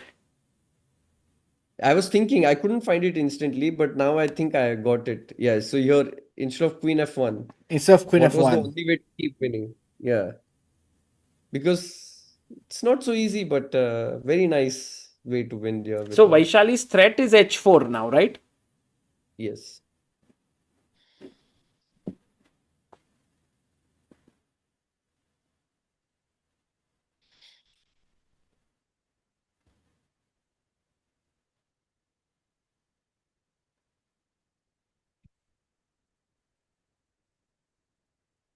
This seems like a killer chess training homework position. Looks like a tough position. First thing I can think of is maybe queen g6 and wondering if that will hold somehow, but I don't know. That doesn't seem to work. Maybe, okay, knight on b3 is not doing anything. Can you bring it? I have no clue, but I don't know. But knight d2, h4. And maybe, yeah, that's the moment. Let's see what can we do there. H. Yeah, doesn't seem Tough, like- no? No, that doesn't work. Wow. We did buy with the tough questions here, chat. Yes, I came No, to that greet you and I find myself training hard. I came to meet it you, was close. have a good time and have a laugh. And now I'm suffering. Well, that's all with it here. I would never have found this nice puzzle or anything. Okay. So 92 h4. How do we continue there? So the good thing is there are not many options. I think there's the only one way to keep the advantage. Rest Ooh. everything else loses. No, okay. I got very creative with knight d2, h4, knight f1, hg3, f4. But that's too much, I think. I think so. I mean, I don't believe that it should work. Yeah, that well. it looks. Yeah. There's just rook f5 and rook f1, rook queen h to mate at the end. So knight d2, h4, knight f1, and then FG f4, rook f5. rook f5. Ah, F5. FG, rook f1, nice. queen That's a h2. beautiful finish. Okay, but maybe h4. 92 h4. Here, queen f1. Whoa! Wow, that seems like But rook g3. Okay, only move. And now king h1, yeah? Or I suppose, yeah. oh, this is probably another way. I thought the way was queen f3. first Maybe I'm move. wrong. First move? Yeah. Yes. That's also a great move with it by. Because I thought h4 queen g2. Yes. Oh, this also works perfectly. But this 92 queen f1 is another way, yeah? So Yeah, two wins actually. There's also another win, which is bishop b1, h4, and queen f1. I don't know why bishop b1 was needed though. oh, because queen f1, rook f1, hg, f4, rook e2 would attack the bishop. Oh, at the yes, end. yes. So everything is safe now. Yeah, prophylaxis. Anticipating rookie too. Wow, chess is so beautiful. Queen f1. But queen f1 just completely loses. I think she thought that Here there's nothing happening after king h1, but missing rook g5. Rook g5, the attack's too strong. No, I don't think she missed Rook G5 as such. She just panicked. Like it had very less time. Like she had less than a minute, Right. and she had to make a move. Not Like easy. Not before she easy. could comprehend anything, it was yeah. She had to make a move. Yeah, that's the problem. Wow. That's the problem with chess. You have to make a move. Otherwise, it's not good. But I was thinking in freestyle chess, if your king is on g1, like in that position, and rook on f1, can you make like a move saying, I castled here, my king is on g1, f1, so you have to make no move? Can that be an exception to the rule of chess to make a move on every move? I think you have to tweet this to Peter Heine, and he would be happy to share an essay on this. I think he's the expert nowadays. Maybe I think then it's not allowed, right? Like you just can't do that. You are already castled. I don't know actually. You should really. I mean, I didn't think about this. I covered like 10 freestyle events, but this question came to me the other day. This is over, no? This is done. This game is over, yeah? Yeah, Katrina is just thinking like, what have I done? And she's unhappy. She's just looking at the board there. So this 40 moves are over, right? Here, Yes. this game. And in Divya's game also 40 moves are over? Yes, Divya's game also 40 moves are done. So they are more relaxed now and they're going to think through here. But Vidit bhai, before we let you go, and you came in here and did some amazing analysis, can you tell us a bit about just how are things with you? What is happening? Just a little bit of life update for all our fans, all our viewers who are so happy to see you. Well, for me personally, I'm enjoying watching the tournament, and probably somewhere also it reminds me of my candidates and some very good moments and some bitter moments as well. So that brings back those memories. Also, I'm a little bit unwell, so right now I'm in the recovery mode. I think you can sense it from the voice that this is not how I usually sound. Yes.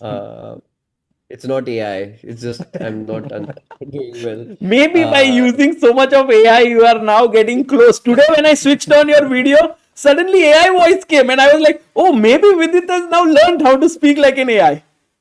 So I'm so sick that YouTube thinks my English is Hindi. Like it's I don't know how it can comprehend my English as Hindi, but probably it's like this is too thick of an accent. It has to be Hindi. It cannot be English. But yeah, I'm just now enjoying and then yeah, posting recaps, watching. Well, I'm hoping in this tournament that it's at least it's a match. Like it goes on until the last round as a spectator, as a fan.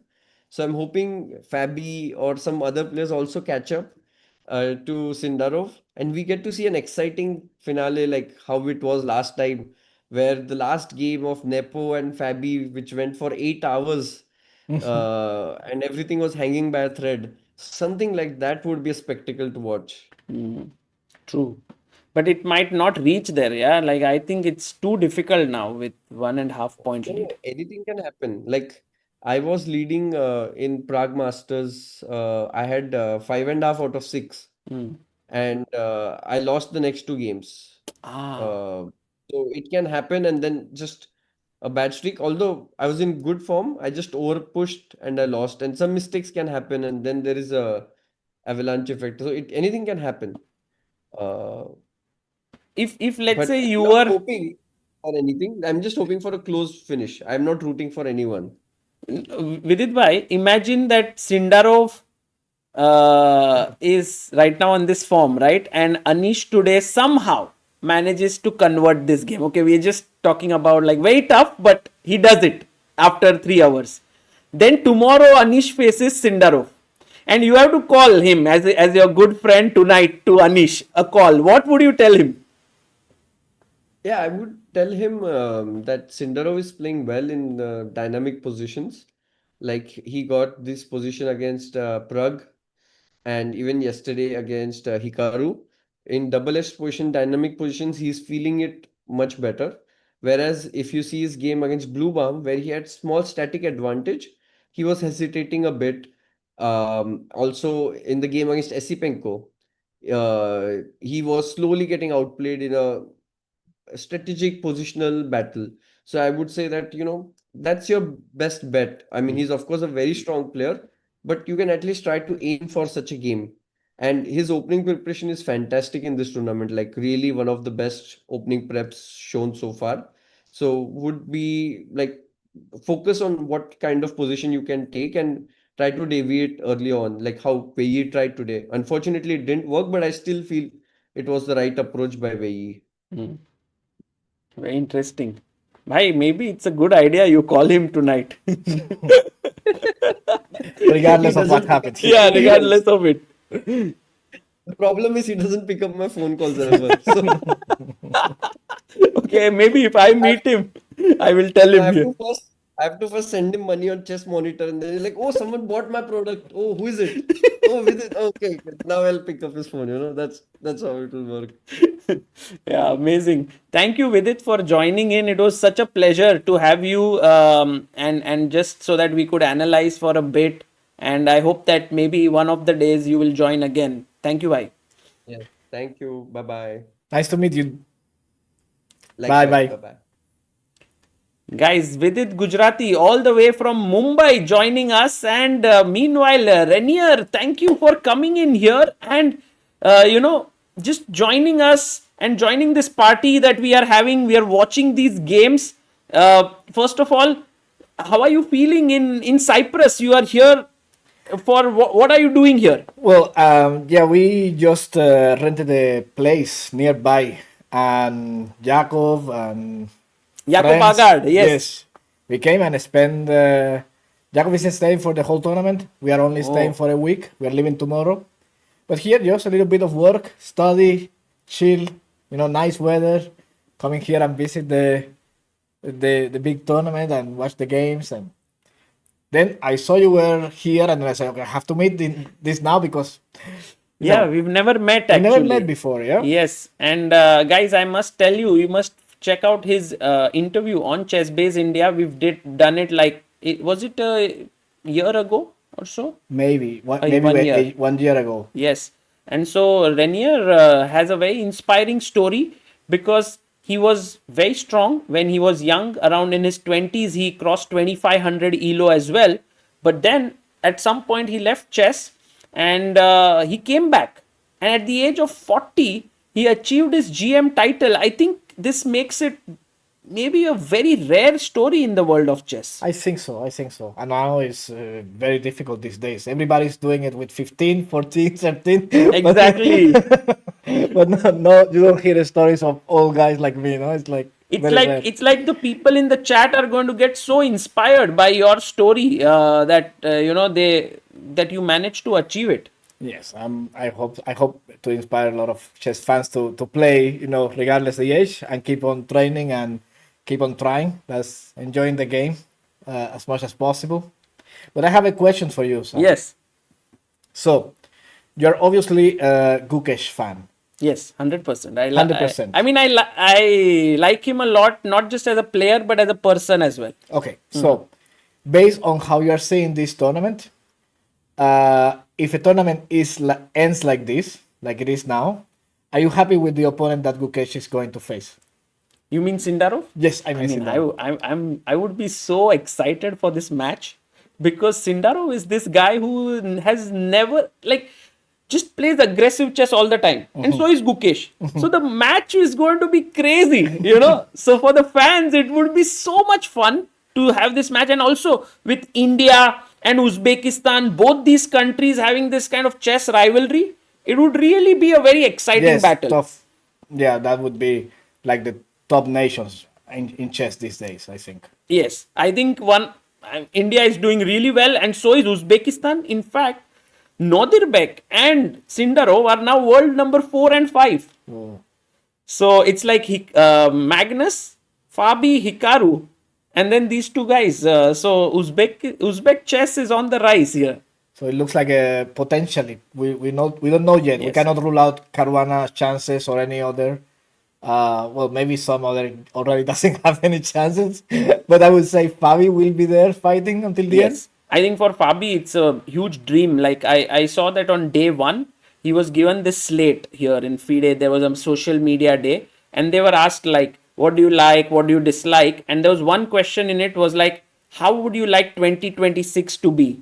And he said, I want to be the world champion. So like he feels it so much that he can even write it down. So He wants it. yeah, he wants it badly. He wants it badly. It's the only thing he has not achieved. True. He's a perfect player, and it's the only title he's missing. Yes. Yeah, it's like somehow there was Magnus throughout his career, and just when Magnus said like, okay, I'm now quitting, suddenly these youngsters came in, and Fabi is like, where's my chance? You know? Yes. But okay, we'll see how this tournament ends. I think that the best is yet to come. The second part should be huge with the nerves and everybody, everything counts. And I'm it's Sindarov's first candidates, no? So Yes. we don't know how he's going to react under pressure, and also we have to see one loss changes everything. True. One loss and things can change. As Vidit also said, he had a similar score in Prague, and then he lost 2 games and it turned around completely. But one thing that I see Sindarov working really well for him is his support team here. He has this guy, Madaminov, who is like super pumped up always as his second. Yes. Always like, ready to work, ready to be there all the time. And there's one more guy, which actually people are not aware of, who never comes in front of the camera and here, but he's here. His name is Roman Vidoniak. He's an IM. Have you heard of him? I've heard of him, yes. And he's training him here. He's super. I think he's the guy who's like the backbone of Sindarov's kind of camp, because he's the one who's, I think, strategizing many things. He's amazing. Yes. Probably top coach, I would say. No, that must be the person. Yes, he's worked with Fedosiev, he's worked Yeah. with Anish Giri, he's worked with Sindarov. So he's like this guy who's worked with top players, but in a very secretive manner, not publicly until now. So you have a great audience, and I want to say hi to everyone. Yes. I always watch your streams. Whenever there's a top tournament, I watch your streams. You there with Amruta, very fun to watch. It's like so nice. perfect. And also all the people that watch you and send your messages. I'm always big fan of the show. in Thank general. you. That's so kind of you, so nice of you. In fact, I'm sure people will have a lot of questions in their mind about chess improvement and so on. They can ask you, but there's one thing about you that I want to also mention. Just like how Amruta and me are like a chess couple, and we are all the time traveling and doing chess related things, you are also a chess couple. Yes, we are. Your wife is a chess player as well. Yes, she's So and she's here. Would you like to join and say hi? And we have Raluka here. Hi. Hello, everyone. Hi. And how strong are you, Raluka? Could you tell our chat you are a WIM? Yes. Wow. And right now, are you also into chess? What do you do? Well, I work with a lot of chess. I teach, and I work with the academy that you were a part of. Killer chess For a little training. while. Yes. Yeah, I haven't. you were I part of haven't the received academy. any homeworks from you. I haven't seen. I actually signed up after I did an interview with him, and I was like, okay, Yeah, I'll I do know. it. And then next day, a lot of work came to me, and I'm like, okay, this is not easy. How I did it. Yes, it's not easy at all. And I also play. I'm not playing so much lately because there isn't so much time. But yeah, I try to play as much as I can. Wow, that's amazing. And guys, can I ask you, like, how did both of you meet? Was it at a chess event? Yeah, of course. We Yeah? met at the tournament in Ibiza, and then we started continuously meeting chess tournaments until we became, boyfriend and girlfriend. Wow. Oh, okay. Sorry if I mentioned your boyfriend and girlfriend, better half. But this is amazing that chess has brought you two together, and you are just like living life through chess and Continuing, together. Yes, Yeah. Yeah, yes, yeah. absolutely. It's funny because I was actually working when I met Ranier. I wasn't making a living out of chess. I was working in a company, in a telecom company, for a few years I was doing fine, and then I think the next year I took like a year off or a few months off, right? Like unpaid vacation, and we traveled to a few tournaments. And I guess he kind of inspired that I didn't think it was possible to live only with chess, like just teaching and doing chess stuff. But then eventually I just gave up. I left work 1 year later, and that's it. And then chess became part Yeah, of the your main that's- main work. Yeah. That's so beautiful. And do you also play Renier now, or you are No, like all the I'm, time I'm, training? I'm all the time training, and we have we should probably mention we have a chess camp coming up in May. It's a training camp. It's going to be held in Almeria, Okay, where is Sou- it? In south which- of Spain. Oh, It has in a hotel by the beach, okay. good weather, all inclusive. The details can be found in killerchesstraining.com. Okay, guys, I have to tell you about Killer Chess Training a little bit more for all those who don't know. Killer Chess Training is this very wonderful site that actually helps you to improve at chess. But they have something very beautiful. Apart from the classes that they have regularly, there is something known as Killer Homework. So every week you have to do the homework, which is actually checked, and you are given feedback over there. So I have seen like a lot of youngsters in India as well improve with it. We know that We have a lot of this girl Arshia, who Arshia, became yeah. WIM, the first And title. FIDE master also. at the Yeah. same Oh, time, yeah. she's become a FIDE master as well. She was part of the Killer Chess Training, and she works on that homework and so on.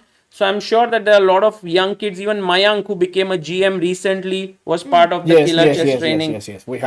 We have lots of them, and Archia is the most inspiring story in the academy. She's great. She works so hard, and she shows up. She's been for there every from the class. beginning, right? Yeah. I must say here, people in your audience, don't get nervous about Queen D8, because after Rook D8, then Rook takes D8, Black can play Queen G8, and there is no mate. And this is a winning So, endgame. Yeah, this is a winning endgame because we have extra pawns on both sides of the board. Even if it's double, it's still extra. So I think that the win is safe. So Divya should win this comfortably. Yes. What about Let's check Vaishali? Vaishali. I think I have been with Jacob making prediction videos every day. Yes, I saw it. I And- think on Instagram as And well. I'm, It's there. I'm thinking that I'm bringing bad luck to Vaishali because I've always been rooting for her. And then when you have to make a prediction, you say something opposite. No. Okay. I said that she's going to win. Ah, But today, I said, because I have said that she's going to win, I'm going to predict that she's going to lose. And now she's winning. did you say she's going to lose today? Yes. Can you do that for the rest of the tournament? I will. I promise I will. Because I was, from the beginning, I would say, okay, Vaishali, she's so nice. She plays so well. I'm a big fan. So I'm just going to go with her. But then the results didn't start so well. But now she's winning. It's a bit important win because there is the rest of the tournament, and still, unlike in the open section, I think that things are very close here. Very close. In fact, in the women's section, the leaders were at 3 points. Now that Anna Muzychuk won, she's actually moved to 4. So she's now the sole leader. But after that, everyone's on 3. Like they will all sort of huddle in on the 3-point mark. Anything can happen here. It's hard to call who is going to win this tournament. Yes. Well, I will not take more of your time. We had a great time. It was so nice to meet you. We're going to leave finally. I hope we meet again on the road somewhere. Yes, for sure. And I'm so glad that you guys came here, and just for a brief time. I would have loved to spend more time with you, but there's this stream going on, so I can't leave it. But It's fine. We it's totally understand. brilliant, and I'm also very inspired by both of you, because the way you guys have made chess into a living, the passion which you show for you to become a grandmaster, and I'm pretty sure that you had to give a lot of support for that, because I know that when I'm playing chess, Amruta is like all the time very worried. So she's thinking, absolutely. so it's brilliant what you guys are achieving, and thank you so much for coming. Thank you. Thank you. Guys, Thank you so much. I'm going to take a very short break here, and on the other side, we'll continue our coverage of this event. It's going to be Vaishali and Divya carrying on these games. So I'll be back in a minute.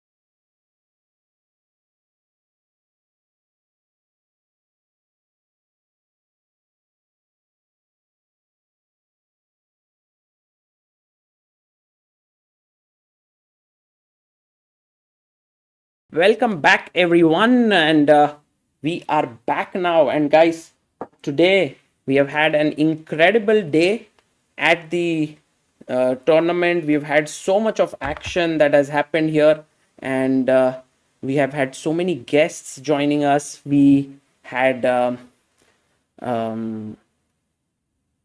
can't even remember all the people who came. We had Eric today. We have had Irene, we had Vidit Bhai, we had Renier and Raluga here. Raluka, I mean, it's insane to see all of the people who've come here. And we put a link of Vidit's channel here. Shrija, thank you for pinning it. And please do check out his recaps. And I must tell you guys that one of the things that we've been doing here is all of this is made possible, us being here, and many of the things thanks to FIDE. They've helped us a lot, but also to Lotus Chess. And Lotus Chess, they've made sure that we are here, and that's the reason why I want to give a big shout out to them. And I would highly urge you to download the app of Lotus Chess. It's something that's in the first link in the description, and it'll really help you to improve your chess. All the people who've downloaded it have found it useful until now. I've had very positive reviews, and I want to thank these two brothers who've made Lotus Chess possible. So a big shout out to them. You can improve your openings, middle games, end games, and a lot of things there on that app. Okay guys, coming back to the game, very interesting. Het Shah just comes into the chat and says, OMG, Sindarov won. Yes, Het Shah and everyone who's joining in, Javokhir Sindarov won his 5th game of the tournament. Can you believe it? Can you believe it?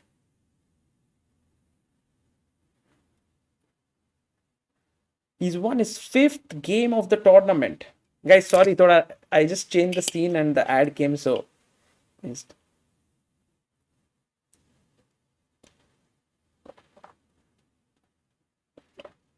killer chess training program link. Maybe some mod can put it in and I'll pin it for the time being. Sagar, did he win on prep or did Wei Yi blunder? Amit Rao, he didn't blunder. Wei Yi, he outplayed Wei Yi. I don't even think Wei Yi blundered, nor did Javokhir win on prep. But one game which was incredible was Vaishali versus Lagno. I think अच्छा दिमाग फट गया add के sound से sorry भाई sorry very sorry how will Fabi be thinking now seeing the win for candidates fade away? I don't know the only iris. I think he just shouldn't give up. He should keep trying, and today I don't see that Esipenko is going to give him any chance here. Even though Fabi is trying hard, it's not going his way. This is going to be a draw 100%. In fact, he should be very careful not to overpress and lose this, right? The B pawn is a bit dangerous. On the other hand, I personally think that Anish Giri is going to win this. Guys, trust in Anish.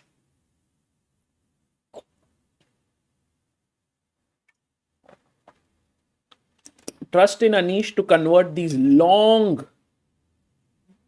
positions. Chetan says, Sagar, don't you think Sindarov gotta chill what? To make candidates more interesting. I think making the candidates more interesting is not on Sindarov's agenda. His agenda is clear. Win it, challenge Gukesh, get the world title. That's what he wants to do. And I think he's very much capable of doing that. That being said, I think World Championship will require a completely different mindset. But it'll be a very interesting match between Gukesh and Sindarov if it were to happen. We have a super chat here by the inquisitive doctor who says, advanced congratulations. Chalo, advance mein kar diya to Sindarov for winning the candidates, requesting Sagar to give more focus on women's section from now on. जहां result decided है वो देखने में क्या ही मजा. भाई एक बात बोल सकता हूँ inquisitive doctor. With 8 rounds to go, I know that it's very likely, like I would give 90% chance to Sindarov to win this event. But I also know that when the finish line comes closer, thoda bahut to tension sabko aata hai. Like everyone gets a bit stressed out. And I also think Sindarov may get those little bit of jitters, because it's like, he never, it's also happened very quickly for him like Gukesh, I think.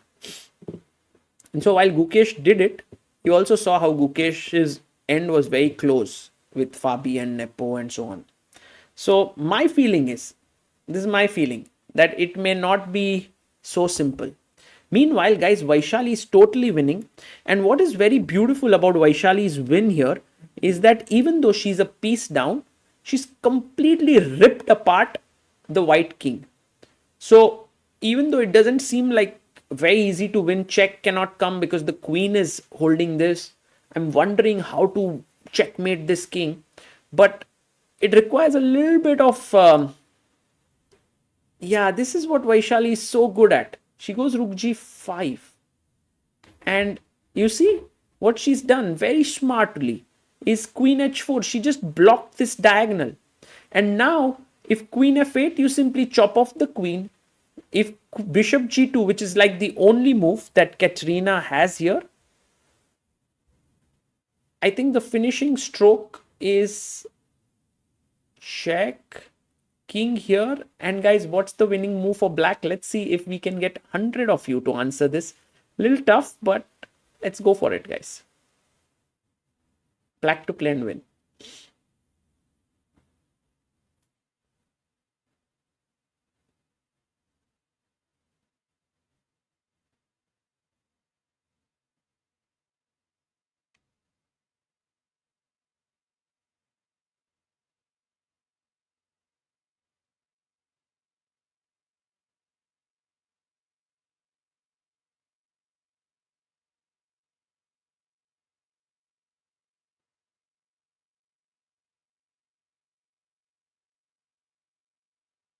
Yes, the rook has to be sacrificed, and we have how many people who have answered this?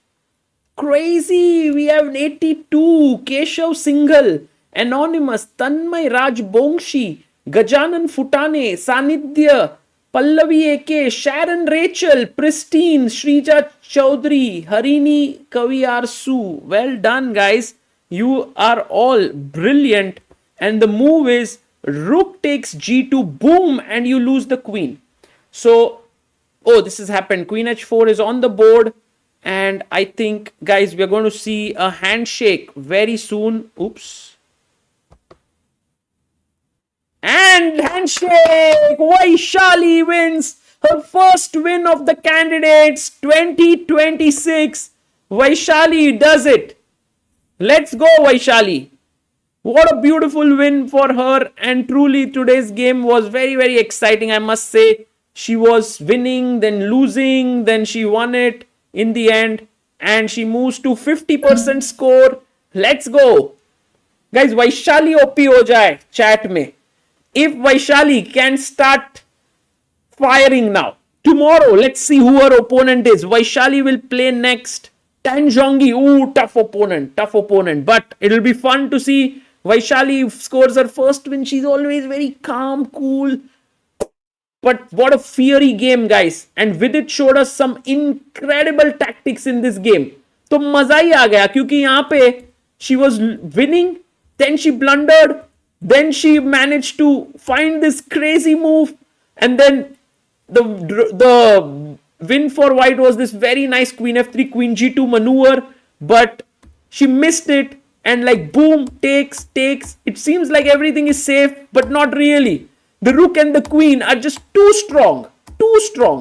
One check, two checks, and now just boom, queen is lost. Vaishali wins, and let's go Divya Deshmukh. Now, can she also score a win? Of course she's going to win this. Divya Deshmukh looking set to score her first win also of this candidates. She will also move to 3 out of 6.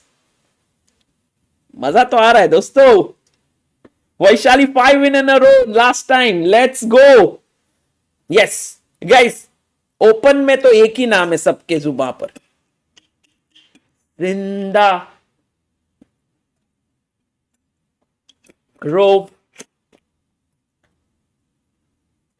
I filled AICF registration to play first tournament in Dehradun. At last, I want to say thanks to build my interest in chess. Let's go, Varun Sachdev. All the best for your tournament.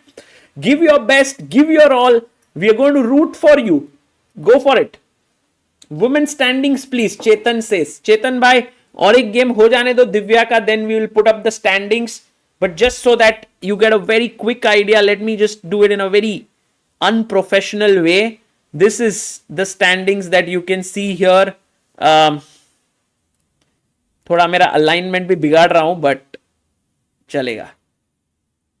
So that you guys get an idea of what's happening here. You can see Anna Muzychuk is in the lead, and Vaishali has moved to second position, but she is with Goryachkina, Lagno, Jiner, and now Divya as well.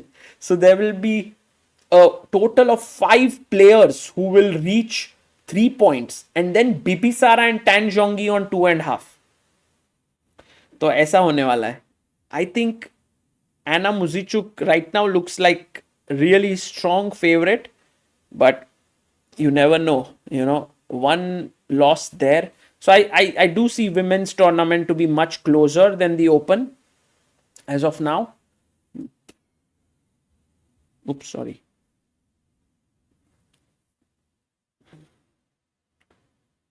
Adjusting the board. Yep. Yeah, Tan Zhongyi also on 3 points. True. Levy title incoming. He's the chosen one. True. Lamin Yami says, Yamin Lemon, can you recommend good coach in Pune for my child? You can just write to us at contact@chessbase.in, and I will we'll send you some details, and then maybe it can work out. Uh, Anish advantage. Let's go. Anish bhai. Okay, first I just want to clarify how Divya will win this game. So, firstly, she's threatening to take this pawn on g3. She could also potentially push the pawn to h3. Many possibilities here in this position.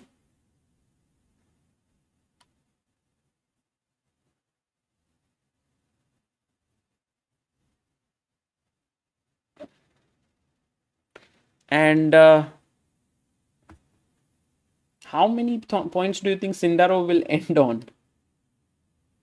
सागर भाई एक बार फिर से गो गो गो गुकी हो जाए. अरे हाँ करते हैं भाई. I think Sindarov might just score if you even take all draws 4 points. He will end up with 9.5, which is actually equal to what Nepo did when he crushed through the field during the 2022 candidates tournament. Why is men's tournament called open and not men's like women's, says Pramit? Pramit, because women can actually technically play in the like qualify in the open, so that's why they've kept it open. Ooh, Bibisara tries to enter in here. She has some ideas of taking this pawn on f7, but I think Divya will just how to finish it off. Maybe this is a very cute move, queen f4, because then you open up the queen and you threaten here, and let's say rook d3, check, queen e5 also hanging. This is looking good. Just little bit of care, Sagar bhai, this reminds me of Bobby Fischer demolition of 1971 candidates. Yes, actually it was like these tournaments matches that Bobby Fischer had. He in the quarterfinals or maybe before pre-quarterfinals, he played with Larson. He beat him 6-0. Then he played Taimanov. He beat him 6-0. And then he played Petrosian. He beat him 4.5, 1.5. And then eventually he faced Spassky. By the way, you can see Divya looking a bit tensed there. I think Divya should just calm herself down. She has plenty of time on the clock as well. So everything is just fine for her. She's just calculating and it's just like, okay. I mean, I have one worry here, like the only Iris, because let's imagine if you do take this way, you should win. But now you have to be careful of all these mating ideas. But just think about it, h3. Even queen f7. And I believe h2 should do the job as well. Look at this. Check, I come back. There's nothing. In fact, even if you give this check and queen g8 and f7, where you are so close, I just give a check. And she found queen f4. Let's go, Divya. And wins Divya Deshmukh. Let's go. Divya Deshmukh wins her game against Bibisara Asaubayeva, scoring her first win today. तो क्या ही दिन है दोस्तों आज Indian chess के लिए. We have had 2.5 out of 3 in today's round, with Vaishali winning, Divya winning, and Praggnanandhaa drawing against Hikaru Nakamura with black pieces. A very successful day, you can say. Yeah. I mean, I know that Sindarov winning is just taking over every possible news out there, but still, this is, I think, a big news today. Divya wins and Vaishali wins, and they are now both tied on joint second position. Tomorrow, Divya will face Katrina Lagno. Oh, and Katrina Lagno is very, you can say a player who's not super stable. By the way, Fabi drew, so that means Sindarov's lead has increased to 1.5 points now in this candidates. I don't know if I would bet my house on Anish winning this. But I do feel he has a huge chance of winning this. I don't know why. I just feel these are the types of position Anish likes to play. Try to get Divya's interview. Yes, Amruta's there. I should ask Amruta if she needs any help because she's all alone taking care of everything there. And do you need me there?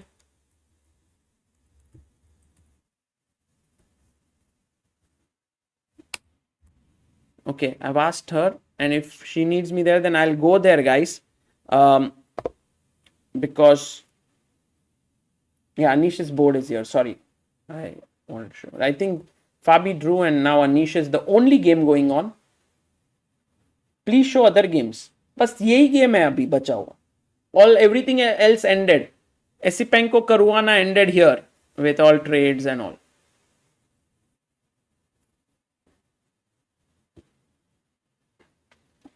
Can Amruta beat you in chess? Sometimes she can. She's a good player. But we don't play too much these days.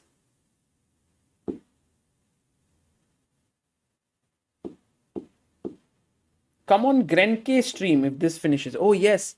Guys, Grenke stream, if you guys can also just go and later on after this, be there. It would be amazing. Is there any meetup event of yours in India? Varun says. Varun bhai, mostly क्या करते हैं हम? We try to cover tournaments in India, like a big event. For example, now, let's say Chennai GM is one big event, and then there will be some other ones.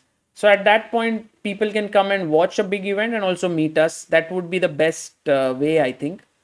Apart from that, I regularly come to Phoenix Market City in Mumbai to play, and also in Temple of Chess. So these are the two places where where you can meet me. But we are also traveling a lot to different tournaments. So that's the thing.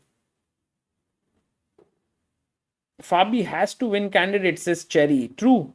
Do a meetup in Delhi, please. In fact, this month, I could be coming to Delhi later on in this month. So if I am coming, I would definitely drop by to this very nice place that that has been built. It's called Cut Coffee Paste. Or it's called Espresso Chess Defense Club, run by our good friend Harsh, and I think we will do some kind of a meetup there. So if you guys are there in Delhi, please do come. Maybe we'll also ask Tanya to join, and then you guys can meet her as well. Cut Coffee Paste, right? This would be maybe towards the... Yeah, I think it's in Gurgaon, if I'm not mistaken. It's a little far. True. Sagar, are you planning to do GM? I'm not sure, but I'm going to play a tournament this year. I'm going to play at this Naroditsky's Creator Invitational tournament. And that's going to be a very, very big opportunity for me to play chess after a long time. I think I'll have to train for it a bit. It's in July, so I will train for it. And I mean, the great personality that Danya was, when I was asked like if you would like to play, I agreed to it immediately. Yes, Anmol Bhargav in the chat, near Dronacharya metro station. Yes, Anmol bhai, aap bhi aana hai. By Levy can become GM or what? I think in general, guys, becoming a GM is more about devoting your time and energy to it. I don't think it's impossible for anyone like Levy, myself, or any other IM to become a GM. The only thing is that they have built a life where they are doing other things apart from chess, and that often takes away their time and energy. And when you want to achieve something that is not easy, like imagine like JEE, for example, you're trying to clear JEE, or UPSC exams or CA exams or something. You want to do it dedicatedly. You want to give all your time to it. So I think that's the main reason. That nothing apart from that. I think if you have to take care of streaming, you have to take care of making videos, you have to take care of your family, you have to make sure that to make the ends meet, it becomes tough. That's what I feel. Yes, invite Goofy Gen Chess on your streams. I will do that. For sure, I will do that. Sagar bhai, will you come to Bangalore? You know, Bangalore is one of our favorite cities in India. Not only because of how the city is, but because of the people there. We have incredible friends in Bangalore. We have Shikhar and Charmi who live there. They are our two of our best friends. We have Ashwin and Aruna who live there, and their wonderful daughter Anjana. So these people, whenever I go to Bangalore for, let's say, the Westbridge Anand Chess Academy meetups and so on, it's a sheer joy to be there in these events. So I'm actually, it's one of our favorite cities.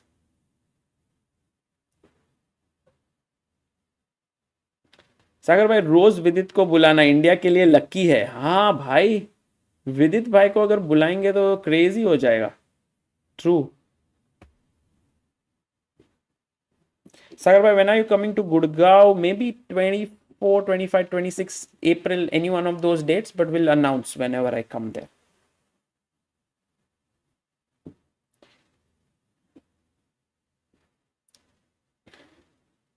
Sagar bhai, during a PogChamp stream, mentioned if Samay wins, he will work on being a GM.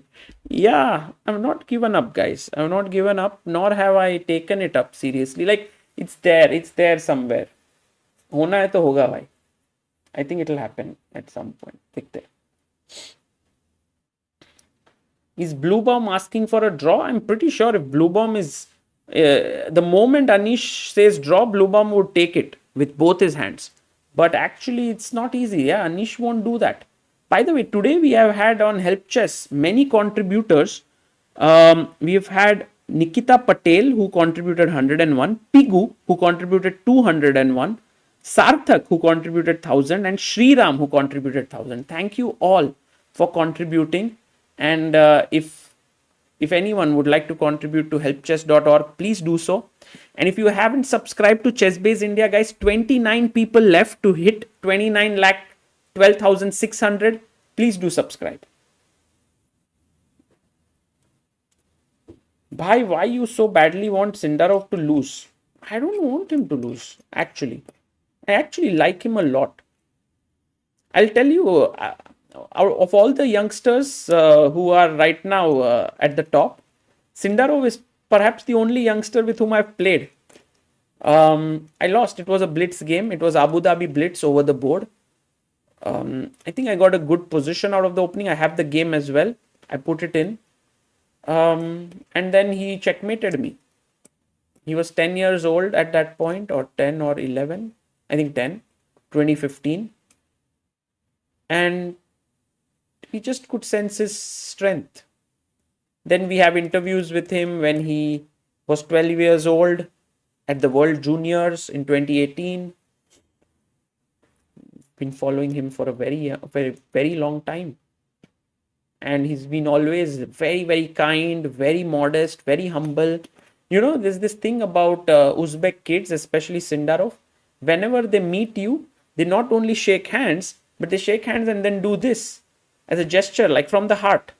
You know, like just showing that, okay, it means a lot to meet you. And I like it. In fact, I learned it from them many times. I do this. Like when I meet people, I'm like, thank you so much.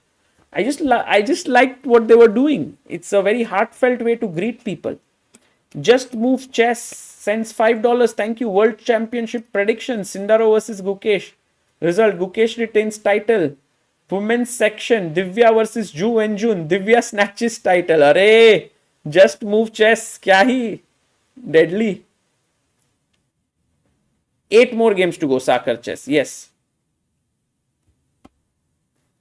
Suchit says, Sagar bhai, don't you do events in Pune? Bhai, in Pune, Balraj bhai is planning to start a chess club in his habitat club there, and that is where you can I'm pretty sure it will become a very nice hub for chess in Pune. We did the Superheroes Cup recently there. It was beautiful, and I just feel Balraj Bhai has this amazing mindset to build up a place like he's done in Mumbai and so on. So could be a wonderful place for chess.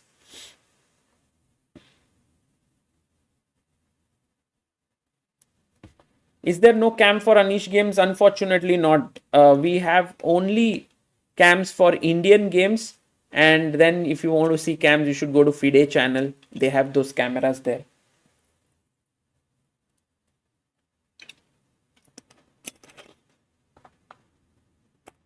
Compared to the venue here, last candidates in Toronto, Canada look so poor. No, I think it's a different vibe in Canada. It was beautiful in the sense that it was right into the heart of the city, Toronto. A lot of people could come there. I found that place to be with a lot of life, actually. I do get it that this is incredibly spacious, beautiful, right into the nature and so on. But I think every place has its upsides. Anish bhi to Indian hi hai. Yeah, that's why I would love to continue streaming this game till the end. I'm not going to end it. I would love if Anish wins today. And then he faces Sindarov tomorrow. I mean, that would be big. I think a win for Anish today and then facing Sindarov would be much different from a draw for Anish today.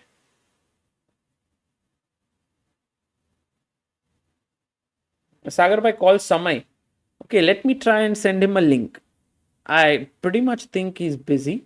He's usually very busy. But I'll send him a link and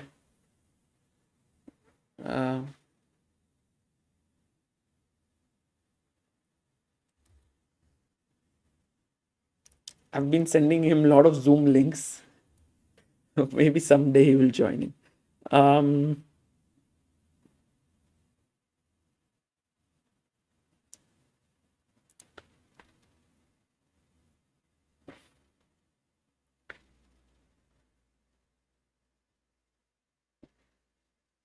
And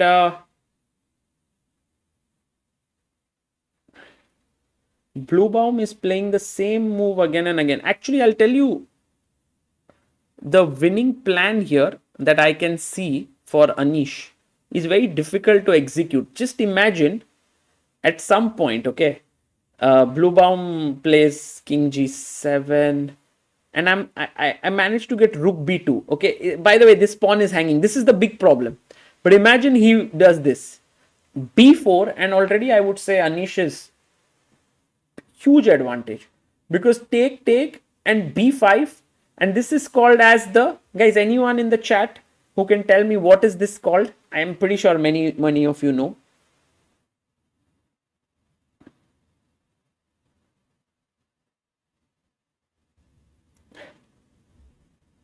Not pawn break, not break, not Kalabash structure, Karlsbad, right? You're right, Karlsbad. That's very good. Yes, minority attack. Exactly. This is known as a minority attack. And because one pawn attacks this entire chain. And when you play this, if you take, these pawns become weak. Otherwise, if I take, then the C6 pawn becomes weak. So it creates weaknesses.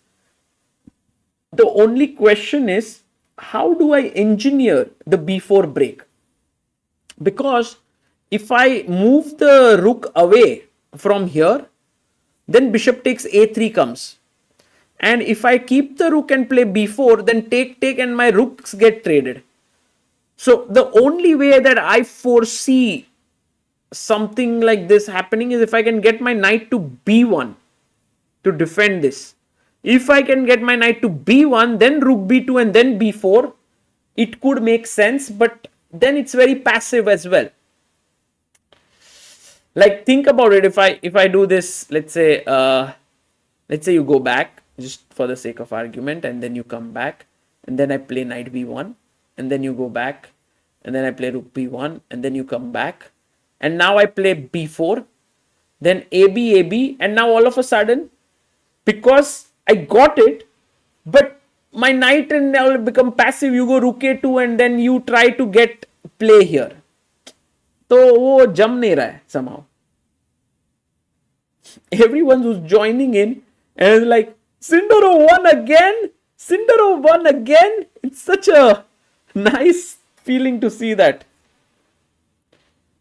सागर भाई प्रग का क्यों ऐसे हो रहा है? I don't know. Like in general, if imagine that Sindarov was playing normally here, not 5 wins, but say +2 score. +2 is after 6 rounds is 4 points. That's the score Fabi is on, right? Then Pragg is doing okay. Yeah, he's on 3 points. He's 1 point behind the leader. It's what the women's tournament is, where Anna Muzychuk is on 4. सागर भाई तान और गोरियाचकिना के match में क्या हुआ? Draw हो गया भाई. गोरियाचकिना ने 6 में से 6 ड्रॉ कर दिए. She is drawn all. अरे भाई आप लोग जो जिनको भी मैं क्यूट दिखता हूं भाई, सॉरी. सागर भाई, can Pragg win candidates? He needs to play completely out of his skin, and Sindarov has to falter really bad in order for Pragg to win, because 2.5 points deficit is a huge one.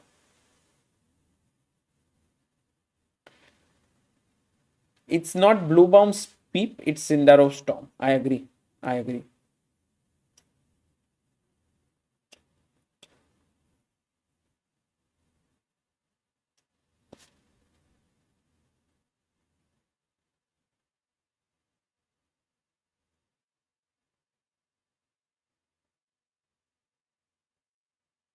I think our ChessBase.in website was down today. I don't know if it is working now. It's still down. Wow. It's a lot of time to be down. Yeah, it's been almost 4 hours. I don't know what happened.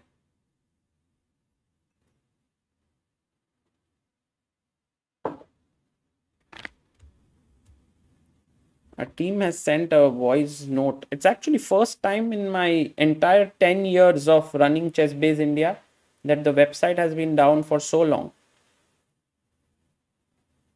Why is it down? I don't know, Rakshit Bhai.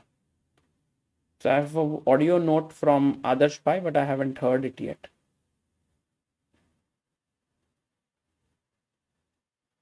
Srinand says, Sagar, how to recover from losses? I just had a couple of losses and lost a lot of ELO.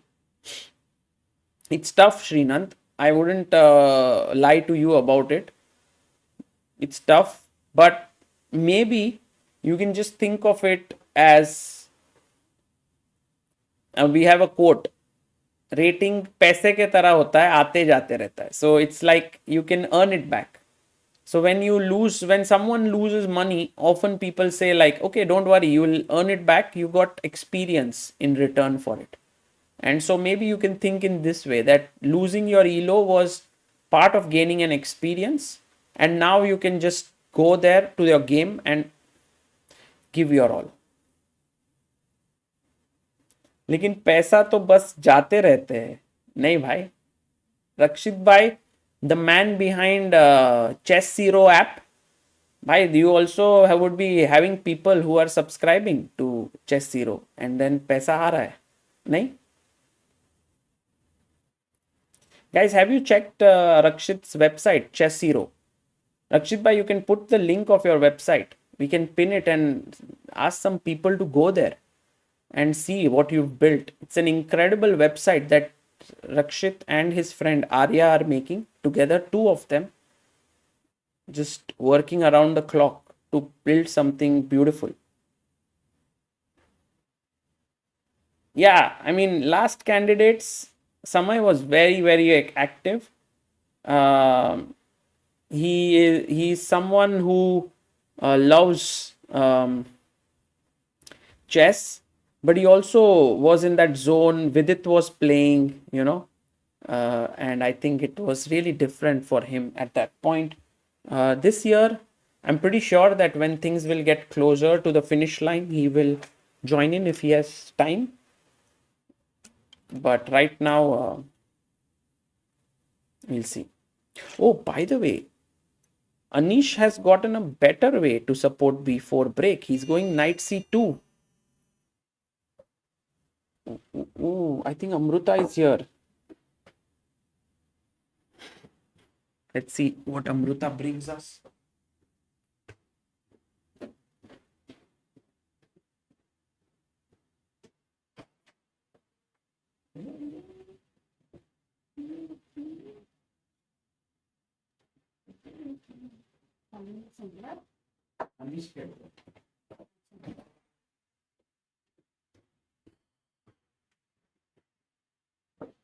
Amruta is here, guys.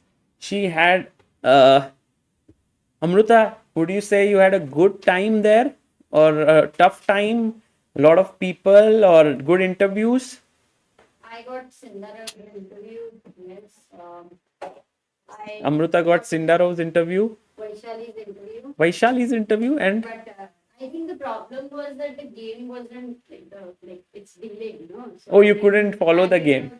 There was a very crazy moment in the game. And that was right. Divya said no. Divya said no for an interview Yeah. after the tournament, maybe. And something interesting happened in her game also. By the way. Are you aware? There was a threefold repetition, and Bibisara didn't claim it. In fact, we were live watching it, and Vidit was there, and Vidit said that Bibisara would regret not claiming it. Yes. And then everyone, Sindarov went to the fan zone, gave all autographs. Sindarov went to the fan zone and gave autographs to everyone. Everyone. Wow. And then Vaishali did some, Divya did some, Wow. and then they have a press conference. Nice. Amruta OP chal raha hai, guys. Amruta is great. She's not only commentating, she runs there, she does, she shoots, she takes interviews, and I think she'll continue doing that for another 2-3 days.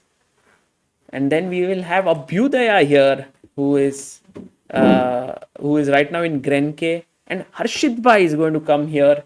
So we will have like a very exciting panel of commentary as well. Hate says I prefer black here. The bishop is dangerous. It could go in that direction. By the way, guys, remember I was telling you that b4 is a ultimate idea for white. So Anish has somehow managed to put his pieces to play b4, but I doubt if he will execute it soon. Like let's say for example you go king g6, b4, ab, and then suddenly rook comes in. So it's the timing that is very important, like rook b3, knight d2. So you're not getting this. Harshit bhai aa rahe. Yes, he will come from Grenke. He will fly down on the 8th here. So from 9th to 4th, last 5 rounds, we will have Harshit and Abhyudaya here.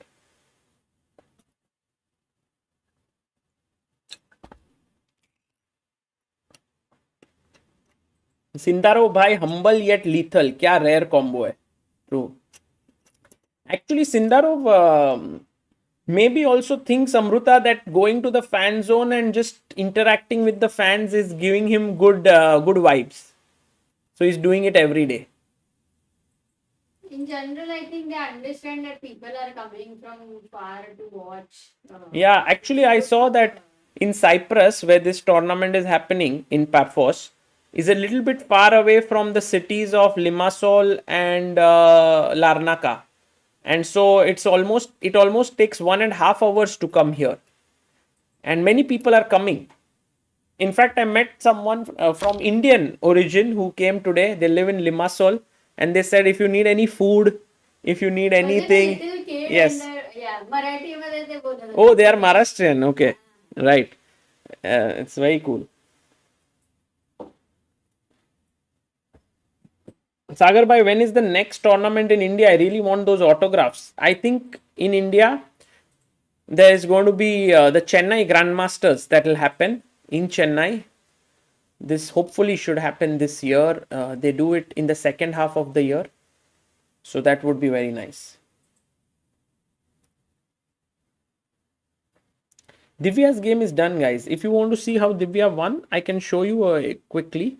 So Divya played d4, d5, c4, e6, and knight d7. She played the Cambridge Springs. And I'm actually amazed that she managed to create so many problems for Bibisara. Bibisara traded here c4, knight f8. It's a very double-edged position because these pawns can become both a strength and weakness here. So rook e7. And now h6. So here Bibisara was doing well. Divya took a bold decision to take the pawn. And maybe here knight g4, trying to win material, would have been nicer. And this is where the threefold repetition happened. They repeated 3 times and Divya changed the move. And so that is where I think Divya's fighting spirit came into help. And then here Bibisara made a small error. Sorry, queen g5, queen d3. This was the first mistake. She could have played queen c3 and then the position was still complex. But when queen d3, rook c6, giving up that pawn, f6, but missing this move, rook c8 and king h8. I think these two sequence she missed. And then it was just over. Oh no, queen f4, she just resigned after that. Yeah, this never happened. Okay, Anish comes back with his king to f1. Sagar bhai, please cover Menorca Open. Yes, we will. We are having our team member go there. His name is Saji. He has often covered for us in Europe at a short notice because we got to know about Menorca just few days ago. And Saji lives in Germany, so he said he will do it. So he'll be going there. So we'll have a tournament where Nihal, Gukesh and Hari, 3 are playing. So we'll cover it.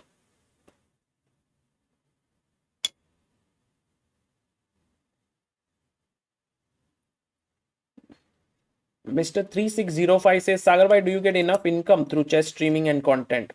Yes, we are pretty blessed in that sense that YouTube has been very kind to us. In general, we never thought this would be something that would help power chess.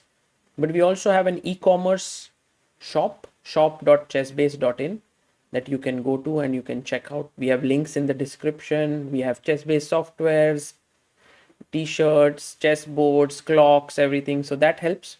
There's enough for the need. Yeah, as Amruta says, there's enough for need, not enough for the greed. That's true for everything in life. I am Akshrax. I'm not the owner of ChessBase. We are actually Amruta and we founded ChessBase India. ChessBase is a company that's in Germany that is 40 years old. So they are the ones who started ChessBase in 1985. Frederick Friedel and Matthias Weber. They are the OGs. And then in 2015, Amruta and I went to Germany and said like, hey, in India, we want to start something. And we started ChessBase India, which has, which thanks to them, gave us initial support in the sense that we could sell ChessBase softwares and sustain our company. But then we've done so many things that are totally different from what they have done. The idea was always to support Indian chess, to power the chess ecosystem and so on. So we've been very, very blessed to have their support always. Sagar, your thoughts on Pragg underperforming after first win against Anish? He has to switch on beast mode now to catch up. Yes, I think maybe Pragg is not underperforming. It's just that Sindarov is overperforming and putting a lot of pressure. That being said, I think Pragg losing to Sindarov was a bit painful. Now that we look at it, at that point it seemed like, okay, Pragg lost, that's okay, Sindarov won, it was a good game, but I think that really started the gap, right? Because both of them were on 1.5 out of 2 at that time. So maybe Pragg did not recover after that. After that loss, he has a draw against Esipenko, and then he drew against today Hikaru. Maybe he needs to, I don't know. I think he needs to somehow score a win, and tomorrow is Fabi for him. Fabi is not an easy opponent. That's why it feels like the candidates is such a tough tournament, right? Every round you meet strong players. And for the one who's not in flow, it seems like win किसके साथ करे? Esipenko के साथ, वो भी तो अच्छा खेल रहा है. Bluebaum के साथ, वो भी तो solid है. But for one who's in form, like Sindarov, he's like, oh, Wei Yi, हराता हूँ. Fabi, हराता हूँ. Nakamura, हराता हूँ. You know, like, he flows through, like, his form is like this knife, hot knife through butter. He just goes through. While for Pragg, it's more like the butter is cold and he's not able to get in. B4 is of course what Anish wants to do, but he realizes कि B4 के बाद कभी कभी जो चीज में जो life में जो चीज चाहिए can be dangerous. So he's waiting now. Again, but how much can you wait, right? Sagar, I have a tricky question for you. Let's say if Anna wins, do you think she would share at least 5% of her winning amount with Humpy? I don't think so. Sindarov is an amazing talent, isn't he? Clash Royale says. Coming into your first candidates tournaments, dominating every game you play, definitely a future world champion. I agree with you. I mean, I cannot disagree with what you are saying. That being said, Sindarov somehow has risen to the top so rapidly that people are still adjusting to him.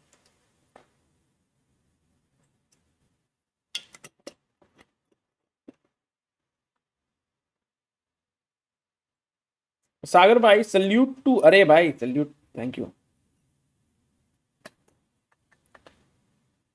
Sagar bhai, any scope for new chess streamers? I think there wouldn't be anyone great to answer this other than you. I think there are many new streamers who are doing beautifully. For example, there is Sadistic Tushi. I've seen him grow.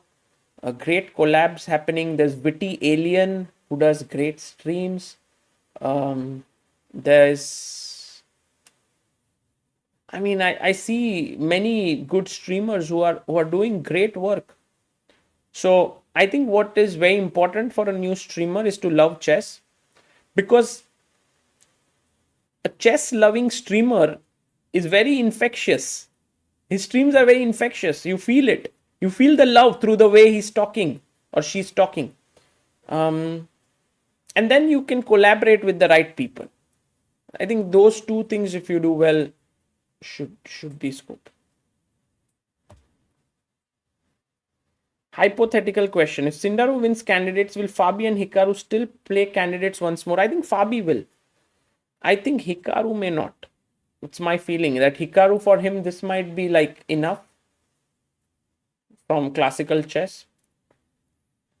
Because he already said that in Norway chess last year that he will stop playing classical chess.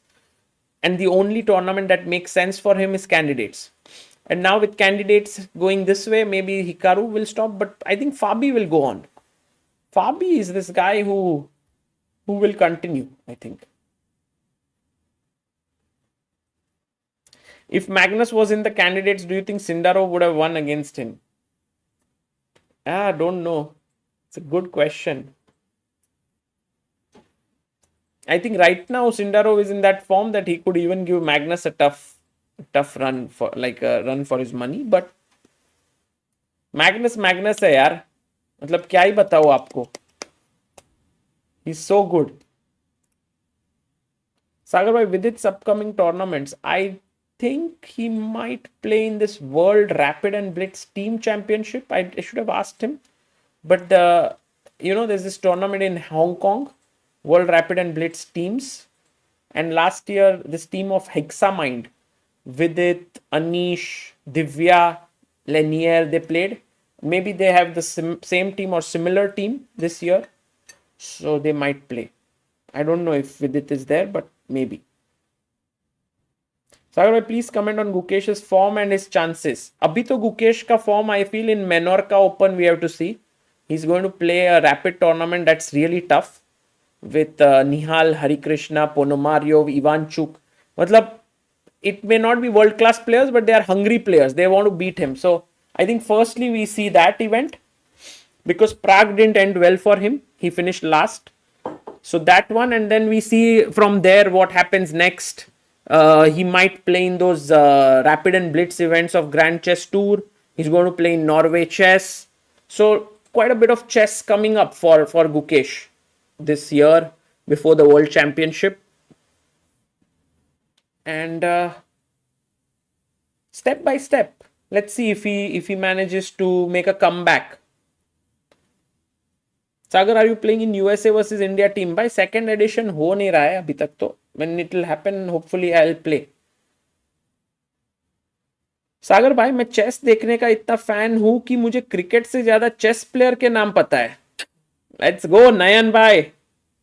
Sagar bhai, you and Amruta should try opening a second channel as well for your content. We have actually several contents. We have one is ChessBase India Games channel, which is slowly growing. We have ChessBase India Interviews channel. In fact, I should put the ChessBase India Interviews channel here. I've never promoted it on stream. So let's see if we can. There are good interviews that we've putting. Many times what happens is I put the interviews behind a game on our main channel. So those standalone videos, just so that they don't become too like double. So we put it on the ChessBase India Interviews channel. So it's a nice channel, I think. And then we have ChessBase India Clips channel. We have ChessBase India Regional channel. Oh, we have ChessBase India Hindi channel, actually. I should tell you guys that Hindi channel is closing in on 200,000 subscribers. Niklesh bhai has done an incredible job there, so you can check it out. If any of you have some time, please do check. If you follow content in Hindi, you can follow Niklesh bhai. Sagar, how did you switch careers from CA to chess? I didn't switch actually. I was studying and I was also playing chess. So I didn't have to switch. I didn't work as a CA. Sagar, I remember I used to watch your stream before 2 years at the same time during candidates, and after 2 years now nostalgia. Akshrax, thank you. Chess with Akim is also good chess. Yeah, Chess with Akim. I've seen his content as well. Very nice. Very nice. Lively, loves chess. As I said, if you have that energy, the liveliness, and you love chess, it's a killer combo. People will sooner or later like you. Like, for example, this witty alien. He likes playing chess. He's lively. He then sacrifices material. I mean, for viewers, what more do you want? Sagar, I heard that your lecture was very good. The kids enjoyed it, and they are planning to maybe have one more. Ah, really? Amruta says that the kids enjoyed my lecture today from 5 to 6 p.m. and they are planning to have one more lecture. I would like to do it. I really like to teach chess. I like to show chess and to make it exciting. So I could potentially do it. What I did was I used positions from Chess Ranga, and they were good positions actually. They are all sorted and selected by me over a year now almost. There are 500 positions there on chessranga.com/tactics. So they enjoyed solving it. In fact, one position I gave and Ivan Cheparinov came and he was also solving. It was nice. Actually, Pragg had come over there. It's like he just missed it. They said it would be very nice. Like same time Pragg. Yeah, if Pragg was there, if he could have solved one, would have been nice. Win7884 says Win says exactly what I was thinking. He says how I wish Javokhir was invited to Norway Chess. Yeah, Imagine a field where Gukesh, Magnus, Sindarov would be so nice with Kaimer, Nodirbek, maybe Arjun. But this year, I think we have Pragg and Gukesh both playing. So this is going to be epic.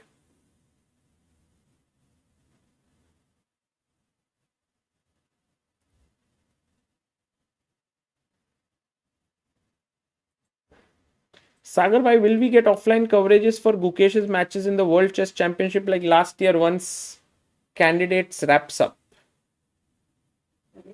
Offline coverage for Gukesh's matches.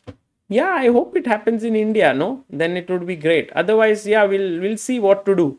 It all depends on many factors. Like we never thought we would be in Cyprus for covering this event. It all happens on the go. Many factors, many things. Whether we can bring up the funds, whether we have the capability. There are too many factors. So we'll try our best. Priyankit Singh, thank you so much for your super chat. Sagar bhai, how these youngsters like Sindarov are playing so well in their first candidates and the experienced trio of Hikaru, Fabi, Giri fighting for life. Does experience not help in candidates? What a nice question, Priyankit.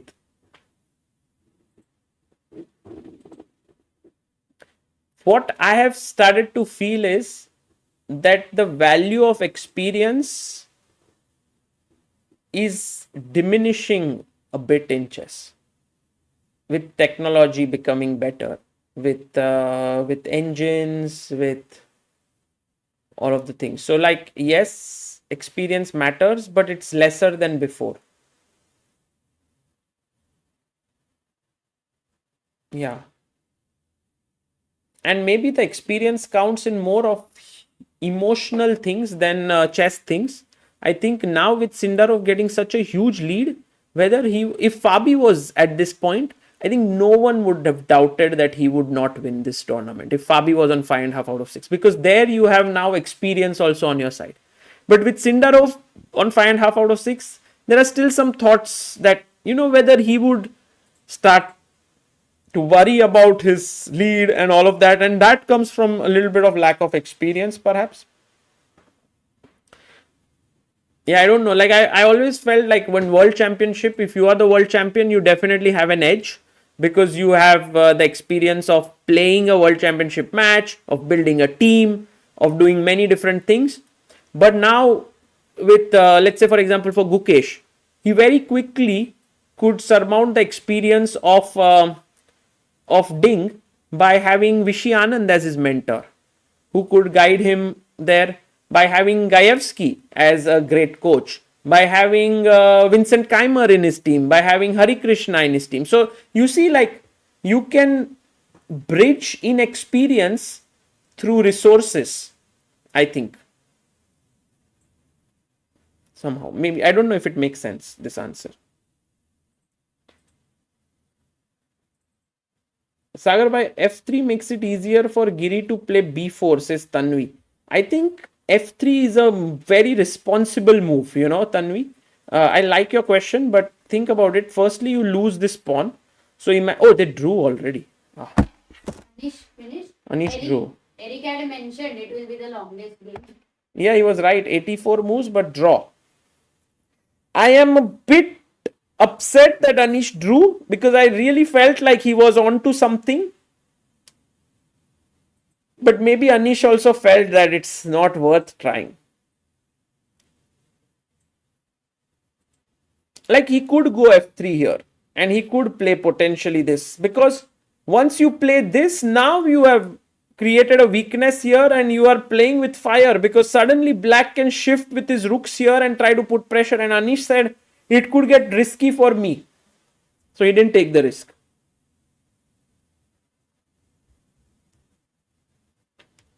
Okay, guys, I think it's time for us to call it a night. Sagar bhai, I haven't seen Wenjun in any tournament. I think she will play. Once you are the world champion, you have to also think about the world championship, right? So she will play that. And Amruta is here. Hello, Amruta. Maybe a final goodbye. Arey wah wah wah, kya baat. With the accreditation of media pass of candidates. कैसा रहा? We have 1000 people. Grenke नहीं है क्या अभी? I think Grenke is going on. Guys, should we raid Grenke? Oh, epic. And then we end the stream. But before that, let me just give a big shout out to our sponsors, to the people who've supported us, to Lotus Chess founders, Lotus Chess. Check out the first link in the description. An amazing app to improve your chess. Yes. Very well And made. also check out our products. The second link where you have 20% off on ChessBase products, on books. Now we have introduced books as well. So you can, and some merch. So these are a couple of offers that are there. And there's also Caruana course, Amruta, from scratch for just rupees 36. If any of you haven't bought it yet, I'll put the link here. Get this course. I think it's a good course to improve your Caruana. So I will put that in the description, or someone can just spam the link. I'll also add it here. Nice. It's there. Caruana rupees 36 on Chess Ranga. It's in the description, so check it out there. And और क्या है? Yeah, we have some standings and all that we'll put up. But Amruta, have you already sent the material to our team? Yeah, just Incredible team. because we got 2 press conferences of Vaishali's game, then Divya's game, then Sindarov. Like I missed first 2-3 moves though, but in general later Madamenov had come, and I think these are nice. Wei Yi also had joined the press conference. तो बहुत सही था. Fan zone बहुत सही है. The way FIDE has also organized it, like इतना fast. मतलब to be honest, let's say in 10 minutes the number of people who get the autographs and selfies is way too high because of like epic management. I must say, a lot of things to learn. Otherwise the same thing would take like half an hour if you're not careful. So that one was very impressive. And मस्त था. सब कुछ बहुत सही चल रहा है. Chat. Yes, the team is working day and night. यहाँ पे you see the overlays and the whole thing which is created by Anmol Bhai, thumbnails, he updates. Himang Bhai, who is always in the chat, who is always very good at giving ratings, different type of ratings. He edits immediately. वो जो मस्त story line जो देखते हो आप immediately, like as the game has ended every day. ऐसे peak story line कि how Sindarov comes in, he walks, then he goes to the board, फिर वो जीतता है, then press conference, interview, like the whole thing he edits and puts it out. Then we have also Tushar, who is working, Ravindraji, who is cutting the games, Neeraj on ChessBase India clips. Guys, I don't know how many of you are following the clips, but maybe we will bring the recap of the day once for interviews, and by interviews channel. We should get this, no, Amruta? Don Shah should come somehow with Sindarov just overperforming. Do you think clips channel में वो interest रहेगा? I don't know. I don't know. We have to ask if Don Shah is free. If he's coming to Cyprus somehow, would be nice. Yeah, Team CBI OP. Yes, there are so many people. I mean, I will even forget people who are in the team, people who are not in the team also. That way, in general, who are helping us. Also, moderators over here. Also, you guys who are watching the stream, that helps a lot for us. A chess ranga link not working. हाँ वही मैं देख रहा 404 को तुमने वो कैसे दे दिया? हाँ, exactly. I don't know. क्या हो गया?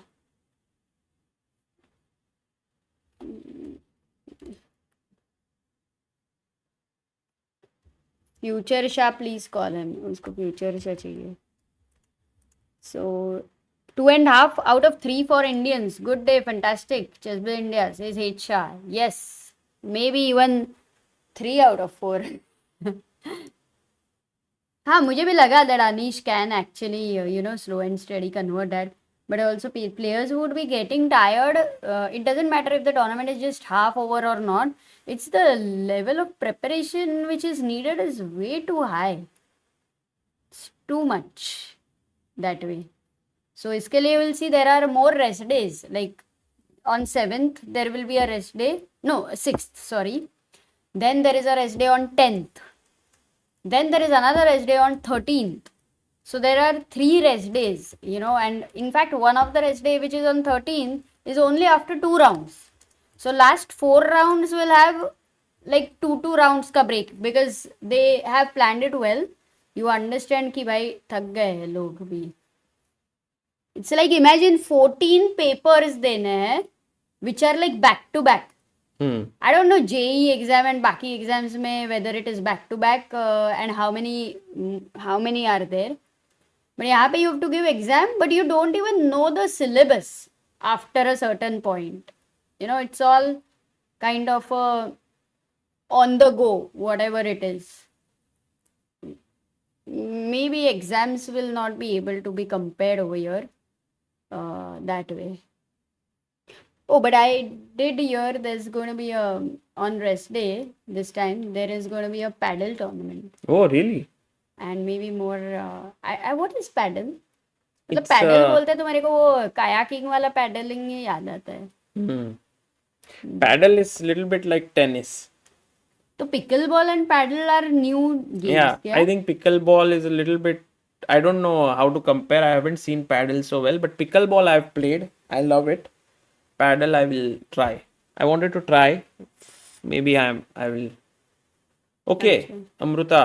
Should we end because we have a lot to do? Yes, we have to cover. go and do recap and everything. Guys, Recap, all the questions everything. you have, come tomorrow. We have a lot of time during the thing. We can talk. बहुत बातें करेंगे, मजा करेंगे. But grand के open भी follow करना. हर्षित, Saumya, and Magnus Carlsen, and of course we have Leon, we have Nihal. तो Yeah, also तक तो today. बहुत भूख लगी है सागर. Amruta, बहुत Magnus भूख लगी है lost मुझे. today in Grenke. Oh, so Yeah. 9 out of 9 is gone. With whom did he lose? Amin Tabatabai. Oh, Tabatabai can definitely like freestyle. हाँ, so जैसा वो Magnus feeling may he not देता है. win this tournament because it's such a big tournament. There are so many players that now Magnus may not get the chance to win it, even though he might score 8 out of 9. So No, that's but maybe 8.5 be if somebody can do it or not, we don't know, na? yeah. What a decisive round today for women's section, guys. This creative Oh. thanks to FIDE. Is it true? Please meet Antonio Agardmatter. He's coming to Cyprus to promote Lotus Chess. Yes, he's going to come. He's going to that meet would us. be awesome. We tomorrow. will have him in commentary if he is. No, but he will be busy during that time, generally. No, Agad Mathur said he'll come and meet us. Lovely. Yeah, I've been in touch with him. So, by the way, Anna Muzychuk won today. Vaishali won. Divya won. Draw with Goryachkina and Zhongyi. And here we have Fabi draw with Esipenko. Nakamura draw with Pragg. Giri draw with Bluebaum and Sindarov winning. Magnus didn't lose. It was draw. Oh, really?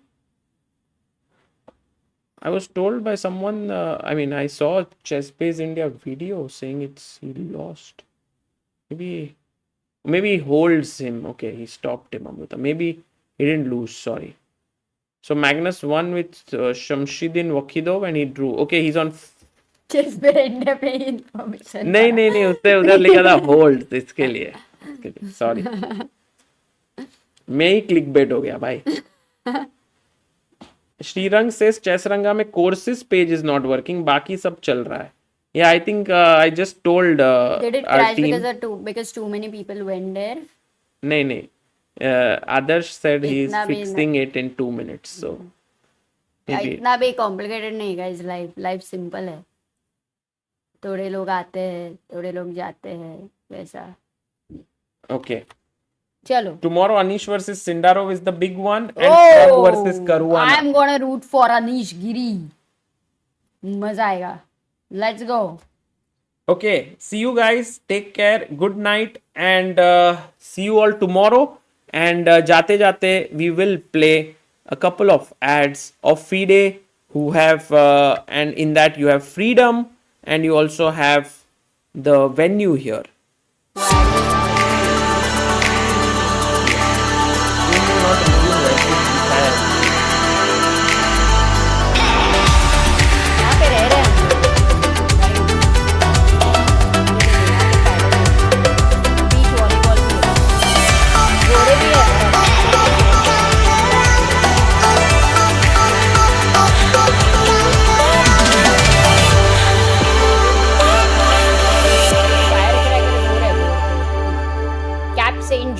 hotel and resort.